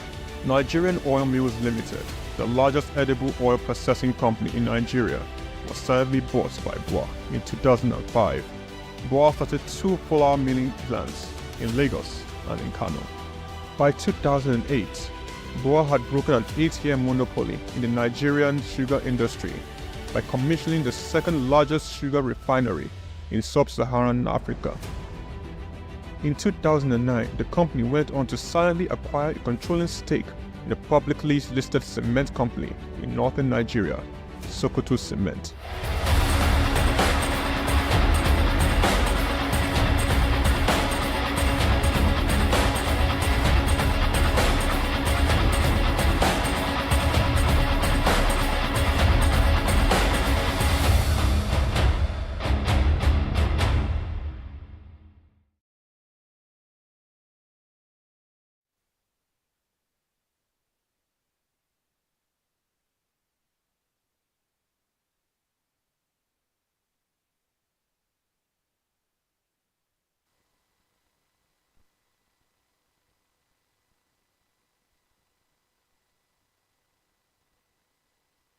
Local scene with a few days to the commencement of the second stanza of the Nigerian Professional Football League, sometimes called the Premier Football League. So it gets confusing sometimes, but then the NPFL has the most exciting games, in the second stanza.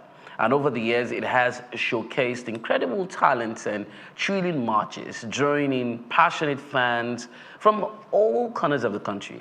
And of course, clubs like Enyimba and Kano Pillars have left their mark, going ahead to win multiple titles and, setting standards, very high standards for some other teams to follow.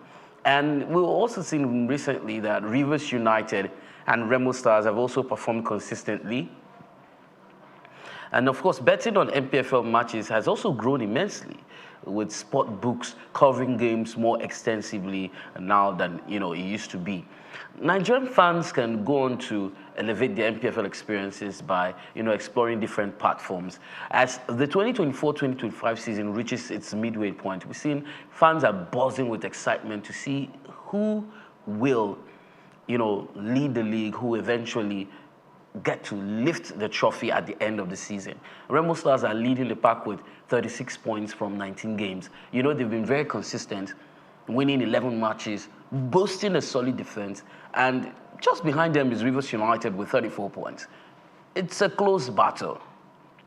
You might not be able to say, who would be able to surmount the other or knock the other out, but then both teams will be looking to hold their ground or even climb higher. Shooting Stars in third place has been the team to watch lately. They had a slow start. They won 5 out of their first 14 games, but then they've turned things around in style. They won their last 5 matches and might even challenge Remo Stars for the top spot if they can keep this momentum. We saw Shooting Stars also play the Chan Eagles, and it was a great game. Some very beautiful goals coming from their players, in that particular match. But Coach Benga Ogumbote has been very vocal about the team's struggles in the attacking department. He described their issue with scoring as a glaring weakness.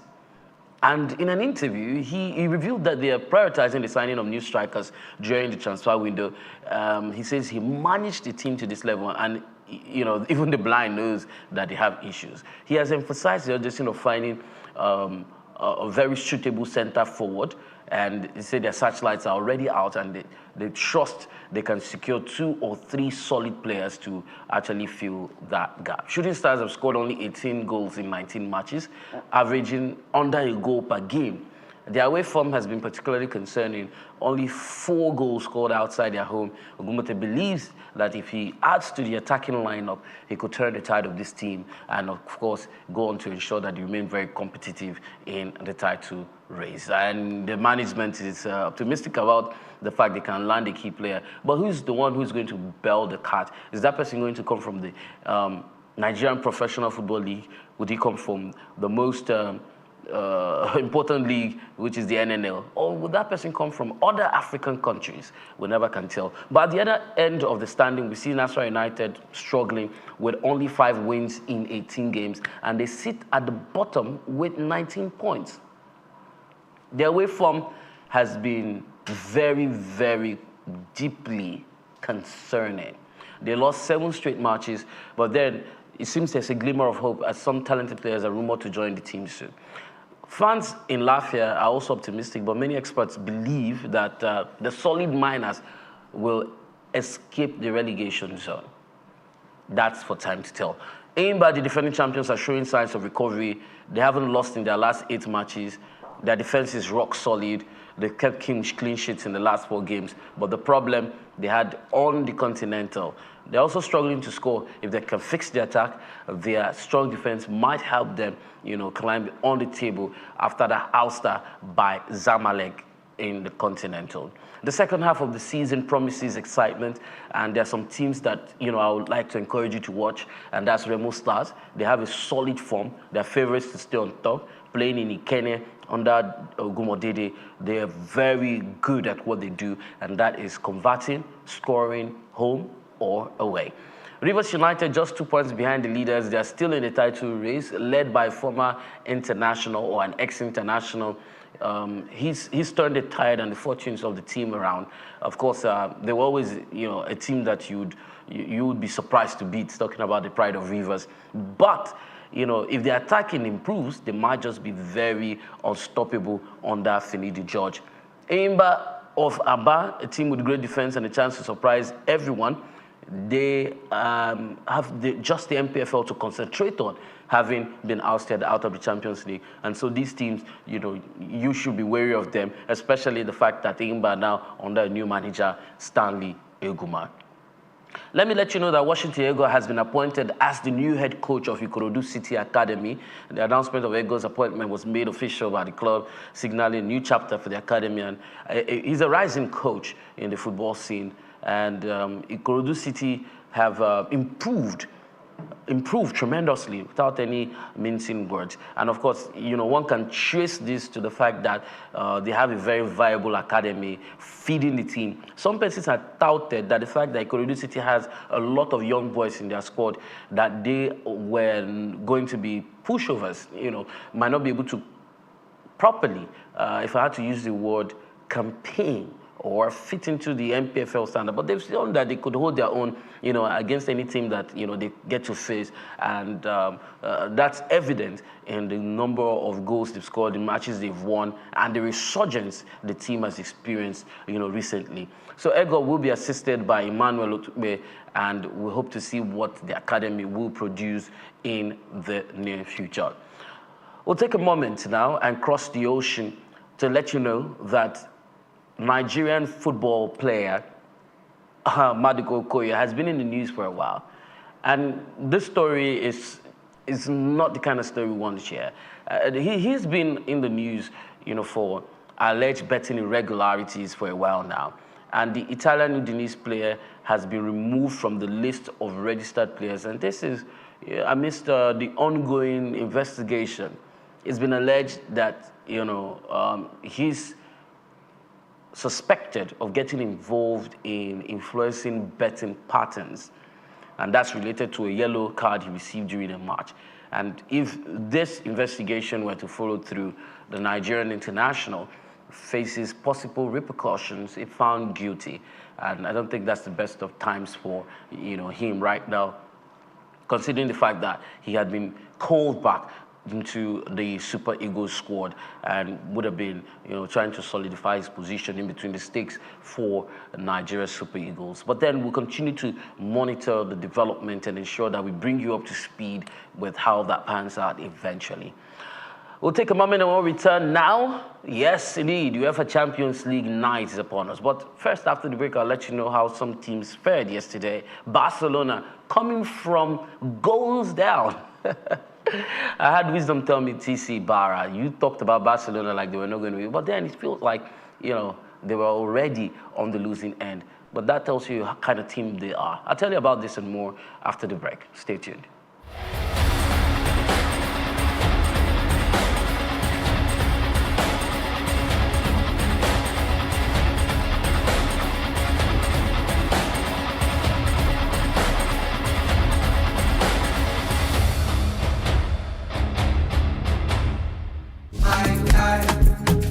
I'm happy to be here. One of the key things about the Omniverse is that it's designed to go beyond an event and designed to be fully something that people can engage beyond the summit. The point being that Nigeria has so much to bring to the world in terms of these things, but we will be bringing fresh energy, fresh ideas, a fresh engagement, and we're obviously open to collaboration. But hip-hop, it never dies. What's the difference between Thor and Shango? Thor is approaching $50 billion in revenue. Shango's broke somewhere outside Lagos. And that's a lack of imagination on our part, Africa, and they're all Nigerian. So to be seen and to be noticed is very hard if you're not in the place where all the noise is being made.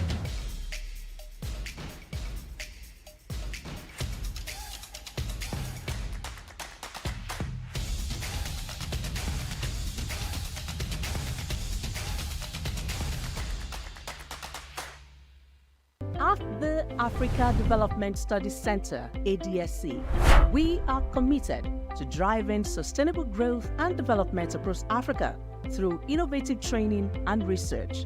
Our mission: empowering leaders, policymakers, and professionals with the tools they need to create lasting change. With customized training, dynamic research programs, and study exchanges on leadership, management, and other critical development topics, ADSC offers a platform for exchanging cutting-edge ideas and global best practices. We provide comprehensive services in research and consultancy, capacity building and training, education programs, publishing, and knowledge sharing. Our esteemed faculty, composed of seasoned experts and researchers, ensures a learning experience that is insightful and practical. We specialize in policy development, implementation strategies, monitoring, and evaluation. At ADSC, learning is engaging and enjoyable. Our unique methodology includes talks, interactive exercises, games, video screenings, and lively seminar discussions, all in a comfortable and friendly environment. Ready to make an impact? For more information, email us at info@adstudycenter.com or call +234 912 439 2362. Visit us today at www.adstudycenter.com to explore our program.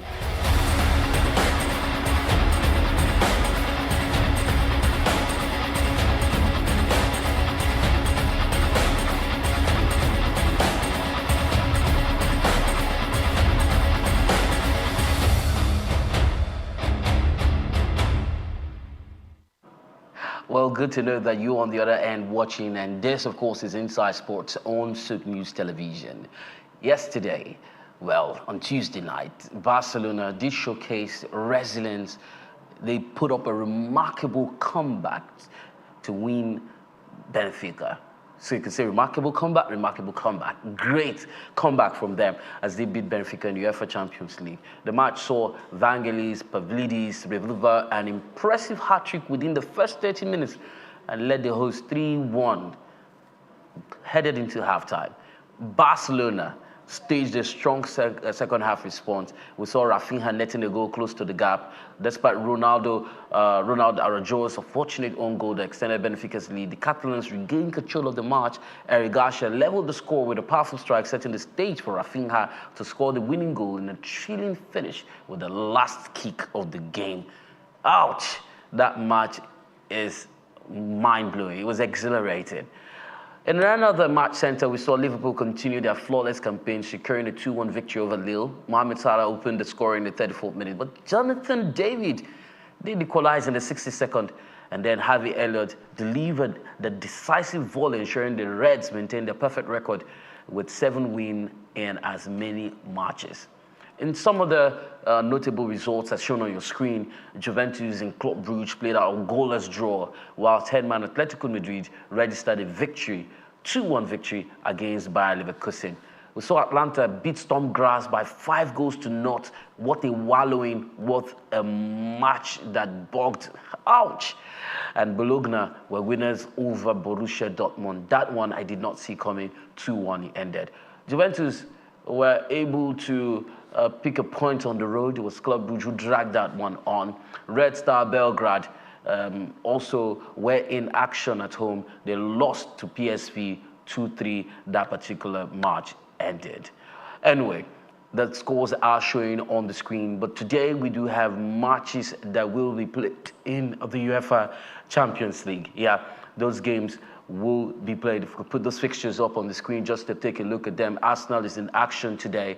Indeed, RB Leipzig against Sporting CP, Brest away to Shakhtar Donetsk, AC Milan later on at 8 playing Girona, and Dynamo Zagreb will be visiting Arsenal to play today. Celtic against Young Boys at 8 as well, Feyenoord against Bayern Munich, and those games coming up at 8 will be completed by star fixture, a highly anticipated match between French side Paris Saint-Germain, Manchester City, not forgetting Real Madrid and Red Bull Salzburg. So PSG, Manchester City is one fixture. I would want you to, let me know what your thoughts are. Of course, PSG are going to be playing host to Manchester City. PSG without the usual names, but then still boasting of a very impressive side, no doubt. We're playing a Manchester City that has struggled in the English Premier League.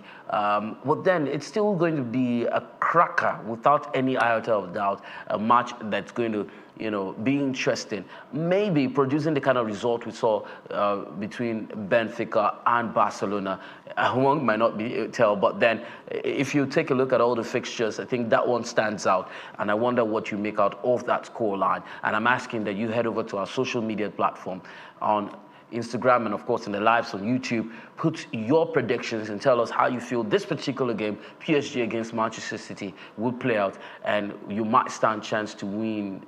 Should I tell you how much or ask you to go on socials? Okay, head over to our social media platform, Souq News TV. Leave your predictions. We'll be putting up the post. And of course, the predictions will be ending at the first blast of the whistle. Tell us between PSG and Manchester City who will be winning, and by what scoreline, and stand a chance to win, that cash prize. I'll not tell you how much. Head over to our social media platform. Make sure you're following the platform. Make sure you like the post. Make sure you share the post, because that will guarantee that if you predict correctly, you'll be receiving the prize money.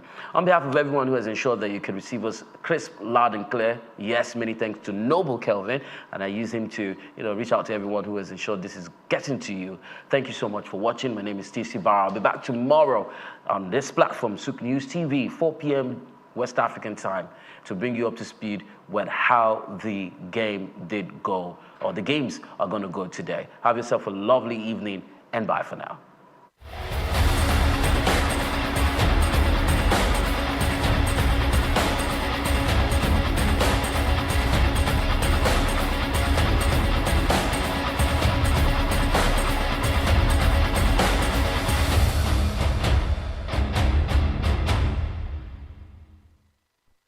Studies Center, ADSC. We are committed to driving sustainable growth and development across Africa through innovative training and research. Our mission: empowering leaders, policymakers, and professionals with the tools they need to create lasting change. With customized training, dynamic research programs, and study exchanges on leadership, management, and other critical development topics, ADSC offers a platform for exchanging cutting-edge ideas and global best practices. We provide comprehensive services in research and consultancy, capacity building and training, education programs, publishing and knowledge sharing. Our esteemed faculty, composed of seasoned experts and researchers, ensures a learning experience that is insightful and practical. We specialize in policy development, implementation strategies, monitoring, and evaluation. At ADSC, learning is engaging and enjoyable. Our unique methodology includes talks, interactive exercises, games, video screenings, and lively seminar discussions, all in a comfortable and friendly environment. Ready to make an impact? For more information, email us at info@adstudycenter.com or call +234 912 439 2362. Visit us today at www.adstudycenter.com to explore our programs and upcoming events. Africa Development Studies Center, rethinking development for Africa. We've got just what you need right here at Femi Wash Media. Call it the Midas Touch, and you wouldn't be wrong. Let us record, produce, mix, and master your audio like nobody does. Reach us on our contact today for the best quality job.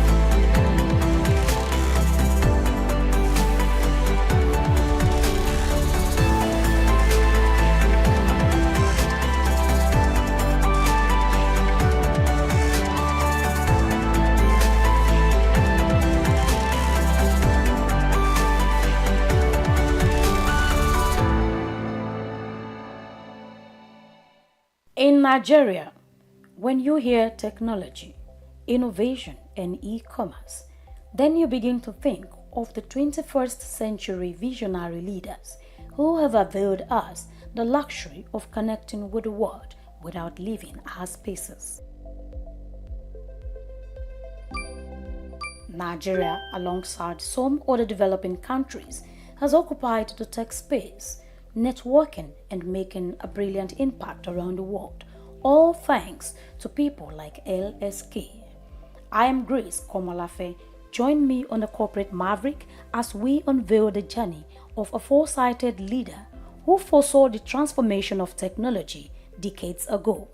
The year 2001, known as the third millennium, stands out for some individuals.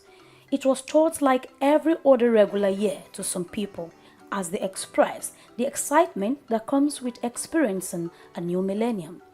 While many carry on with the feeling of entering the 21st century, some visionary individuals saw it as a strategic period to bet their thought-provoking plans and business goals. Among these visionary leaders and innovators is Leo Stan Eke, founder of Xenox Technology, bringing this tech-oriented company to life in 2001. How much do you know about this tech and business-driven giant? Who is Leo Stan Eke?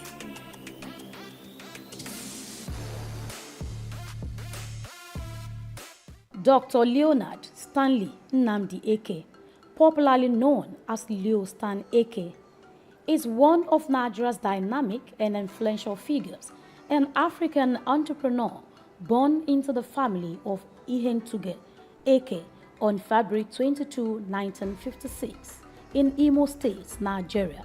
His mom, a dietitian, and dad, a nurse. His root is traced back to Ubommiri Mbaitoli, where he was raised in the household that valued education and hard work. His parents instilled in him the values of discipline and perseverance from a young age.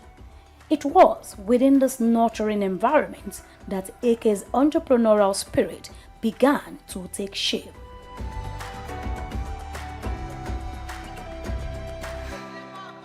Like many visionaries, Dr. Eke's journey to success was paved with academic excellence. He attended Holy Ghost College in Owerri for his secondary education, where he honed his intellect and ambition. Eke's dream of becoming the biggest transport company owner in Nigeria changed as a result of his encounter in India, where he had his university studies. It was a turnaround moment in his life. In India, he pursued a Bachelor of Science degree in economics from Punjab University, and the exposure to India's vibrant economy left an indelible mark on him and then tilted towards more realistic business ideas. This led him to get full involvement into ICT. So I'm a very good testimony of an African who started from nothing, okay, and got somewhere, not there, right? Okay, so in summary, I came in here first of all to the University of Nottingham, or Nottingham University. I was in Cork City University, where I was doing computer science, and I wanted to specialize in user interface as a postgraduate course, okay? And the system, which I'm sure still exists in the UK, is that you have university counselors who observe you in classes and direct you properly. And the thought, since I was going back to Africa, there were no computers. And if I got there, I could be frustrated for another 32 years. So they discussed with my parents, and they wanted to know if I could stay in the UK and continue computer science. I said, no, I was going back to Nigeria. I have passion to change the country, and by extension, the continent. He later went on to earn a Master of Science in Risk Management from the Exton University of Nottingham, England, further enhancing his acumen in the field. With his tech startups dating back to the 80s, Eke can be put in the bracket of visionaries who saw that ICT would define the world in no distant time. His ICT Solutions company commenced operation in 1989, focusing on desktop publishing and computer graphics. Over the last 3 decades, the company extended operations from Lagos to Port Harcourt and Abuja, implementing several ICT projects across the oil and gas, telecoms, manufacturing, and public sectors. I started small, like any other entrepreneur you read today. Okay, some started in the garage. Okay, most of them didn't inherit wealth. Now, so how could they have started? You start with your own. During our time, you have to start with your own sweat. Okay, until you build such, get to such a level with a system and structure in place. And then people trust you. But because our kids today pass through business schools, connected to people, okay, and they now want to go from average above, you understand, instead of starting. A lot of us started from -1. Leo Stan Akers' major hit into the business world commenced with the establishment of Xenox Technology Limited in 2001. With a fervent desire to contribute to Nigeria's technological space, he embarked on a mission to manufacture computers locally. Now a world-class ICT company providing innovative products and solutions. Under his leadership, Xenox Computers have emerged as a trailblazer in the industry, earning accolades for its quality and innovation.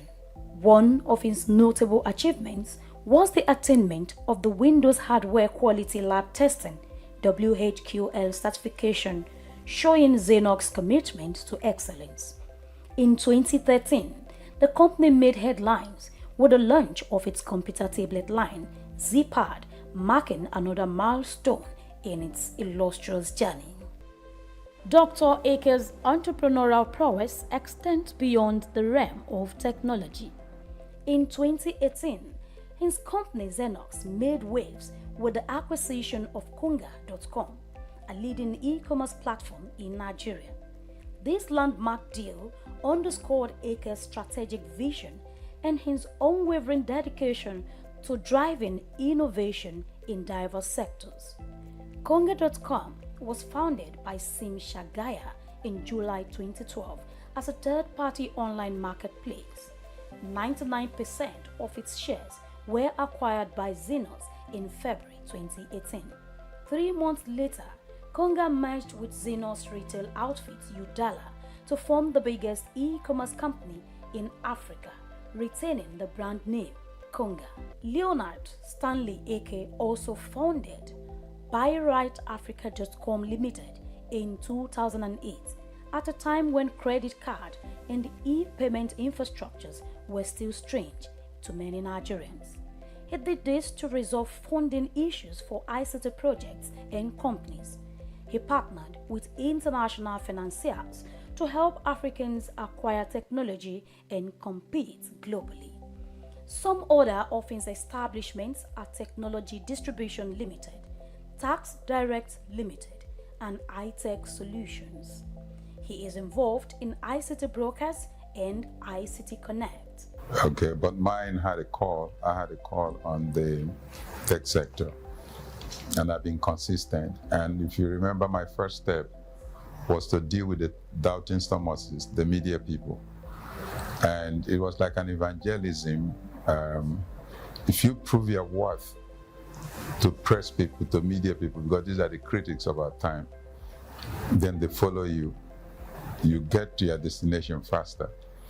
So when I did the whole media houses, transitioning them to digital economy through digital processing, through from typesetting to desktop publishing, computer graphics, okay, and multimedia. Then they started spreading the news. But again, we had to enhance that profile to the corporate world so that people can run offices with data analytics to guide them on advice, projections, okay, and where they're headed to. And then even our election. Okay, so today there would have been crisis in the economy if elections don't have facts and figures. And we did that with the DDC, and then did authentication with a card reader. If you've come this far, kindly like, comment, and share. Throughout Ake's career, he remained committed to empowering others and fostering socio-economic development. His philanthropic endeavors and advocacy for youth empowerment reflect his belief in the transformative power of entrepreneurship. He launched the Computerized Nigeria project in August 2000, thereby encouraging development and the use of computers. He also launched the Can I scheme, providing affordable laptops to young Nigerians with a repayment plan of 24 months window. Ake's foundation furthers his charitable efforts, supporting various causes with different donations across the country. Now, I see entrepreneurs trying to live big. Are you with me? Yeah. I see entrepreneurs trying to show off. You must have incubation period. Every successful entrepreneurs are seen to be stingy because they know the value of every dollar spent, but they use the same money to sustain the society. Okay, so I just want to advise Nigerians here. I see a lot of you startups now selling debt. It means technically you are leaving the company. And if I'm an investor, I watch your lifestyle. First of all, I see an entrepreneur, Nigerian entrepreneur. He hasn't started, he has expensive cars. Entrepreneurs, startups don't drive the best cars. They hide until they emerge. He was bestowed with the Icon of Hope Award by former President Olusegun Obasanjo on October 1, 2002. He also got Nigerian Science and Technology Achievers of the Year 2003 and Officer of the Order of the Federal Republic of Nigeria OFR in 2004. Eke is also a member of the Nigerian Economic Summit Group and holds a life membership, Nigeria Institute of International Affairs. He also holds an honorary doctorate in business administration from Imo State University, Owerri, Federal University of Agriculture, Makurdi, Federal University of Technology, Owerri, and the University of Jos. He is a fellow of the Lagos State Polytechnic, Lagos, Federal Polytechnic, Ida, and Federal Polytechnic, Nekede, Imo State. Leadership is big crisis in the third world. Big subject to discuss. I don't have a complete answer, but as an entrepreneur, I can create platforms for you to decide who should be your leader. But my interest is that I'm excited with this 21st century because this is the only century God did not create any person to be poor. In the past, many were called and few were chosen. In 21st century, many are called and many will be chosen. But you have to decide if you want to be one of those to be chosen. Leonard Stanley Nnamdi Eke is married to Chioma Eke, the CEO of Technology Distributions Limited, TD Africa, and together they have raised 3 sons and 2 daughters who are doing well in their respective fields of endeavors, just like their parents. As Dr. Leonard Stanley Nnamdi Eke continues to chart new territories and inspire future generations, it speaks to the limitless potential of the African entrepreneurial spirit. With his visionary leadership and unwavering resolve, Dr. Eke embodies the essence of innovation and resilience, creating indelible marks on Nigeria's business in Africa and humanity. Leonard Stanley Nnamdi Eke.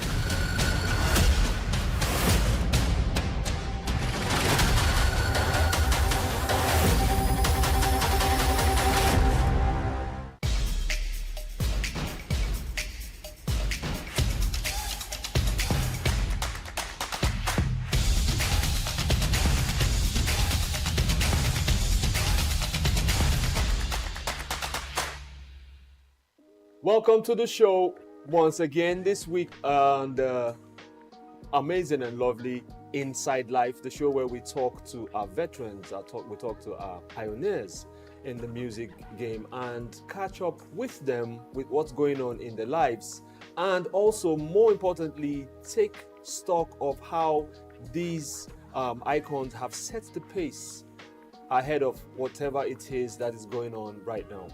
We'll get into that conversation. But before we do, we'll have an extra special guest in the house. When we return, we'll be introducing you to them. Stay here, it's Inside Life. Don't go nowhere.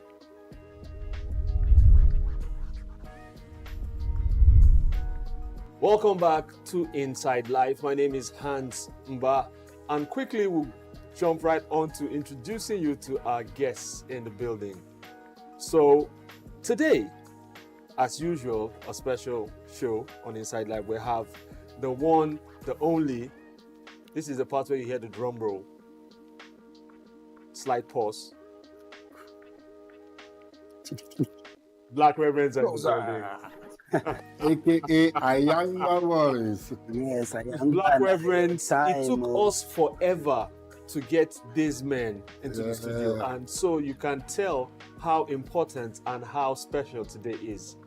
To my immediate right is the one you know as Wesley. Yeah. And to the far right, Shop 2. You know his name already. His head precedes him.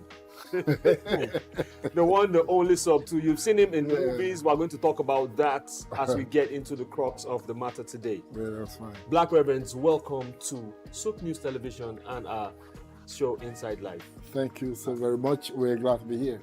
We're honored. Our pleasure. I still feel a bit starstruck when I remember the things you guys have done. I'm from the old school, right? And I remember Ayangba Girls Are Dangerous. It was a national anthem.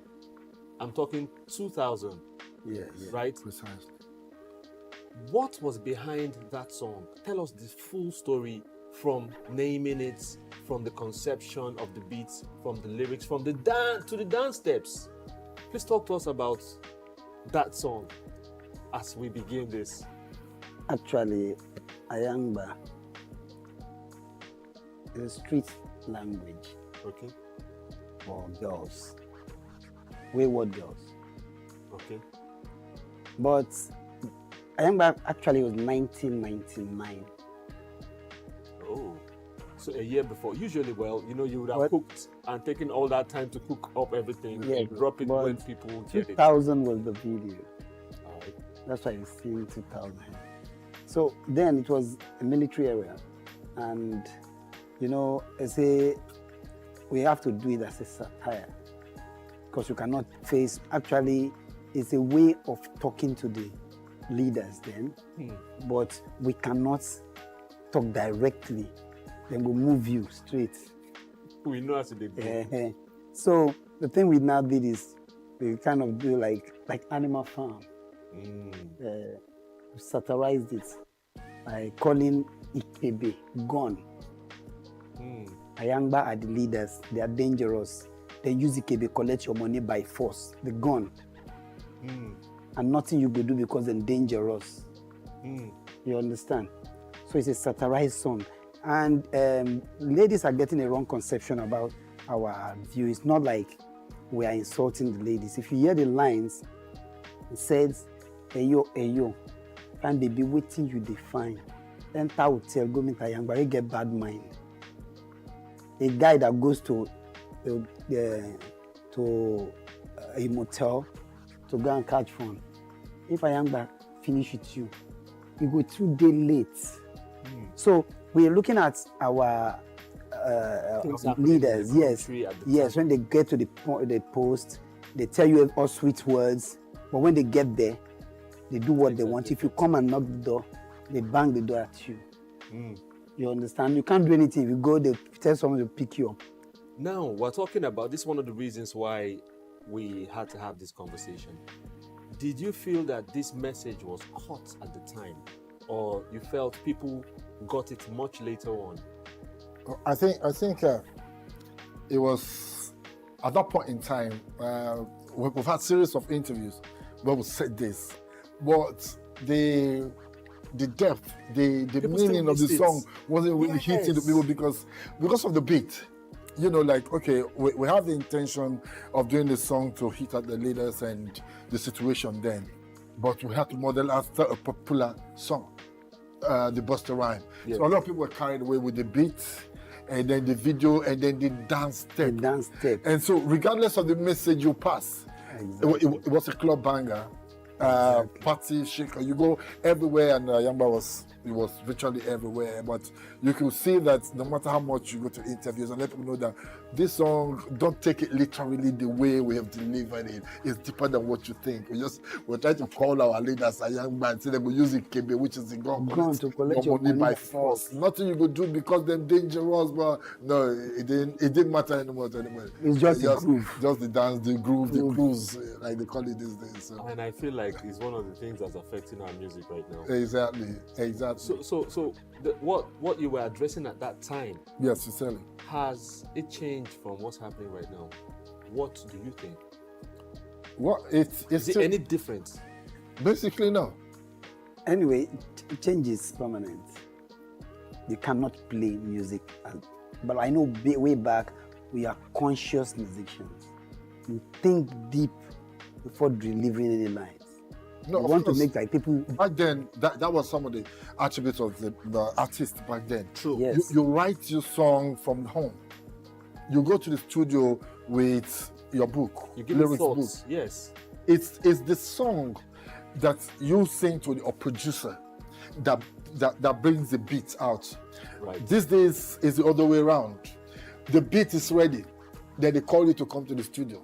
You go to the studio, you listen to a beat, and then the beat just moves you, and then you put melody. So by the time you put the melody to that rhythm, to the beat, lyrics don't matter anymore.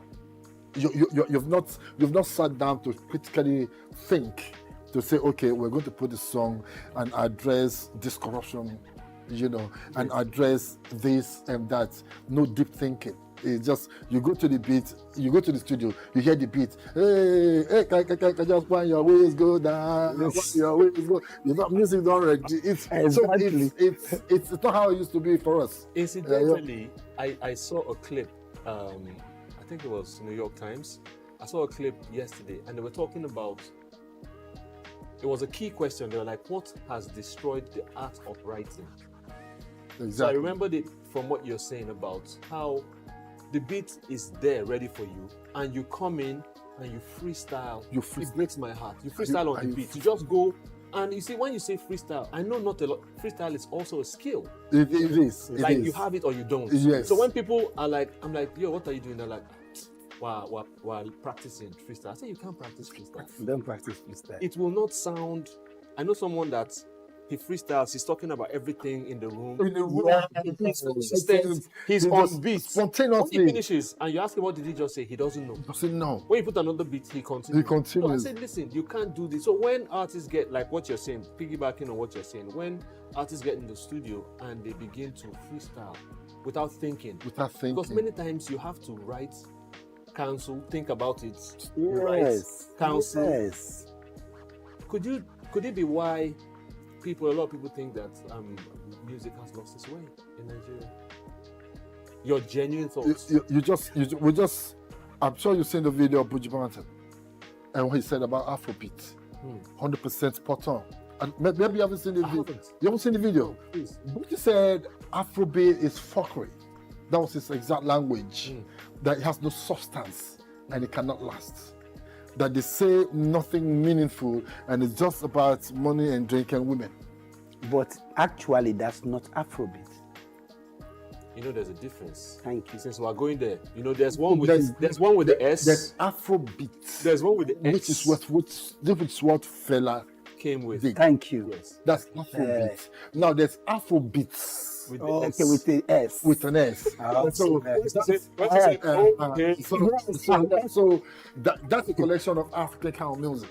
It's called Afrobeat, like Afro rhythm, which is what none of these Afrobeats musicians, as a matter of fact, sing Afrobeats. No, of course. They just No. Let's get some straight. Like I said, changes from kinds of entities. Yes. So completely different. Let's not. A lot of people even know because people act like they don't, but they actually do. Mm-hmm. Let's go to what happened to you guys what happened in 2007 when I fight it. Like say, when a woman went on this band, you went into movies. So too, you went into movies, and Wesley, you got serious with your record label and your studio. What happened? Nothing. You can't say you nothing, can't say you nothing cannot say. Oh. Nothing really. You can't say you cannot say. No, nothing really serious. Just at a point in time, the record. Let's say this was even start from the record label. You know, where you see like they're not really serious about pushing and taking the artists to the studio and investing more and trying to promote them. And when the record label itself don't come relax, you said you look at the whole thing and say, bro, yes, we did a hit song. It was everywhere, but commercially, how has it paid us? We say, man, make I delve into something else. You know, so like rightly said, I went into movies and tried to see maybe, you know, all entertainment. But you see, you guys have it.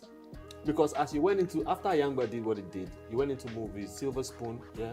Silver Spoon. We were both in Silver Spoon. And you guys, Silver Spoon hits. Wait, sorry. We went into movie.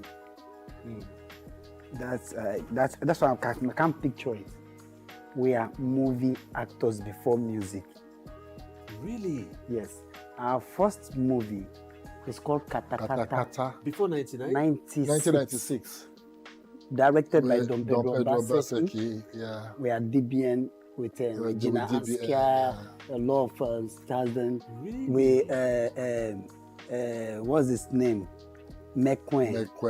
That's the. I think it's Actors Guild president, vice president now or something. So we've been actors all our life before the music. In fact, movie money gave us liberty to pay studio for Ayangba. Wow. So how long was this before Ayangba? 96, 4 years, 3-4 years, we now did Ayangba.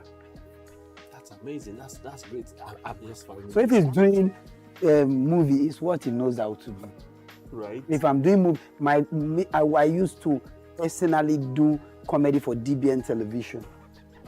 When me, Ebere Young, Don Pedro Baseki, well, Ukotokri, then Israel. There's one Israel, presenter way back, Israel. Yes, I used to produce movies for. I used to produce a movie guest, Night Shift. Okay. It was big back then. It was big. Then there's a comedy before the movie. I'm the comedian Mulwe. Baba Mulwe, like 90 years old man. Really? With Okpotokri, with Baba Columbia. So what are you guys doing with that skill now? What are you doing with that? These are things that dwell in our. We definitely were working on something. Content creating, skits, you know, and even trying to produce our own, you know, sort of movies and all. And we're doing new songs as well. Yeah, of course. No, obviously, I know that is happening. You guys, new song. Stay working all the time. But let's also want to know how you felt, how it was at that time when you guys were like, what's the word now? Your names were in people's mouths at the time. You had a song that was national anthem everywhere. You had Ayangba blowing up. How did it feel? Did you anticipate it was going to happen, or it was by chance? Because I know at the time there wasn't a lot of payola going on like it is right now, you know, and there wasn't a lot of where you would stream. Of course, streaming was not there. Where you would do streaming farms, you pay to have your song played multiple times. But I could pick some of those songs back then that blew, like organically. Yes. So was it planned? Was this song?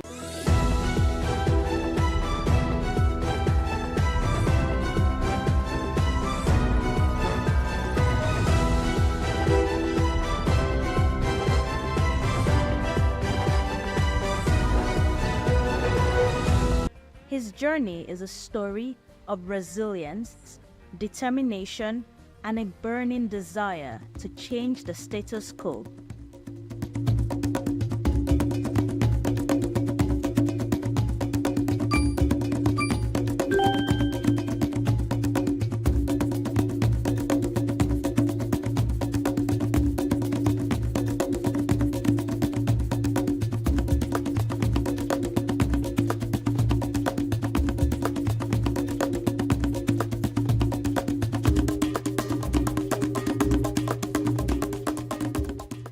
early life of Innocent Chukwuma, his apprenticeship. Innocent Chukwuma was born on 1st October 1961 into a humble family in Uru Umudim, Inewi, Anambra State.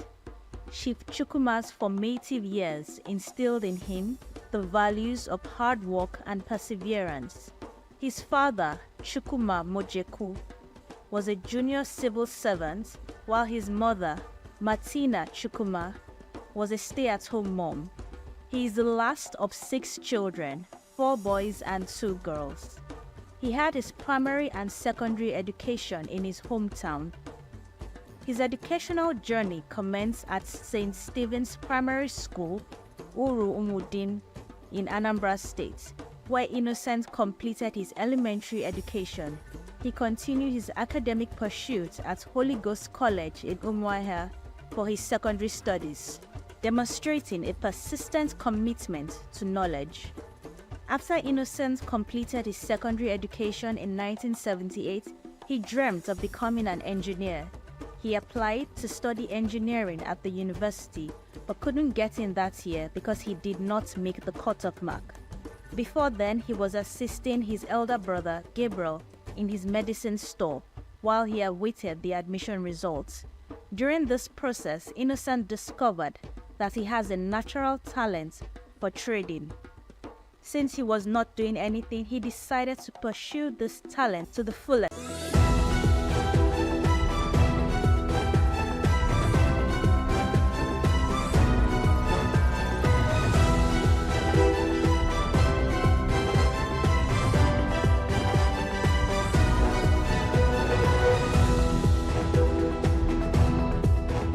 Anthony Onyemachi Elumelu was born on the 22nd of March 1963 in Jos, North Central Nigeria, to Susanna and Dominic Elumelu, originally from Delta State. Tony earned a degree in economics from Ambrose Ali University, where he laid the foundation for his future career, and then furthered his education at the University of Lagos, where he obtained a master's degree in economics. His academic journey also includes attending the Harvard Business School,